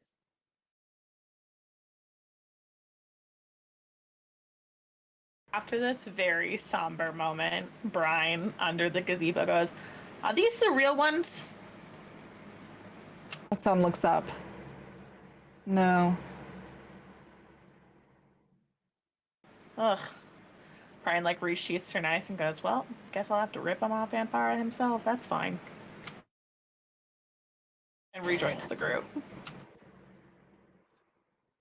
And then Kaylee kind of speaks up as like, I have your card. I don't even know what it does, but I have it. You had his card the whole time? Yeah. I don't know what it does. Do you know what it does? Yes, it summons any monster that's currently in the grimoire from its pages once more. Oh. Is that the only way that Valnorax can come back? Yes. So if you reclaimed her for the book, and we had your card so nobody could summon her, it'd be done. Yes. Cool. Good to know. Give me the card. Not mine, the one you wish to have strengthened. And some of the Sword of Valxor. He takes the Sword of Valxor and he flips it in his hand. And in this one flipping moment, it becomes an actual sword. Black steel. Holding it for a moment. He surveys it, almost judging its quality. And then he just kind of shakes it, almost. And the Sword of Valxor doubles. The chain connecting the two.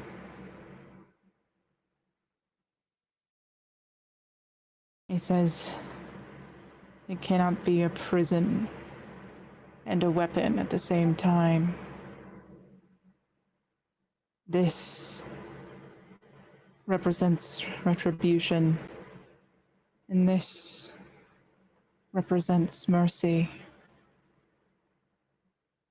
And he smashes them together, and there's this black light that corrupts your vision for just a moment. And when it comes back, he's holding the card again. He says, those chains that separated, those swords, one is added every time someone who has been kept in it is spared. As the act of trapping someone in this card is called judgment. Let them go, it is called mercy. Kill them with that blade, it is called retribution. It is powerful enough to do what you wish now.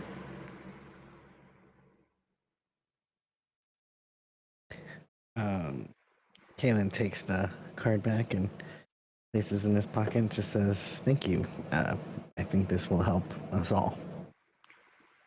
You will know immediately after trapping her the constitution that will be required to keep her trapped. It will not just use the card's magic, it will use yours as well.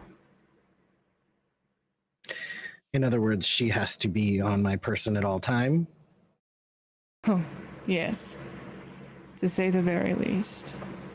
What if there was a magical stronghold? Could the card stay there? If you trust a god's containment to an object, such as a stronghold, I invite you to find out. Okay. Very clear thing. Before we take this back to Discord, do you want to know where Skeslyle is to catch Valnorax?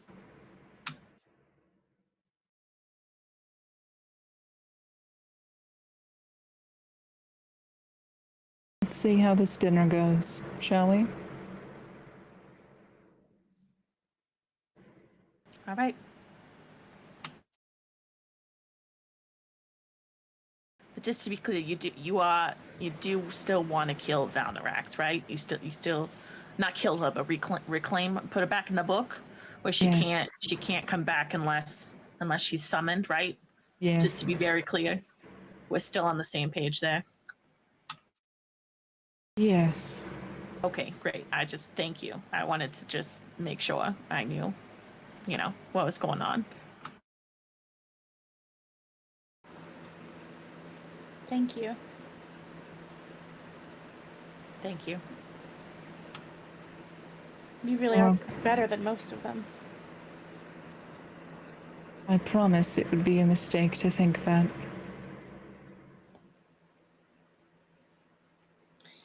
And he kind of looks down at his bracelet that has begun to go from a dormant yellowish to start radiating this gold color. Looks like our time is ending. Hopefully, rest of this will be a lot less eventful than the beginning. Yes. I just want to hang back and be alone with him for 5 seconds once we walk away. Sorry, everybody. So you hang back to be alone with him, and the other four of you walk off. Gideon, when you're hanging, you hang behind with Doxon, who watches your friends walk away. And he turns to regard you. I didn't want to keep you long. I just, you say it's a mistake to believe in you, but...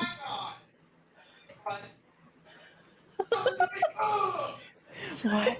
He's screaming. I got so scared. That's so funny. So I know sorry. what that scream. I know where that screaming came from, and I'll keep that secret till I die. All right, let's keep going. Oh my god.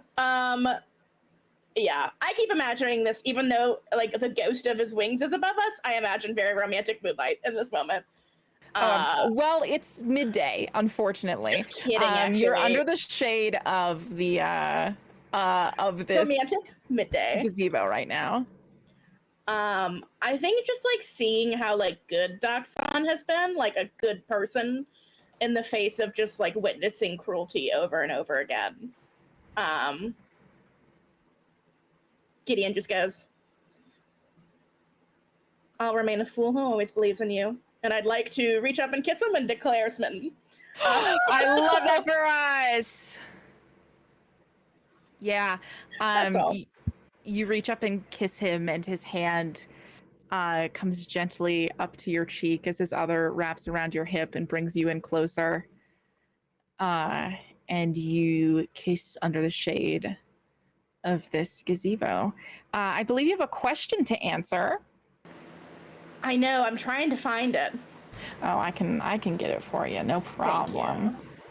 All right. So we've got smitten. I love that for us. All right. So your question is, Gideon, how do our respective stations make it impossible to be together? Oh boy, I feel like a lot of stuff. Like, he has a lot of trauma from his past relationship. One, I feel like there's just like a lot of inherent danger here. Considering our allies and like where we're at, I just think the like life-threatening aspect of it all like makes it too dangerous to pursue in earnest wisely, if that makes sense. Mm-hmm. But I don't care. Just kidding. Yeah. Kisses him. And you kind of get the feeling that he doesn't either. From that point, I want to visit the four of you who are walking back already. You all are just out of sight with Gideon when Winona, your phone begins to ring in your pocket. Oh, You get service in here? I fucking guess. So I'm gonna look at my little sim packs. Also, we have the Firefly's been there, hasn't it? No, there are none around right now. Okay, sorry. I looked at the map and I was like, oh. They're so actually, yeah, if you look around for them, you can tell that they're all flying to the mushrooms right now. Oh. Okay. You look at your Simpax caller ID, the name, Karina Kinnear. Bitch, all right. What's up? What's good, girl? Do you answer? Yeah, I kind of have to. Yeah. What's hello? Winona? Yes. Winona, can you hear me? I can hear you just fine. Are you at the palace? Why do you ask? That is not an answer to my question, but I will answer yours as a show of good faith. Thank you. I am, and then she kind of whispers, being mobilized, like we're moving. Oh, okay. So I am at the palace. Where you're mobilizing? Yeah, I think something might be going wrong over there. You can put it that way. No, Yeah. like wrong over there. Yes. Yeah, things are.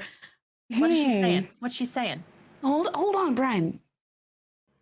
Define wrong. I don't know.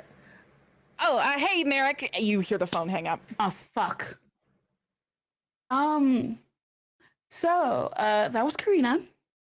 And she said that they are mobilizing, and something may be going wrong over here, which I mean, looking at tonight, not too off base, But I'm concerned about what her version of wrong is. Also, she hung up because Merrick was coming through. So Over here, as in over here with us, or over here with her? like What does over going here wrong with mean? What does that mean? that's what I asked, and she hung up the phone because somebody was coming close. But yeah, she kept asking me if I was at the palace, and I said, first I asked her why does she want to know, but then we eventually got to it, and I was like, yeah, no, I'm here, and then she said there's something maybe going wrong. I don't know what that means. Wait. Karina, Karina, the theater girl with the hat. Yes. What? Yeah, she's on the ship right now with Merrick and Lucille and my cat, Yeah. hopefully. Oh, Yeah. Scrumble, do you have Scrumble with you? That was an above game question. He's on the freaking Yeah, Karina has phone. Crumble too. That was like her main mission. Is get info, but also get the pets. Save the animals. Okay. fascinating. You guys kind of get to the stairs of the palace, and Nakia and Corvin are also arriving at the same time. Nakia says, I was crying into a well. I couldn't with Corvin regaling me with trivia about a godforsaken place I've never been to. Corvin, you was told to stay like 20 feet away. Like 20 feet away, bud. Corvin just goes, I get uncomfortable with crying. Well, me too, buddy, but that's not an excuse to just like talk somebody's ear off when they're having a moment. I'm doing my best in a god's palace, so maybe let's not start throwing stones. Hey, buck up, law mage. Thanks, Kaylin. Can I jog to catch up in like a minute? Yeah, so my question for you is, do you walk back with Doxon, or do you try to like catch back up with your friends? I want to catch back up with them after being embarrassed, making out for a bit. Where I'm like, okay, bye. Okay, bye. And then you kind of jaunt away. Yeah, no, I love that. So you do exactly that. And I think you're on your way to catch up with your friends when Ozzel kind of like intercepts and kind of falls into line with you. Like reapplying lipstick. Like, oh my god, hey, hi. How are you doing? And she looks surprised to see you, and she says, "Oh, I'm just making my way back. Care for an escort?" I'd love to. It's nice to see you. Good to see you too. And she links elbows with you and starts walking you back. Kaylin, you are standing on the steps of the palace when a dark violet feathered raven drops a parcel in your lap.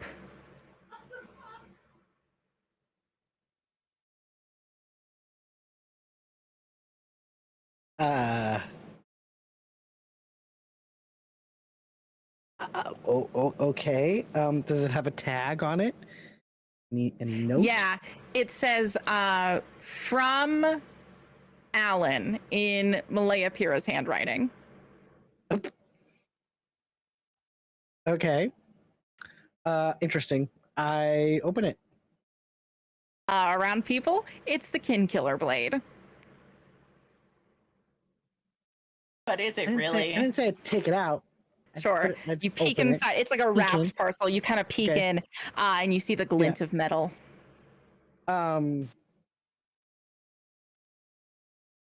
Who all is around me at this point? Yeah, the people who just saw you receive a parcel dropped off by a bird. Nakia, Corvin, Current, Winona, Ryan. So I kind of close it up, but I look at my friends and I say, well, that's the package I was expecting.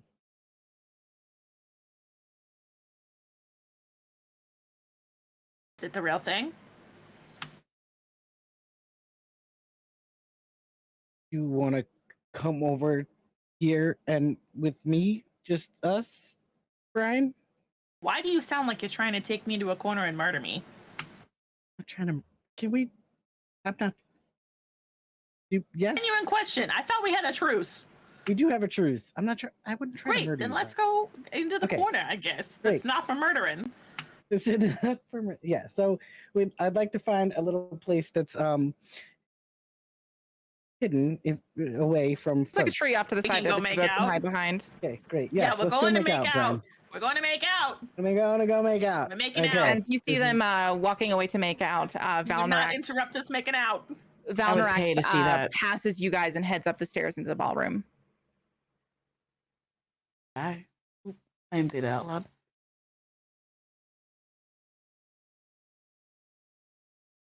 All right. Well, yeah, they'll go to the Yeah, little Kaylin, tree. if you hide behind the tree and show your blade to Brine, Brine will confirm that it is a king killer blade.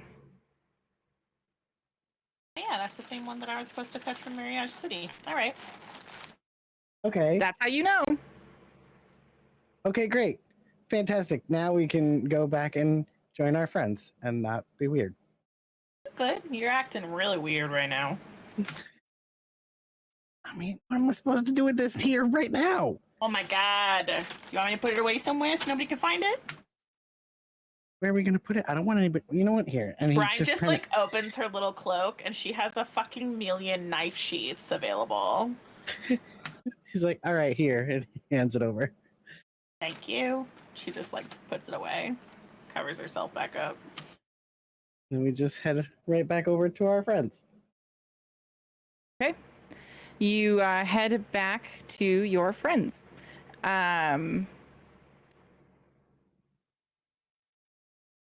Gideon, I think, has had enough time to catch up to all of you with Ozzel at her side.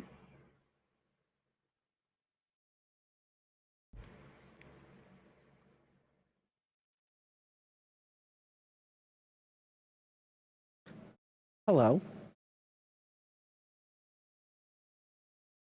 You are being so fucking. Can you just like. You need to get it together right now, kid. You are giving off all the signs that something is going to go wrong. For the people who don't like us. We're hoping to resuscitate the vibes of this party. Weren't you cool when you showed up here? You had like a whole thing. You like buddied up on pop. Where was that, Caitlin? Come back. Bring him back. And At that point, fix himself. Mel actually comes back out of the ballroom and out to you guys on the stairs. When she's seen that you're there, she kind of walks down the first few and says, "Hey, I wasn't able to make it to the other side of the palace before my bracelet changed, but and then she kind of gets quieter and says, Alan and Hugo are on their way to the ship." Cool. And I think the course is about to start. Yeah, we're working on it. Caitlin's got to get over some jitters. I'm good. I'm good. I'm ready. I'm actually, I'm there hungry he now. is. We didn't even eat, so I'm hungry. Be careful. Apparently, there's god poison floating around. Oh, jeez. Yeah, and so Mel holds her arm out to Winona. I will take it. Thank you for doing that. Of course. Doing the running you. around. You what? Missed you. Oh, missed you too. And last little time outside. Is anyone saying anything before we move inside?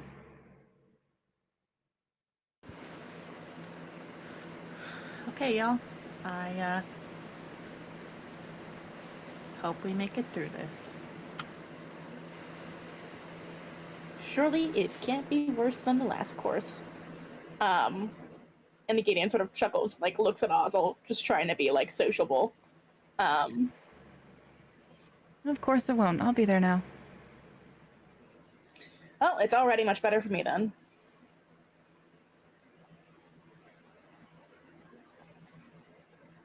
All right. Everybody ready? Mm-hmm. Yeah, let's go. All right. you all head inside and quickly realize that you are some of the last few people to arrive. Valeria and Thievius are already there. So is Discord and Clove, alongside Lunorin, Valnorax, Abyssa. Though there are still a few people missing.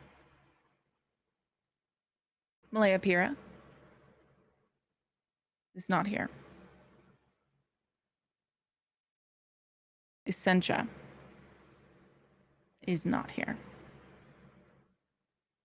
Gemma is not here.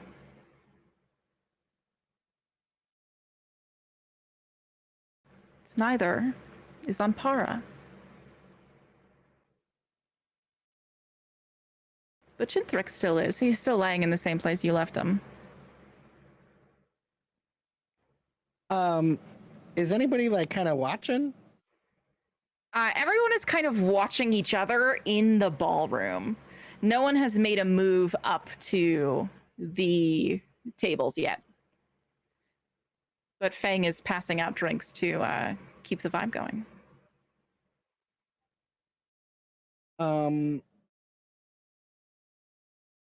Take a drink to blend in. Yeah, so Caleb takes his drink, whatever, but he's okay. We can do that too. I was gonna try to cause a little distraction so that you could go in for some Chintrix. Am I close enough to like talk to people, like Yes. a group? Because like, can we put a blanket on him or something? He's just there. And that feels a little Somehow it bad. feels like it would be disrespectful. I don't know why. It just feels like it would To be. leave his body there? Just It's not our no. party. We don't know what the rules are. Gods are weird. They're doing all kinds of weird shit. Maybe they leave bodies out. I don't know. I think you can tell if that it's a Brian's getting trap? a little stressed. Oh, okay. Yeah, well, I just won't look at it. Okay. Brian, you catch Ystira's eyes across the dance floor. She is standing actually next to Valnorax at this point. And at the side of her body, just out of sight of Valnorax, she signs to you in Thieves' Cant. Something doesn't feel right. That's what the sign is.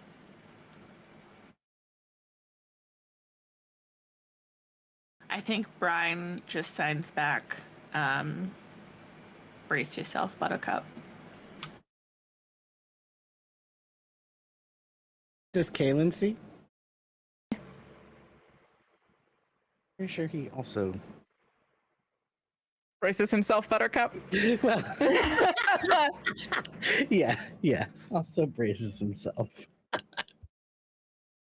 So, are you making a play for... Kaylin, it sounded like you were trying to do something, and I want to make sure you have the chance to if you're trying to get that done.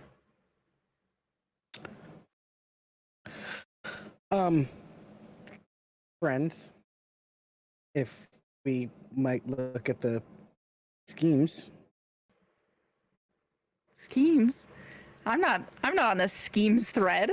I haven't been invited to this. Feels risky. At this exact second, a little risky. Okay. Nobody has Yeah, we're good. anything to do right now. Okay. I have a feeling things will get bad shortly. I Perhaps think when we'll they have get bad, that will be the opportunity, time. but not right now. Fantastic. Yeah. All right. So yeah, we're good. We're good. Ready to go. All right. Yeah, the minutes stretch into infinitesimal pockets of time as the host's absence grows suffocating in this room. Is someone from your party the first member to head up to the dining section of the table? This is a question I need an answer to. Absolutely not me. I don't think that Kalen would go up there because he's also thinking, well, that might be bad, but might just be like kind of looking around, like, where is Ampara? Aren't we supposed to start this next course? As far as I'm concerned, if the host of the party doesn't show up in the first 15 minutes, that means we all get to leave. At that point, Ozzel turns to you, Gideon, and says, I'll go play some music. Hopefully make this less uncomfortable. Incredible idea. Thank you so much. And Ozzel is the first one to walk up the steps. I think when Gideon says the thing, Brian leans over and goes, how many dates did you bring to this party exactly? So far, 3. That's very impressive. I'm proud of you. You're up 3. Thank you. Thank you. Could be 4. Gideon looks down at Brian and then, and then looks away. Brian just looks at her. it's just, no. You can't be mad at me long. And as you guys are exchanging this look, you hear Ozzel in a tight voice say, wait a second. And she walks over to the head table and pulls a knife out of the center of it, picking up a piece of paper that was pinned to the table. And she turns around and says, it's a message.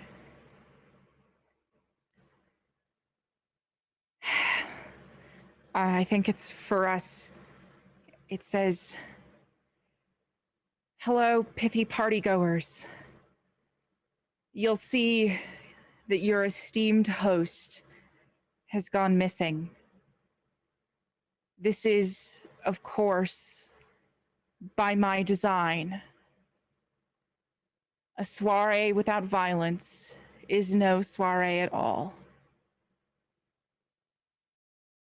Without him, you are welcomed to remedy this grave error on his part.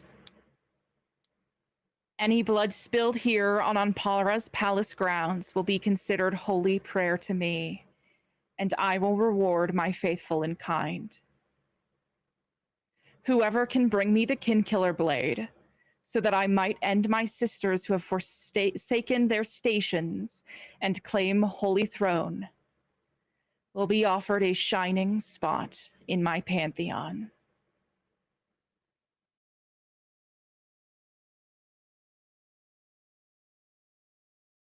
Yours, Essentia.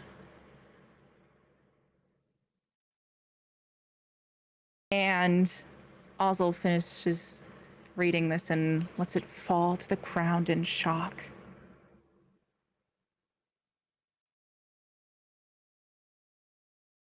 Everyone on the dance floor turns and looks at each other. Where's Fang? Fang That has was been a pressing. Samantha question, but I said it in Brian's voice. I'm so sorry. Samantha, the player, am asking, where is Fang? Fang is actually probably standing close to the door right now.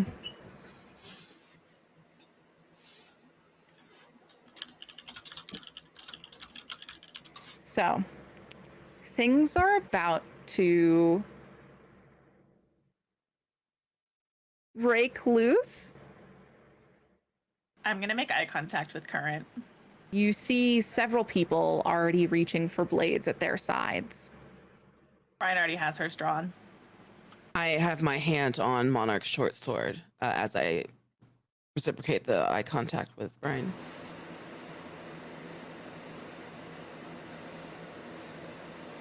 Mommy, stepdaddy vibe check. I think Gideon looks back at them for a moment. Thievius is already reaching for Nakia. Brian grabs Gideon's hand and says, about that 4th date.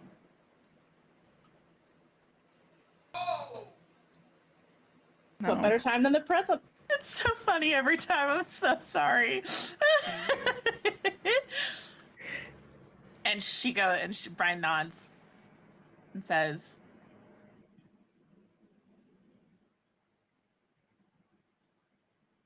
Actually, no, I don't think she says anything. I think she traces on your hand the word magic with a question mark, like on your palm with her finger. Gideon squeezes twice in response. Brian just gives like a short little nod. A crack of light as Abyssa's form disappears. After a few moments, you see that in this golden dome, there is now a small hole towards the center top of it. Seems like godhood cannot contain godhood. Discord turns to Clove,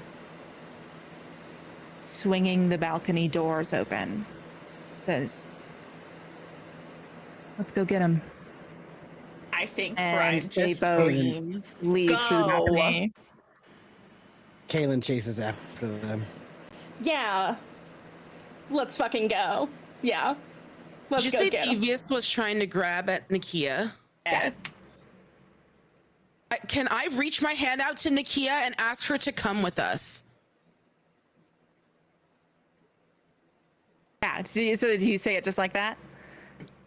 Yes, come with me, Nakia, please. And my hand is desperately out.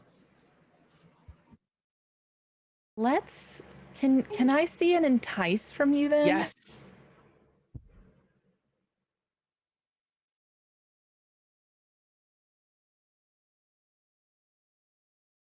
Little entice. Why can I not find entice? Entice is going to be plus heart if you're just looking for that. Okay, So yes, your that was. heartstring moves. You did win inspiration last week, and you have not used it yet, from what I remember, unless I'm forgetting. But I know someone else would correct me. I also have a string on Nakia I can use too. You can spend that to get +3. And that's after I roll, right? It's technically before you roll. You're Before I supposed to call roll. it. Yeah. Yeah, you know what? I'm gonna use it right now. I Let's will see it. add the +3.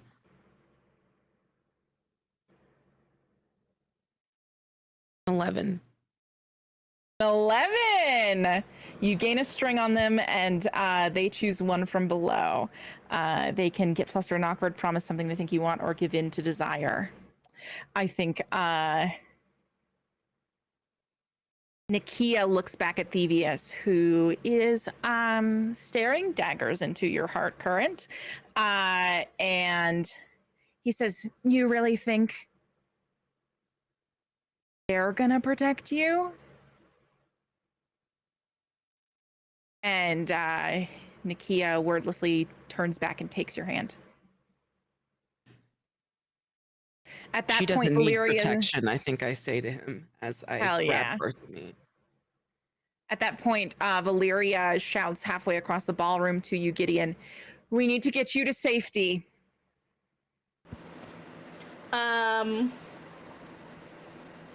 I think Gideon just turns and goes, either help me or fuck off, and then we keep going. Yeah, so which way are you going? Chasing Discord, I believe. Off the balcony? Yes. Okay. So, Gideon, Kaylin, you are chasing that way. Who else is giving chase that way? I'm also gonna go oh wait. Never mind. We got this, girly. You can go. Yeah, I'm gonna chase this court. Hell yeah. Okay, chasing after Discord. Hell yeah. While we are running to Discord, I'm gonna send Chipmunky out on an errand. Okay. I assume I know where you're sending those. Sending your sweet beloved friend. Indeed. To Chintrix. Okay. Yeah, so you send Chipmunky to retrieve those cards and meet you at the ship. All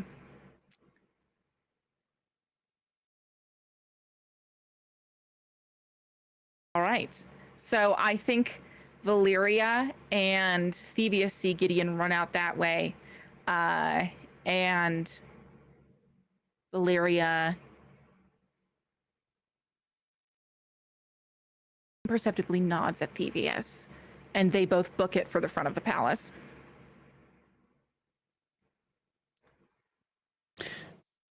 Did you want me to roll for Chipmunky now or later? We'll do this a little bit later. Mel is chasing after you, Winona, unless otherwise instructed. And that leaves Kaylin, you're giving chase on balcony. And Gideon is as well. Corvin is, I think, actually going to run out the front door with no words to anyone. Can I ask a quick question? Yeah. Is the balcony raised like off the ground? Yes, it is. It's over the pond. Can I do something? Yes. In one moment, because I will set a Okay. scene for you that may affect your decision making. Okay. Nakia, where are you going with? Current. Where are you going with Nakia? I am going with Brine. I'm assuming we are heading towards Fang. Yeah. Interesting. So you both start walking towards Fang. Fang sees this, Brian and has already, I just wanted to say, Brian did not walk. Brian like snuck in between people running to get up underneath him as fast as she could, and has already like kicked his feet out from underneath him sure. and then pinned him to the ground. Okay. That's her We're gonna have first- to see her a move first from step. that. So I was thinking I could use lunge, which is when you launch a bold and confident attack with the intent to defeat someone, roll plus daring. Sure, let's see it. Okay. Meanwhile, the party who has gone outside, you see that Discord is obviously using some kind of magic to teleport both Clove and herself forward a few hundred feet at a time. First, they are on the balcony. Then they are next to the greenhouse. And then they head around the corner of the front of the palace. How are you giving chase? Winona said she wanted to do something first, so Winona's first right to act. So I want sorry, getting some feedback from my decisions. I want to lunge for Discord. And I want to potentially use my winged sneakers to kind of have her in a headlock over the pool, so she's dangling from under me. I know. I hopefully I roll well.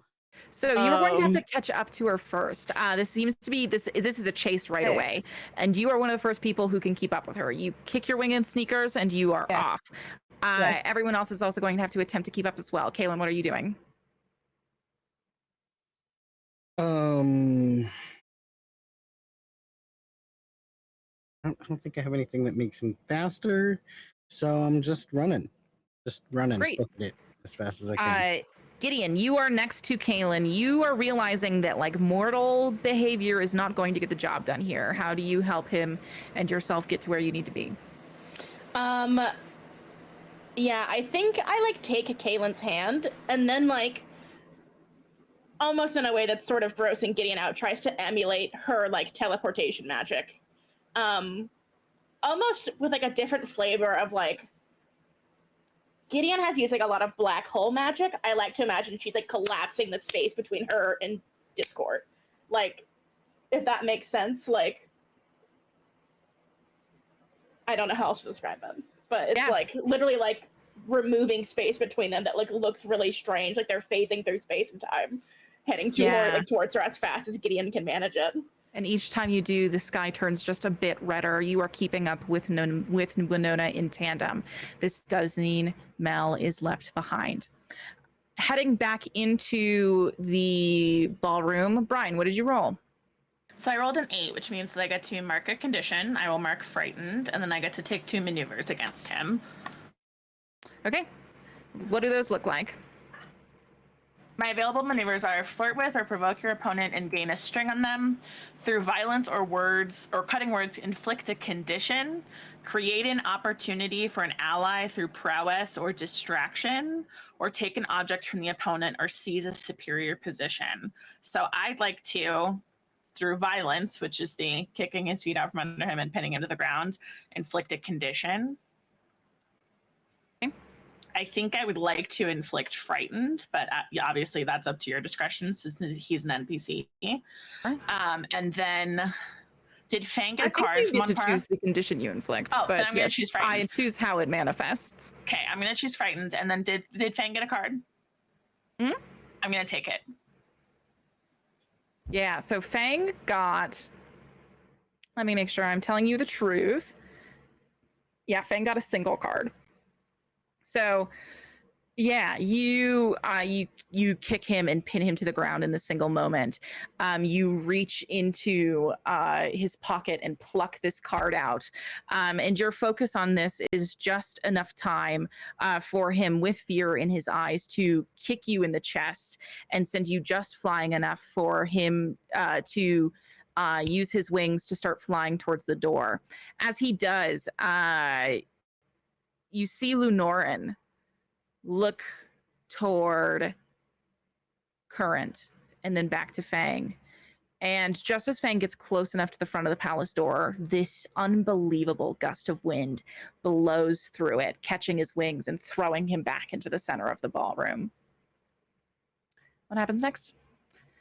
Kaylin, Gideon, Winona, you are giving chase to Clove and Discord, and you quickly begin to realize their intended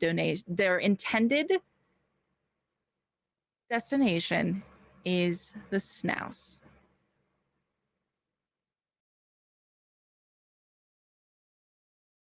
Where Mirafal and Neov are residing. No Snouse for you.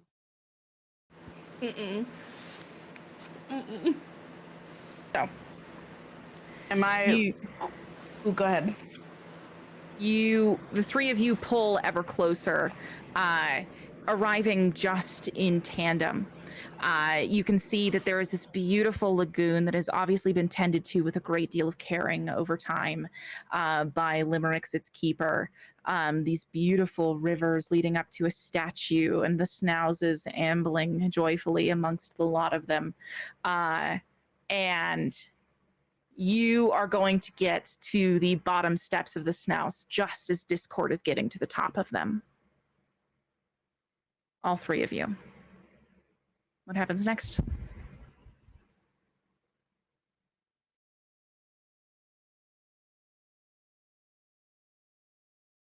Is this am I close enough to do a lunge? I think you can. Yeah, if you want to just hurl yourself up the stairs and just try and like get a handle on Discord, I think that's you're welcome to. Okay. Oh, dice, do the thing.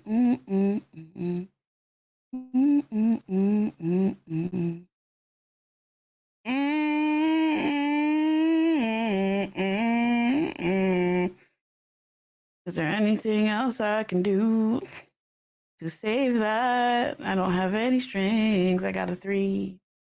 A 3. Yeah. Yeah. Did get inspiration in this episode. I used it already.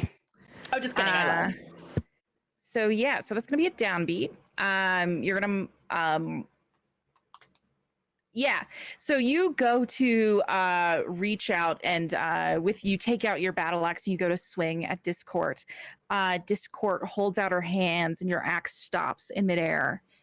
And she looks at you and she says, "If that touches me, I have a horde of Null waiting on the outside of your new Weeds encampment to tore them all asunder. Don't test me." And this won't fucking touch you then. I don't need my axe to fight you. And so how far, like, or how close, I guess, does Kaylin need to be with the card? Probably pretty close. At that point, I think Clove, Winona steps up and pushes you off the balcony that's at the top of this, and sends you tumbling down. As Discord kind of snaps her feet and your wings die off for a minute before regaining their strength, and she jumps down after you, drawing a blade from her side. Heading back into the Gideon, what are you doing? I'm gonna let you act soon. You just gotta get close enough, Kaylin. I think like Gideon steps up and like pulls out her like bone whip sword as she like snaps it and looks at Clove and goes, letting her kill innocent people with null again. I see Zara clearly meant nothing to you. You're licking the boots of the woman who killed her. Would you like to help us? And I would like to roll feint, which is the attack that like lets me like say, fuck you, come on. It's like taunting someone. Yeah, it is. Let's see it. Please, God. 7? A 7. You need to take on a condition and choose one maneuver. So I'm going to let you choose the maneuver. However, Gideon, you are going to take the condition of angry. Yes. Very fitting. As Clove looks over at you and says, you don't know what you're talking about. And I think then takes out another sword from her side and is going to intend to take you both on in combat at the same time. Kaylin, that just leaves you as Discord uses magic to whip the door to the Snouse open. We are going to go from there back to the ballroom, which just has, as a reminder, Valnorax, Ystira, Fang, Lunorin, Nakia, Current, and Brine. Brine, you pinned Fang, but Fang got kicked into the center of the ballroom by this gust of wind from which you do not know the source. I'm actually going to let Current act next. What are you doing? I am running up to Fang, who was on the floor, correct? He's like prone. I'm running up to Fang with Monarch's sword, and I'm actually going to go to pin his wings down with Monarch's sword and use my move, Young God. Interesting. Go ahead and read that move out to us. So Young God is, this blade has always been a part of you, and when you fight with it, it will always attempt to show you how. When you fight with this blade, roll plus spirit. On a 10 plus, you get to choose 2. And on a 7 to 9, you choose 1 from the list above, 1 from the list below. And for 10 plus, it's legend, myth, paragon, or martyr. And for 6 and below, it's prophet, turncoat, kindred, or nemesis. Yeah, so let's go ahead and see that roll. Okay. Plus spirit.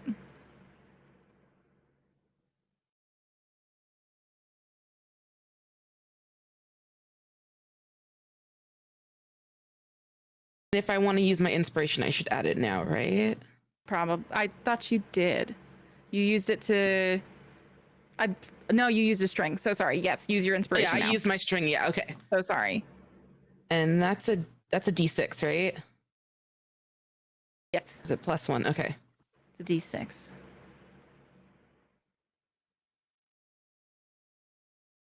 $15. A 15. 10 plus, choose 2. All right. I am going to choose legend, and that is the blade morphs into a legendary weapon that won one of Monarch's previous battles. Either take a string on an enemy or have them mark a condition. And I would like to have Fang mark a condition. Okay, so that's bringing us up to 2. What condition are you marking? We have, which condition does Fang currently have right now?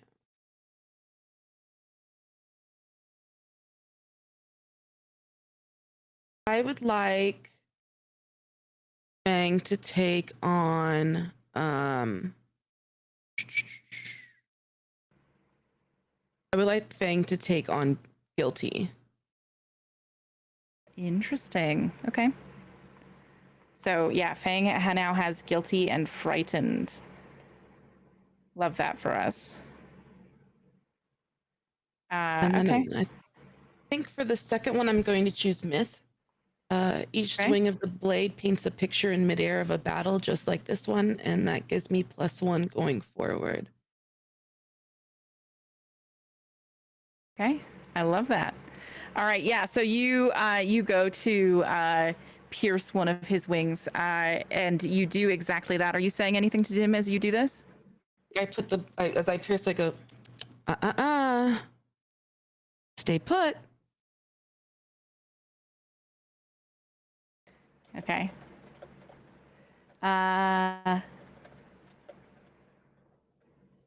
So you tell him to stay put. And I think it is at this point, Brian, that you see Valnorax and Ysera talking pretty intently in the corner. A disagreement seems to be building. Between Valnorax and Ystera? Uh-huh. Okay. Current, your eye catches as Lunoran sees something at the front of the palace and runs out.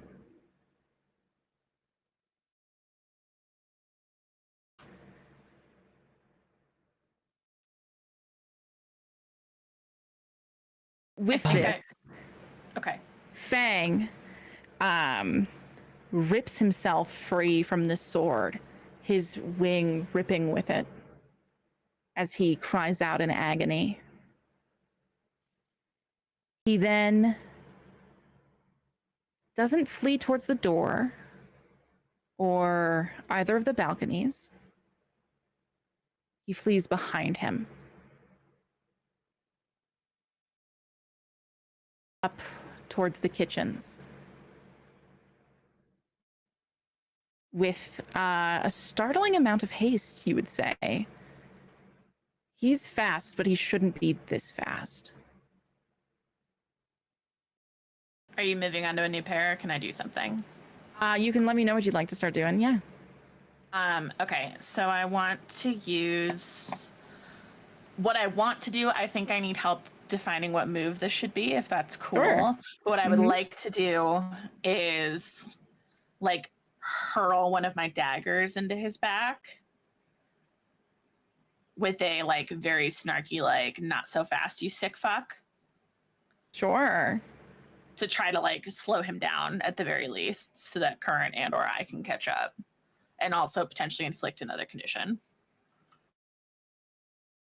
Okay. Let's just see another lunge then.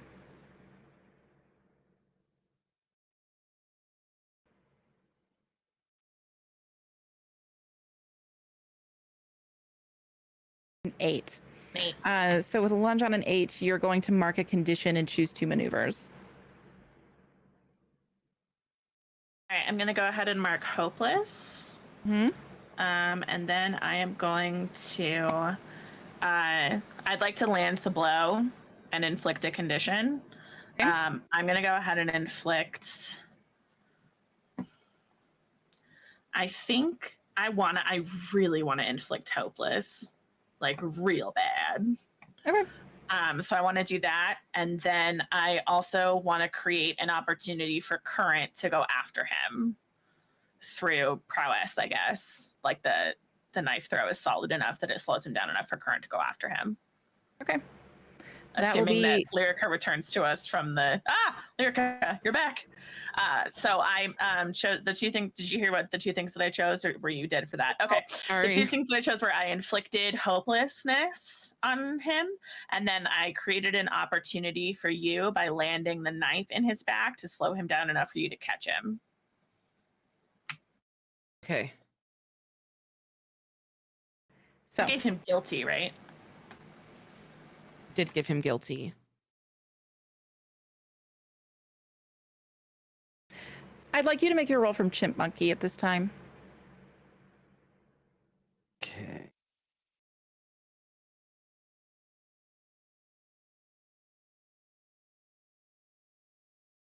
An 11. An 11. Okay, you get to choose one from the list.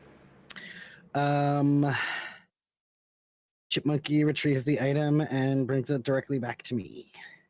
All right. Chipmunky has scattered its prismatic body up to Chinthrick's body, grabbed its 2 cards, and is making its way back to you. From there, I would like to stay here in the ballroom. I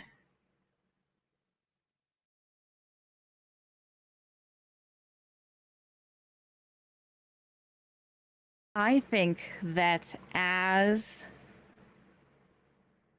Fang runs up, current, you are just barely able to make chase. Brine, you try to follow as Nakia does before Valnorax breaks away from the conversation with Ystira and comes to stand in front of the stairs.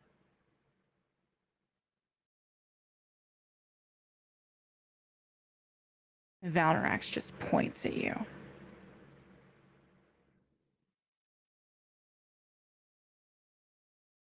I'm gonna need This you to is move. the moment, right now. You want to fight right now. I could use this. I'm sorry. I could use a snack.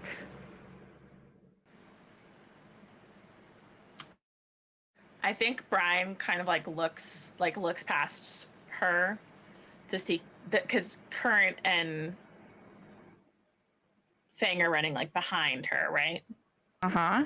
Okay, so I just wanted to make sure that I had the orientation correct. So she looks past Valnorax, at Current and chasing after Fang, and she just screams at the top of her lungs, "Kill him for both of us, Current!" You see Ystira turn to Nakia and say, "If you have ever been fond of me, I am begging you, take Brine and leave right now."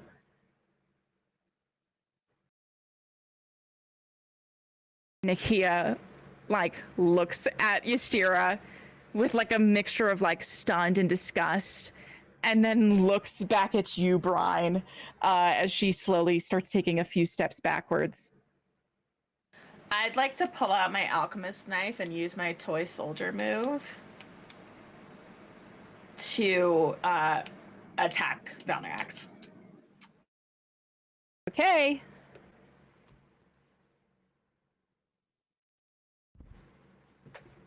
Let's do this.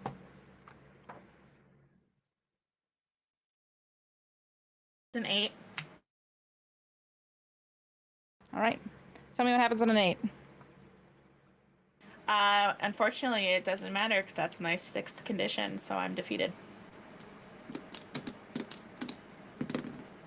Go ahead I and get to tell read. you what that looks like, right? Yeah, you do.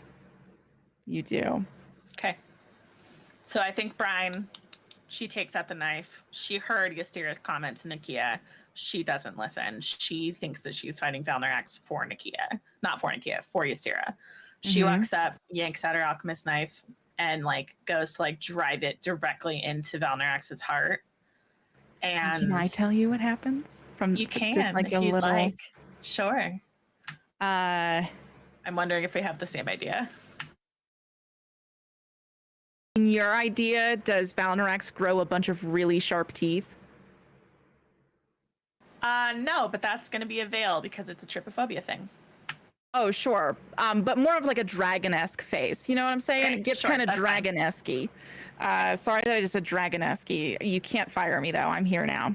And reaches out and bites at you. Doesn't have to land, but should be enough to terrify the fucking shit out of you because your head almost got bit off. Okay. What happens? I think I duck, and the knife just doesn't land, and I think it gives Nakia the opportunity to grab me and rip me out of the situation. Okay. Yeah, so you reach out, and I think your eye patch gets your mask that you're still wearing, it gets snapped off and crunched into a bunch of dust that falls down at your feet, just in time for Nakia to reach out, grab you, and use the exact same move that Gideon used earlier, and teleport you outside of the building. Current, as you continue to chase down Fang. Fang has reached his destination. He falls down at the base of the bandstand where Ozzel is standing. And guilty, frightened, and hopeless. I have formidable NPCs get to trigger certain actions when they take on conditions. And as Fang is only a semi-formidable foe, only certain ones to trigger moves for him.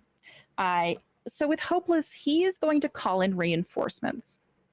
He crumbles, weeping at the front of this bandstand and says, "I'm sorry. I am sorry. Please take care of this."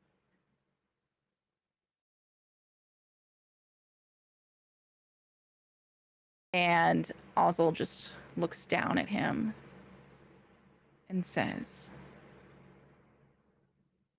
"Why am I always left cleaning up your messes?"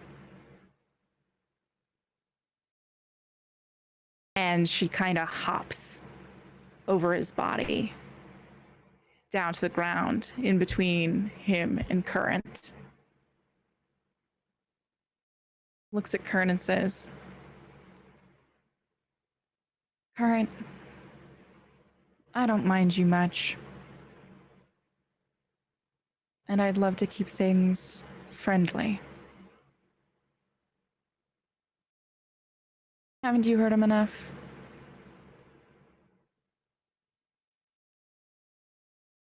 And I think that takes me aback for a second.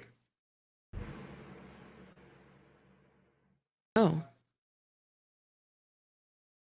No, I haven't begun to hurt Fang enough. See, I don't think you quite grasp that there is nothing that I can do, including ending his existence, which I plan to do, that would be enough. I need you to move. Please. And I don't. I'm kind of thinking that might count as me trying to appeal to Ozzel's sensibilities right now. Okay, interesting. So are you seeking to like figure out a person or entice? What are you looking at right now? I'm seeking to. Well, you decide. I'm going to hop over to the Snouse. Snouse, Gideon and Winona, you are locked blades with Clove right now. Discord has flung the door open to the Snouse. Kaylin, you are running up behind. What does that look like? Booking it. He's booking it after Discord as fast as he can. Hoping to get close enough to try and catch her in this card. Yeah, I think you get all the way up to the top of the stairs and pull out this card. Do you say anything before you seek to use it?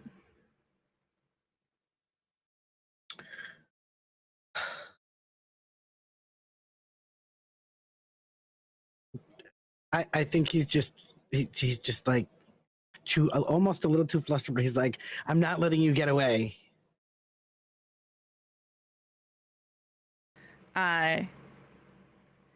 Discord turns back at you and smirks and says, "Oh, terrified." And turns around.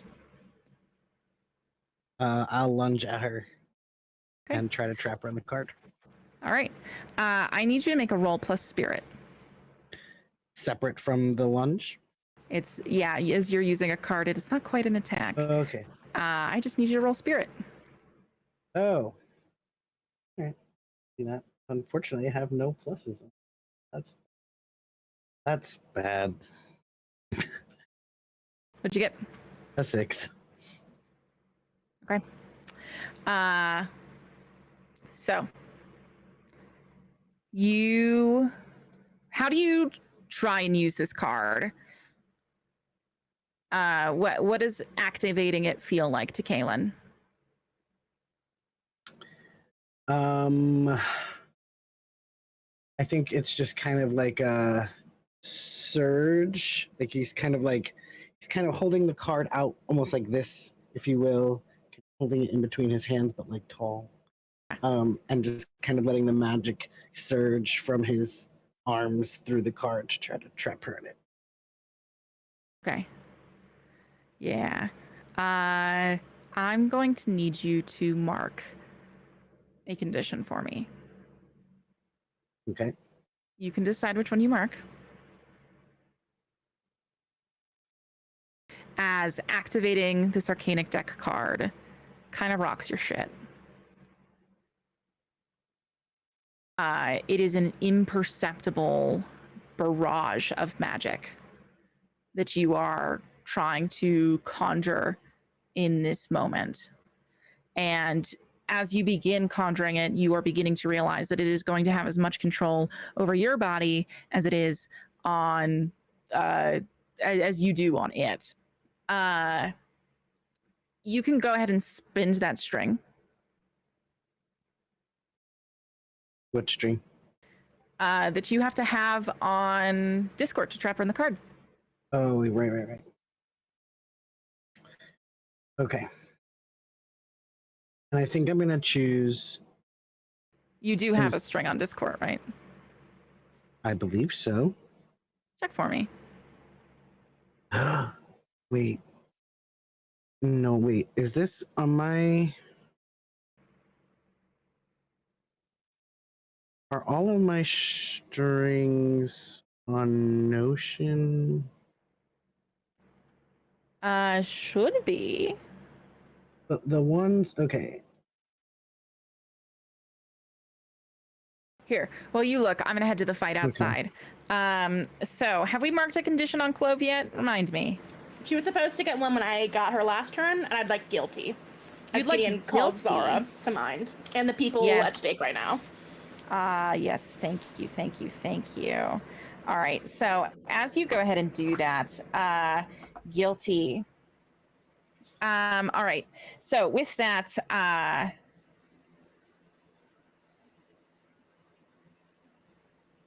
think that you're both clashing blades at this time, and that, of course, accusation kind of takes Clove aback as she kind of backs up to make sure that her back is to the entrance of the stairs that lead up to the Snows.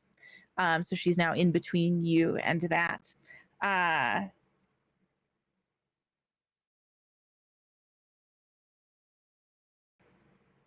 I? Yeah, tell me what's up, Winona. I'm looking at my moves, and I have one called Collective Power, and it's me and Gideon fighting right now. Yes. Cool. So when me and Gideon fight together, each of us can influence the string to add 2 to the fight roll instead of 1. Oh, hell yeah. So yeah, you both have strings on each other in order to do that, because that's what influencing with a string is. So as long as you can make Gideon. Hell I have yeah. 2 on Winona. Perfect. So you can do that. So that's good to know. Let's kick our fucking ass. Another season finale. Gideon and Winona kicking someone's ass. Let's go. Fucking go. So yeah, I think that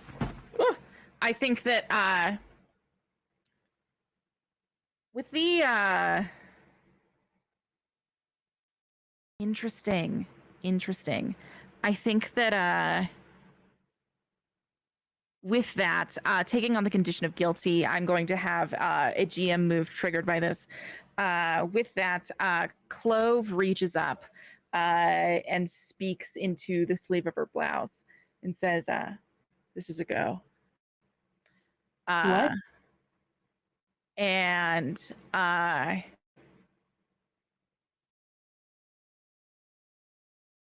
faces the two of you and says, "Well, if you think me a villain, then bring me a villain's death, heroes." And brandishes her blade. Winona, go ahead if you would like to act next. Okay, so just like in terms of everything, where is this court compared to where we are? I'm not gonna go Discord? after it because we're actively in a fight, but I just want to know. Yeah, Discord's in the house and you're right outside of it. And Kaylin's in the house with Discord. Okay. And so another question. I currently have guilty on me right now. So when it says I roll, it's -2 to fight. Does that mean it's -2 to any fight moves that I like, fight move rolls that I make? Yes. Okay.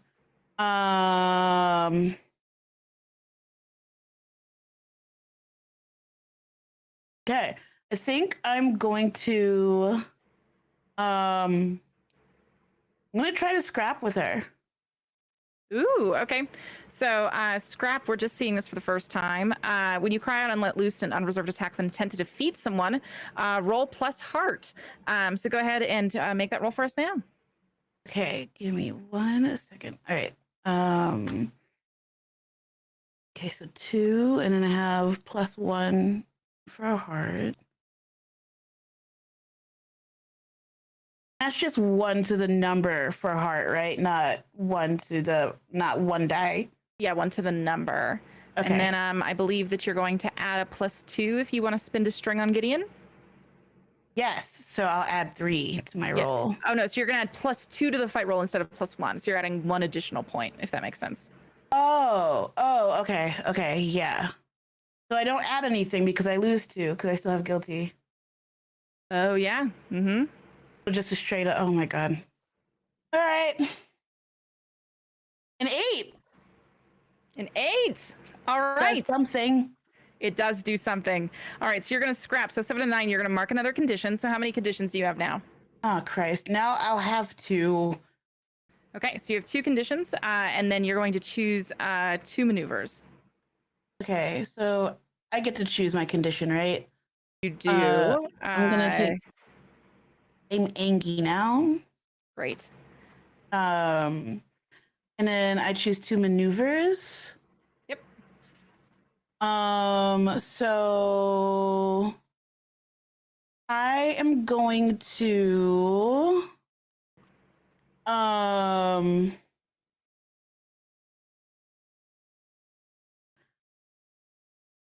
does Clove have any conditions right now?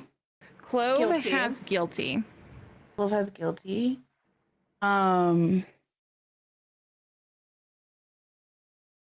Okay. So first I'm going to create an opportunity for Gideon or actually no, I'll try to use some cutting words to inflict a condition or violence. I don't know. I don't know how to be mean. Yeah, I can try. Kick the shit out of her. Beat her up. You have a huge axe, and I think that's what it's for. That's true. So I am going to, I guess, try to maneuver my axe in a way that kind of like, do I want to cut her or do I just want to blunt her?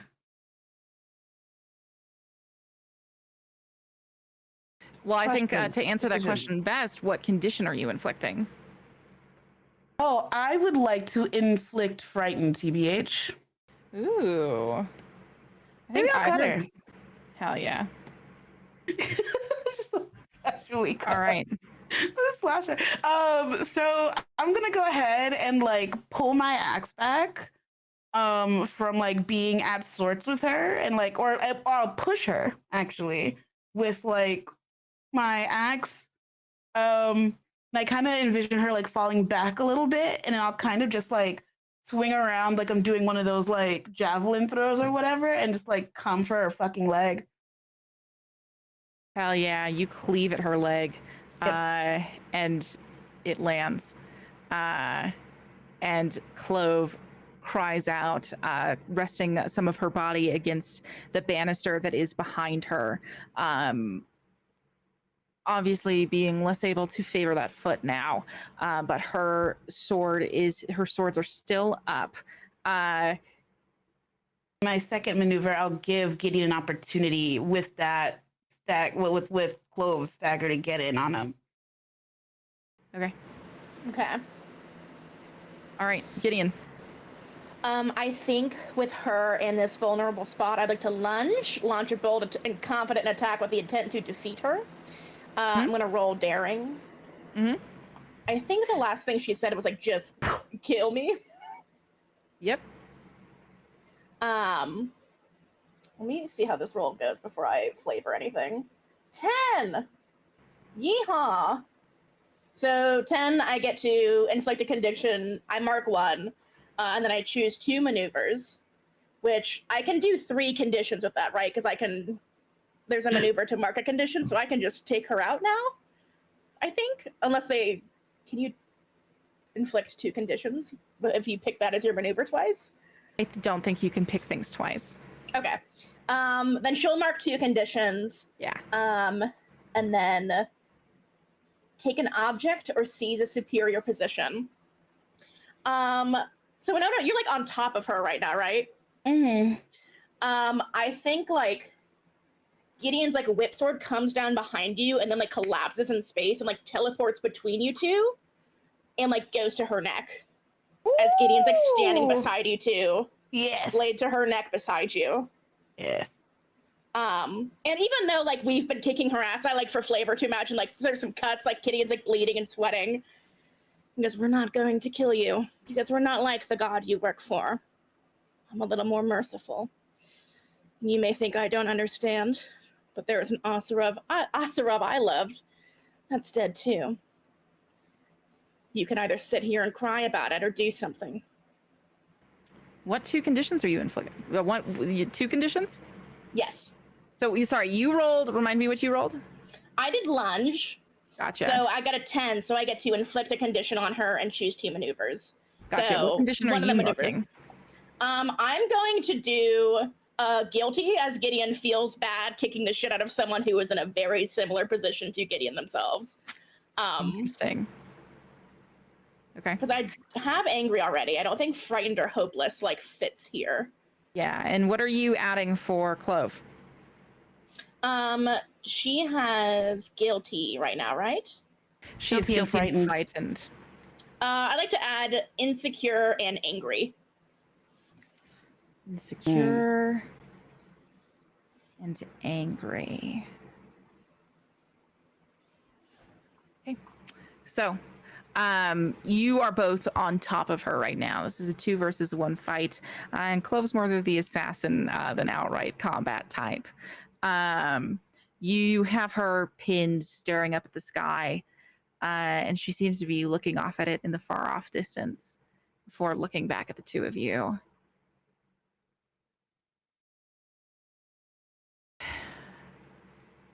And she looks at you, Gideon, and then you, Winona, and says,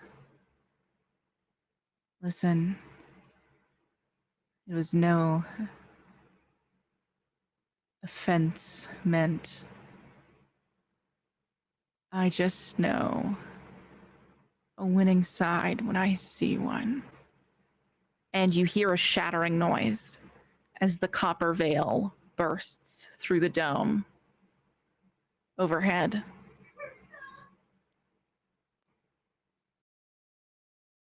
You see it off in the distance, heading towards the more central palace area. And she looks at you two and says, "How many of your friends do you think Merrick and Lusso will kill before you can get to them?"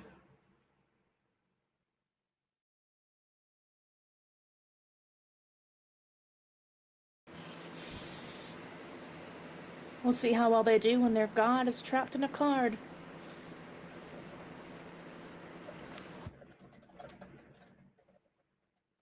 But if one of you would like to act, you are free to. It seems that Chloe, with a knife to her throat, besides calling in reinforcements, has little to do. Can I bolt into the house and find Discord? Yeah, you leave Gideon to this. Okay. So I want to run in. And oh man. I want to. You run up there. You see that Kalen has the card balanced in between his two hands right now. Yeah. Sweat is beading on his forehead and dripping down the sides of his face. As Discord is has, like, in the moment of grandeur, actually turned away from Kalen momentarily to look for who she is trying to find. Okay. So Do you say anything to Kalen, or does Kalen say anything to you as you get up here?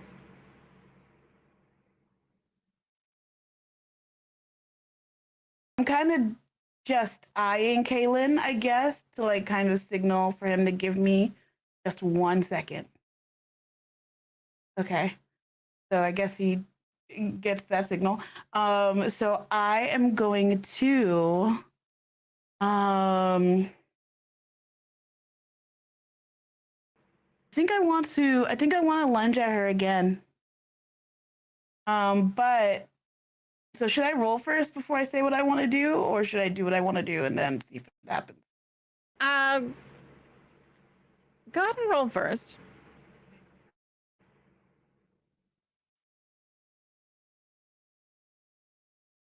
Like actually nervous because I want this to happen. Sure. Plus, well, this would also remove a condition for me if I pull it off. So plus daring, so that's +2. So so just a plain old roll. Oh my god, I need to remove guilty so bad. All right. Yes!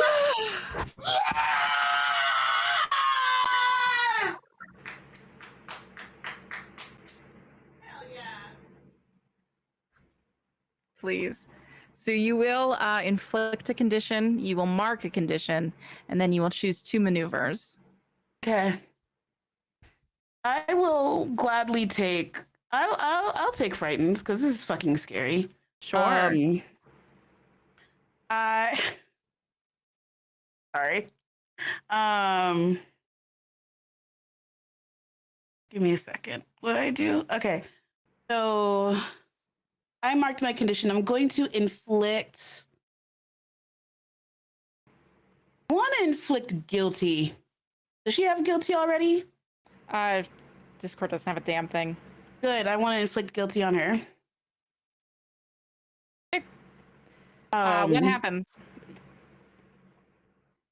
And I'm going to do that through violence. And I'm going to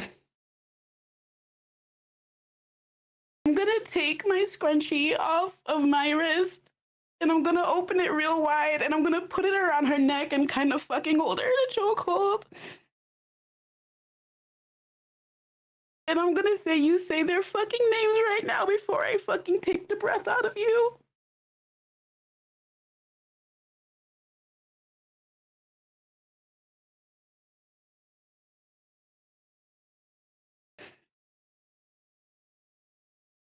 And I'm gonna give up my scrunchie as my sacrifice to lose guilty.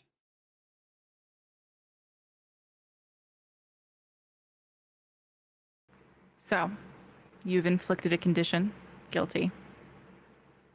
Yeah. You have chosen to seize a superior position. What is the second condition, a second maneuver you're choosing, and the condition you're marking?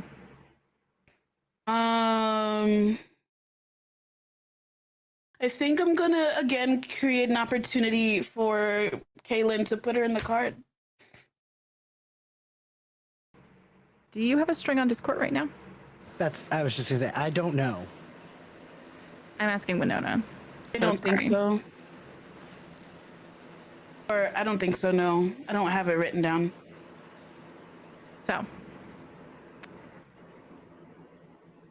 how about instead of choosing create an opportunity for an ally? How about you take the string on Discord? Okay. And I will offer 1 XP to the both of you, I guess. I'm spending this a little illegally, but it's the finale, bear with me. If you two combine your magics to seal Discord in this card. I'm so down. Hell yeah. Worm did not want to come down from the tree. Wormy, I'm begging you. All right. Before we... So, sorry, you're marking guilty. What's the other condition you're marking? No, I already have guilty. Sorry, you're giving to Discord. Yeah. No. Sorry, you're taking... No, you're seizing a superior addition. You're taking string. Sorry, no additional condition marked. Just guilty. And you're taking... I took frightened. Frightened. Right. Yeah. I'm back. All right. So, with guilty...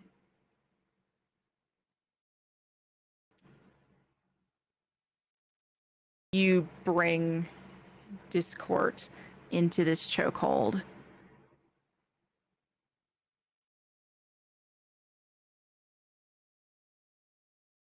And Discord goes very still against you for a moment.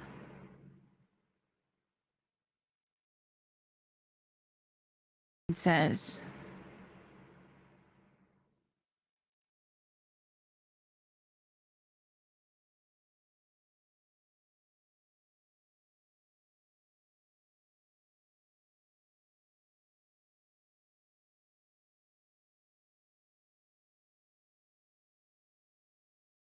I will say,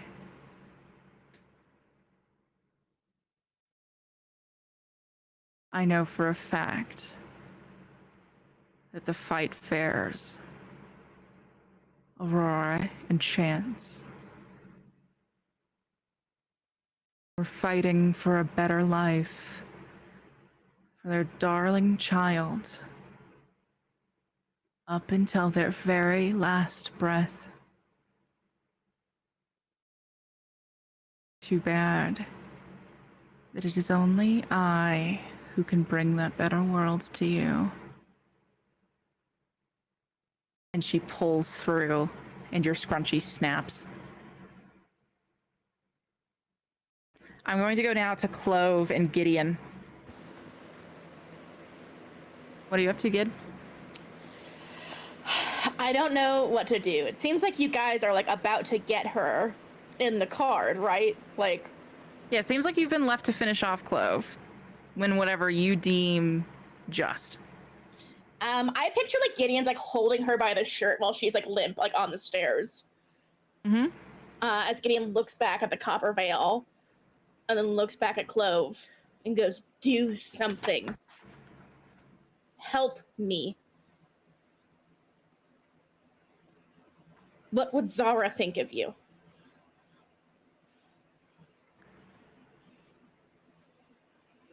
Interesting. Are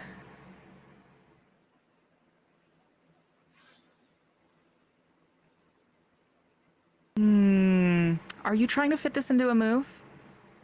Because I'd like to reward you with information that a good roll could get you. I'm reticent to just give it away. I think, would this be like entice or like connect? I think that you haven't taken a string against Clove during this fight, right? No. Okay. I think that you could move to defeat Clove, of course, with another move. And I think defeat could take many forms. I think you could also move to entice by pure charisma right now as well, should you choose a more merciful route. I would like to do that. I don't want to I'm not gonna kill her for sure, but I just feel like I'm trying to give her a chance to redeem herself in this last moment. So yeah, I'm gonna roll to entice. 8. 8. 7 and 9. Get a string on them unless they decide to choose one. Get flustered and awkward. Promise something they think you want, or give in to desire. Caitlin, take your headphones off.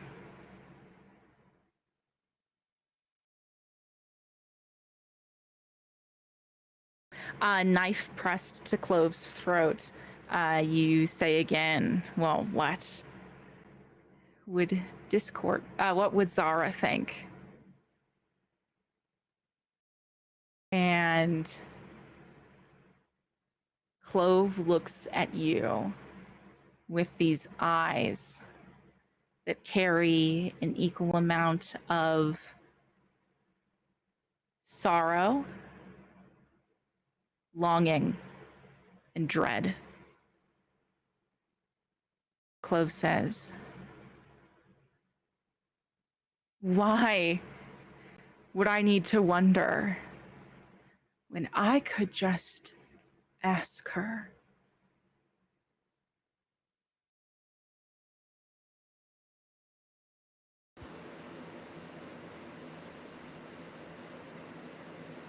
Gideon just tilts their head silently in confusion. And I think that Clove uses that moment of confusion to kind of shove you away from her. And there's just enough distance. And now there's just one of you.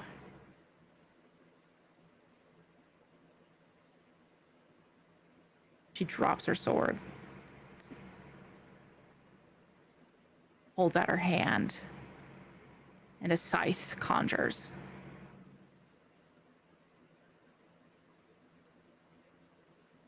You must remember, Gideon, we are playing in the arena of gods now, and I am just a soldier.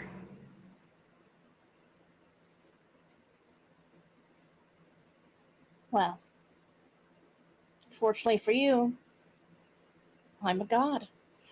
And Gideon gets their sword back up and prepares to fight again. All right, give me another fight move. Yeah. How many conditions do you have? 2, 3. Okay. 3.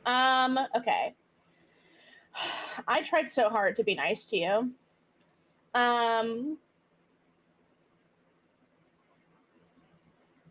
Okay. I'm going to faint again. And it says use dirty tactics. I would like to try and again collapse space between us and catch her off guard, and sweep my legs, my leg under her and trip her before going to attack. So yeah, she swings her scythe at you, and it's enough for you to just duck under it and get an upper hand. Okay. Oh my god. Rolling.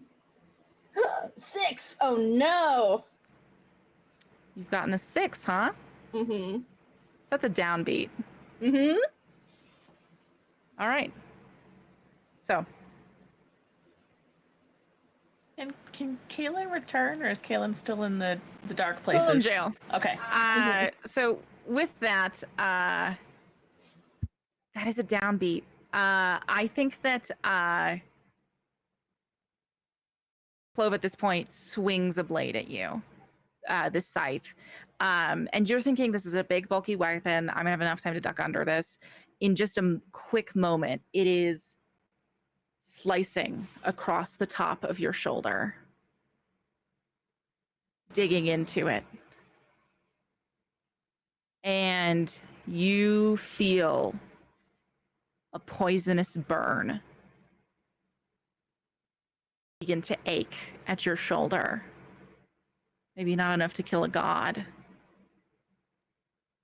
but the pain is incredible. What 2 conditions do you have? Angry and frightened. Can I invite you to take Insecure for getting your logistics wrong? I'd love to. All right. I feel silly. And Clove brings the scythe to stand in between the two of you and just says, "Let me go to her, and I will walk away from this house."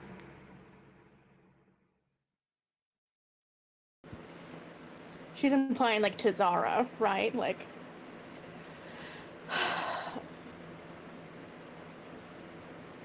I don't know why I would stop her, I guess. Like,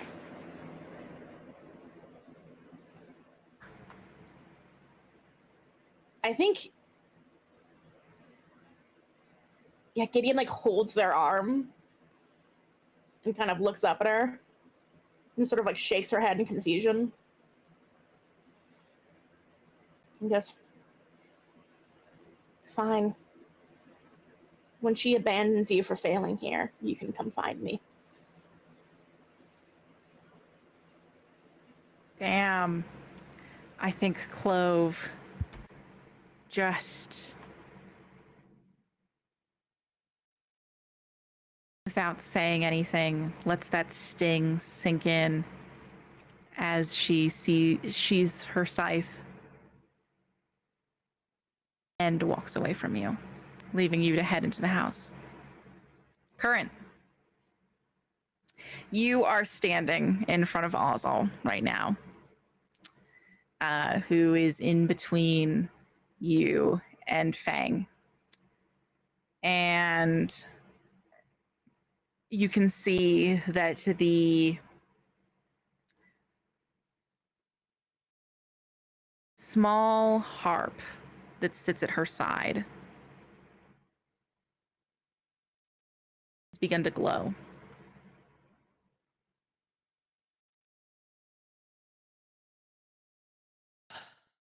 Ozzel, you said it yourself. Aren't you tired of cleaning up his mess? The easiest way to not clean up the mess anymore is to just take out the trash. Besides, he hates women. All you gotta do is move 2 steps to the left.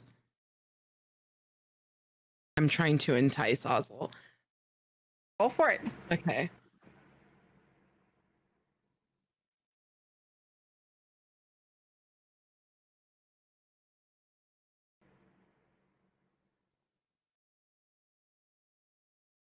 Oh, and Caitlin can come back now. So sorry. Caitlin can come back.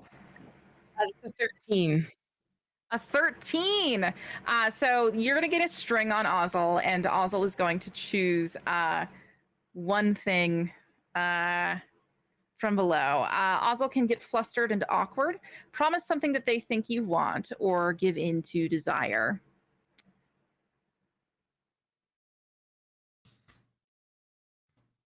Ozzel says the following.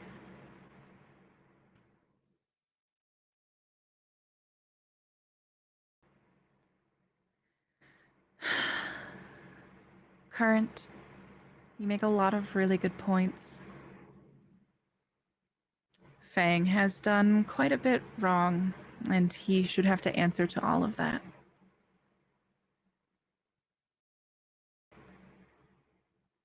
But I think you and I can come to a compromise.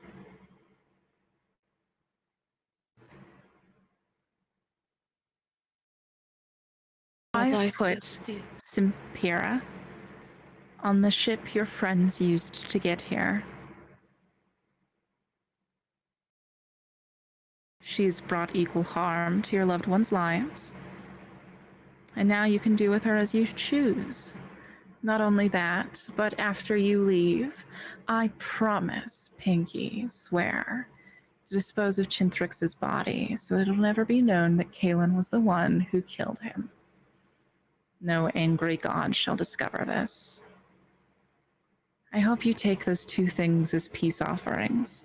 And she whips out, she winds her fingers in between the strings of this thing that sits at her side, and she sweeps it out behind her. And with this slash, there is a portal.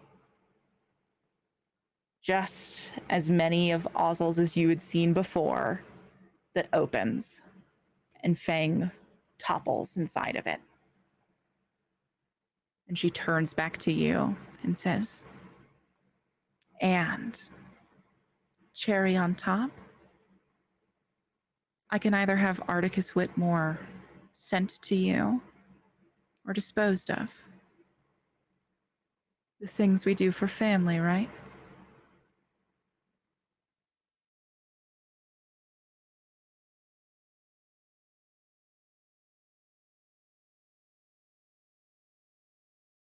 Also, why? Why Fang?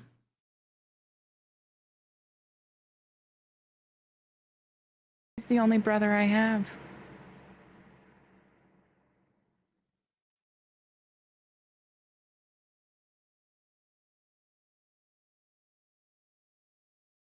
You can't pick your family. Not like that.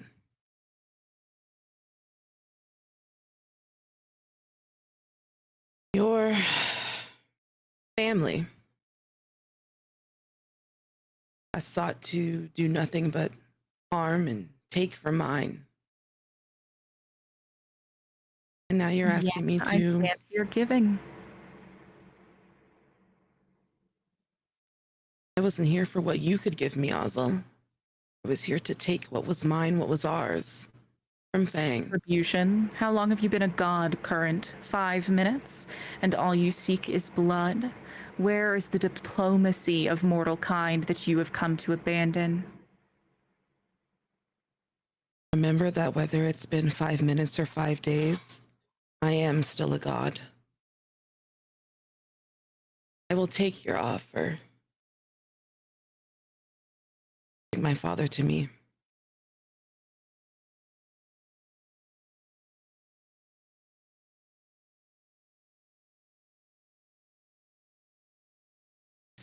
Here's the thing, Ozzel. You can take him now, but we will find him. He made his choice. You can't save him.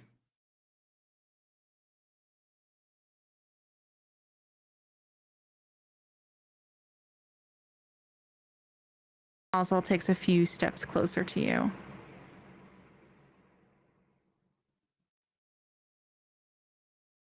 And holds out her hand for yours, in her hand that's not holding a blade.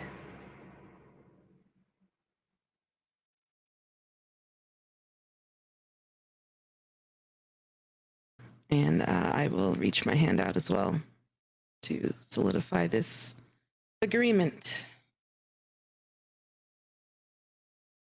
Yeah, it looks like it's going to be a shaking of hands, but she actually ends up taking your hand kind of gently, and she brings it up and kisses the inside of your wrist and says, "Give Gideon my regards, will you?"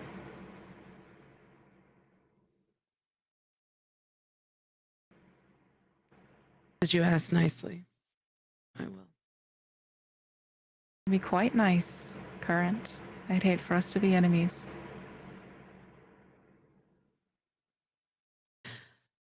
That choice lies with you now, Ozzel. I have a question for you. Do you think Gideon a god?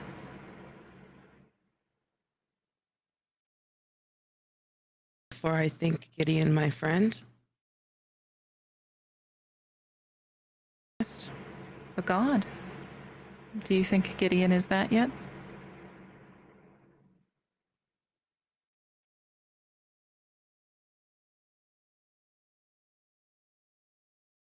Oh shit! I'll never know. We'll never know.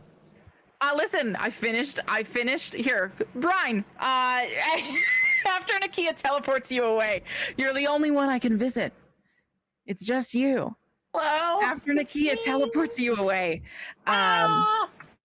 I think you're teleported back to the ship. Which, Kaylin, what have you named again? Remind me. Molly? What did we name the Molly ship? named it. What's the name of the ship? Some band thing or red crimson something rot? God, it was an Elden Ring bit. Yeah, Fuck. you guys think on this while I go back to Lyrica. The Lyrica. Scarlet Fever. The Scarlet Rot. I have the blight. Scarlet Fever. Oh no! Plague. So back to you, Current. You're currently standing across from Ozzel.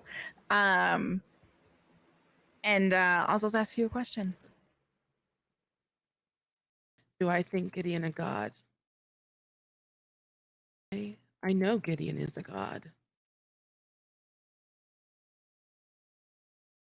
Well, then I wouldn't think so lowly of me either. There's one part that you're missing there, also. Gideon is my family. You? A stranger.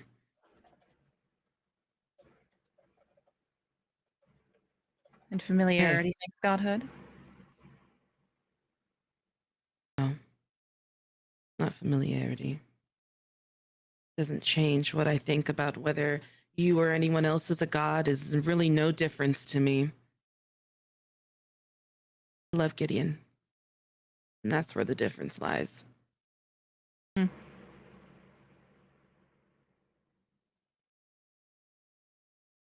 It's a beautiful sentiment. Do you need safe passage from here?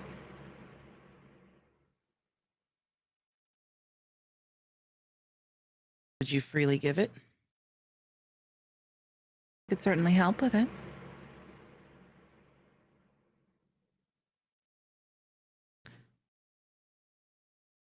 Yes, I'd be willing to take that protection. And let us go, find your friends, board your ship, and be from here. The Colossal should descend any moment now. They've been sent to find their god. And I think they will start by tearing any immortals they can find here apart. Let us extend our sympathies then to those around you and get them to safety. Yeah, we have so much time to speak more of godhood.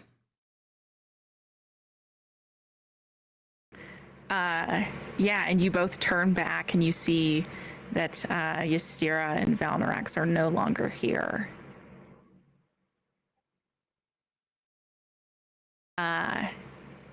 And you head out to leave. And we head back to the inside of the Snouse. Niamh has stopped halfway down the stairs at this scene, looking at what's unfolding before him. Nona and Kaylin standing just behind Discord.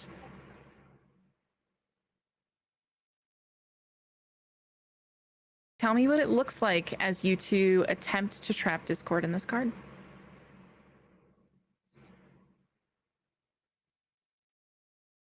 One little wormy. My last little wormy. I think Winona is just like pure like rage that's going through her. Kind of just taps into like her omen soul magic. And I think she starts like going Super Saiyan and glowing purple. I love that. Caitlin, you feel that Winona is extending this power. You can feel it now contending with the magic that was coursing and attempting to wrest control over your body. And now you feel it next to you, something that you can manage and enact as well. I think I go over to Winona's kind of like holding Discord in place, right? Yeah, it has like just the breakaway has just happened. We're moving very through small moments of time. Okay. So Winona's hands are free then. Yeah. Yeah, just free. Okay. So I think I will reach out one hand to hold hands with Winona, and I'll say, grab the card, and I kind of put the card out in front of us so that we can both be holding the card together. Okay. You both take hold of the card. Card and shredded scrunchie falling to the ground in its stead. You hold on to this magic, and the second that Kaylin takes your hand, Winona, you feel it too. This magic that is as powerful as your omen soul magic, as visceral and uncontainable as the magic you have been trying to control up until this point. You feel this surge of power break forth from the two of you. And the card flashes this bright shine of pink light.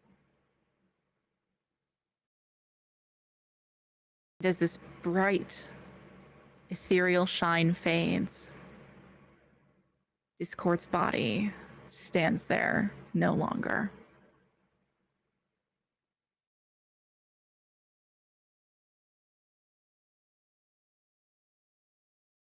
Winona's gonna spit where she used to stand. Hell yeah. I think Kaylin is feeling a little overcome by all of the magic, but kind of like lets go and like lets Winona hold the card and just kind of like puts his hands on his knees, trying to like recover a bit. Yeah. We fucking did it. And you come racing up the stairs to hear those words. You got her? Bitches in the card. I couldn't have done it without Winona. Well, thank God for you guys. I lost Clove. Sorry. But you did it. We did what we came here to do, so. Yeah. Mirafall? Gideon like calls out. There's a couch in this room, and the second you say that, Mirafall sits up, and a bunch of the couch cushions fall to the side. We were playing hide and seek. You did so good. Please come with me. This Gideon like reaches out a hand. That's where you were? Where was he? I was looking upstairs. She obviously was not there. Just a bunch of hands. Winona and Caitlin put your mom in jail. We're getting out of here. Would you like to get out of here? I don't see a reason to be here. Great. Okay. Cool. Like this person way more than I ever thought I would. Discord's son is so chill. Yeah, and actually, I think he's like, yeah, Mirafall, let's go. Hi, I'm Neov, and holds out a hand to you, Gideon. Hi. Shake his hand. Shake his hand, and then I go to like pick up Mirafall and like run with her, if she'll let me. Yeah. So you head off at a run, and with that, we have Current and Ozzel, Winona, Neov, Kaylin, Mirafall, and Gideon, all heading toward the Scarlet Rot, where Nakia, Morrow, Alan,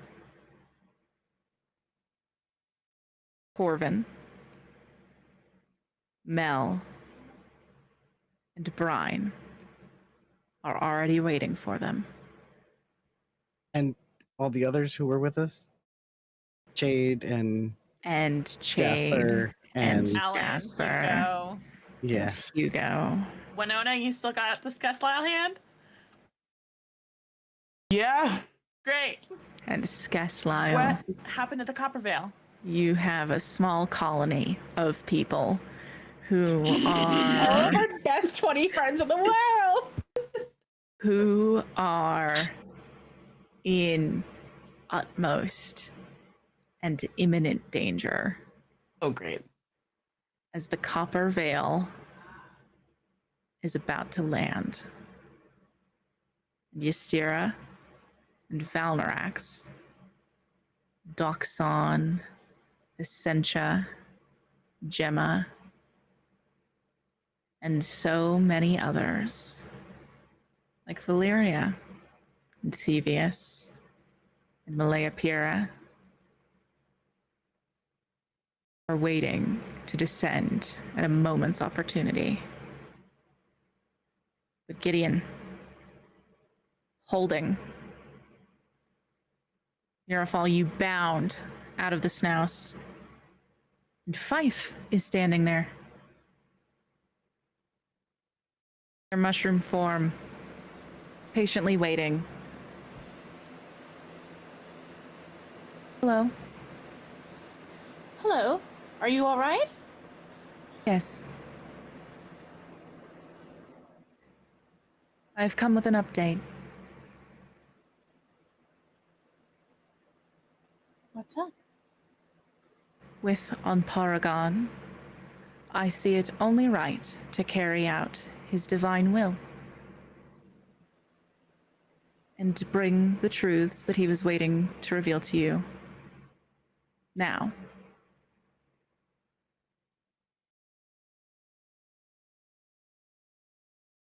Do you wish to hear them?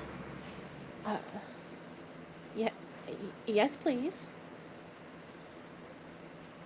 Gideon Osmond, you played Glass.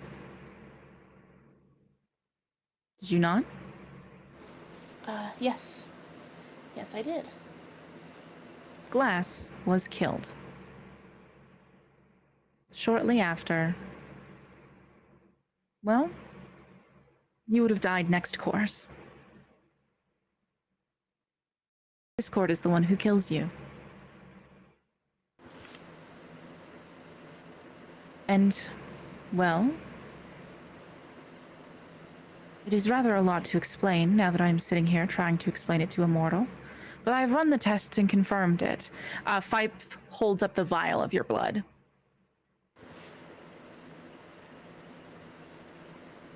And so I know it to be absolute truth now. You were the Lord of the Green, were you not?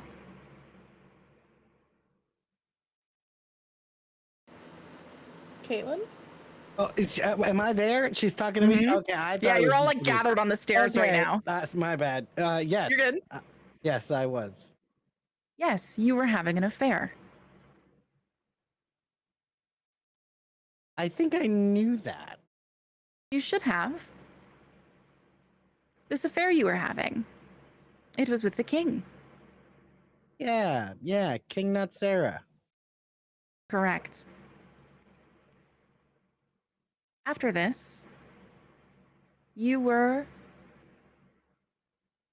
killed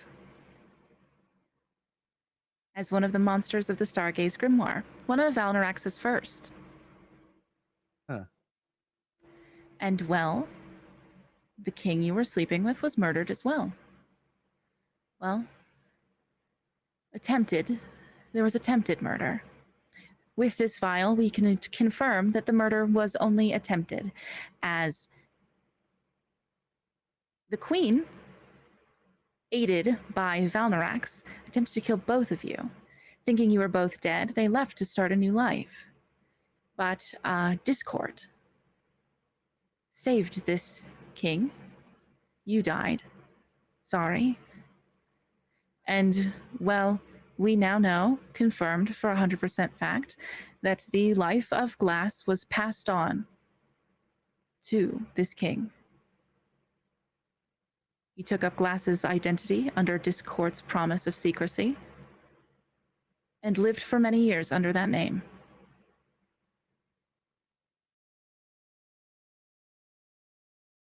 We believe the reason that your mother was seeking your blood without your knowledge is to confirm without doubt that it is actually you, Gideon, who would be in line for the throne should the rest of the Osterov family die.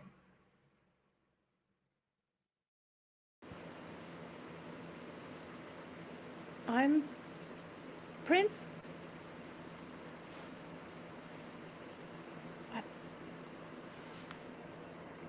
This is through the lineage of your father's line.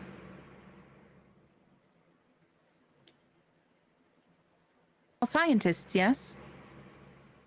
Yeah? Yes.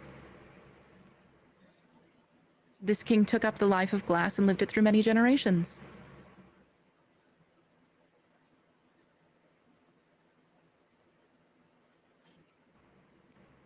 I'm Prince. Life of who glass? What glass? I'm Which Prince. glass? What? I explained it poorly. The actual Glass, me, died. You didn't die, the king. You took up He wasn't the king. He was the Lord of the Green. He did Lord of the die. The Green, person he was he sleeping did with die. lived. Lived. And I am not the storyteller. Anpara is. I have simply come to bring you the truth. you've done a great job. Thank you. Thank you. I'm Prince. Has she though? Oh, okay. I can hear you.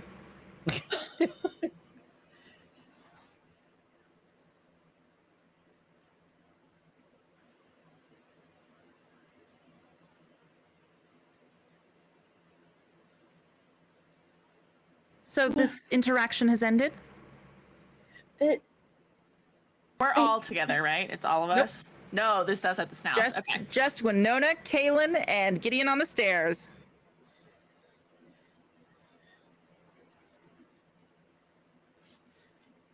so to be clear, the actual royal line is me and not There are Kaylin? two royal lineages. Two royal lineages. Technically, the queen married into royalty and continued to carry out the royal line.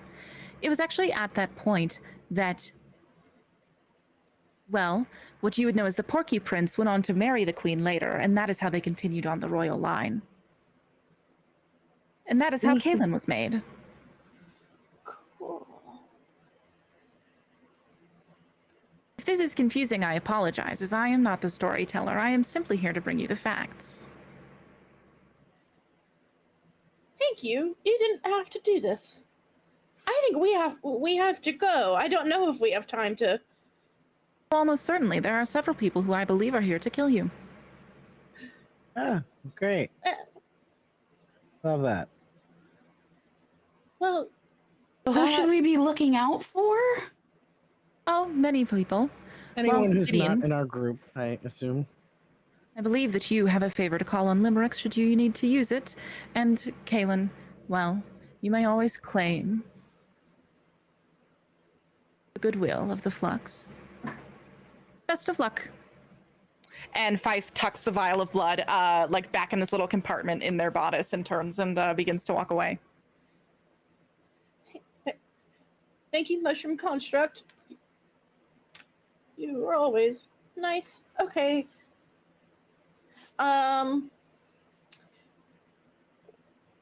As your prince, we should get to the boat. Fair enough. And you all bound to the boat. And I suppose we will see what happens as everyone converges once again next season. As tonight, we end our story here. Thank you for a lovely little season, Godslayers.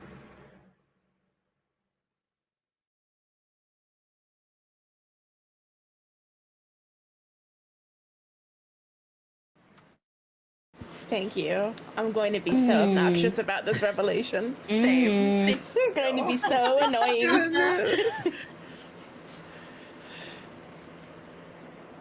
Oh my god. Shit. Oh my god. Also, first time doing combat it. with TSL. That was so much Incredible. fun. You all That was so nailed it. fun. That was That was so so much fun. fun. Let's pick a little dice winner while we're here. Yes. Oh my Thank God. you so much for all of the lovely little gifts you've given me. I hope you all had fun. Yes. I don't know what to say. That's how much fun I had. I'm trying to process. I had so much fun. I'm trying to process. There was so much revealed this evening. We did it. We schemed and we pulled off a scheme, you guys. We did. We did pulled pull off a scheme. I'm proud of us. We pulled off And I both pulled of our off my schemes. schemes. We all pulled off our Yes. schemes. Yes. We were Yay. scheming, everyone. And the scheming, it showed. It paid off. You nailed it. Mm-hmm. Oh my gosh. We Oh, met I'm so earlier this thankful. week to talk about how to kill Shinthrex We and did. sealing Discord potentially if we could, and we fucking pulled it off. And we did.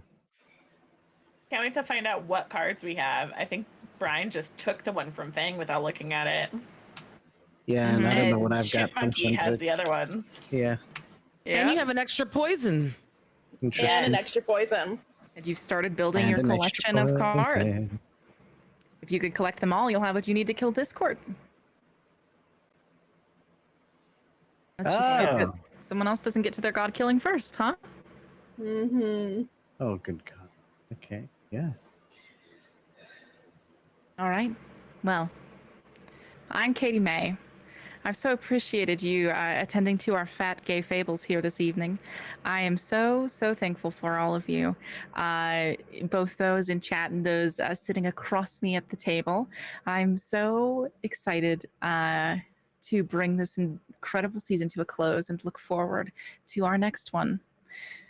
Remember that Discord is the best place to keep up with us over the break. We'll probably hold a few small little parties in there while you miss us. We've also got Gaggle of Gamers on Monday, where we can begin to unpack all of the things. You learned so many things just now. Oh my goodness.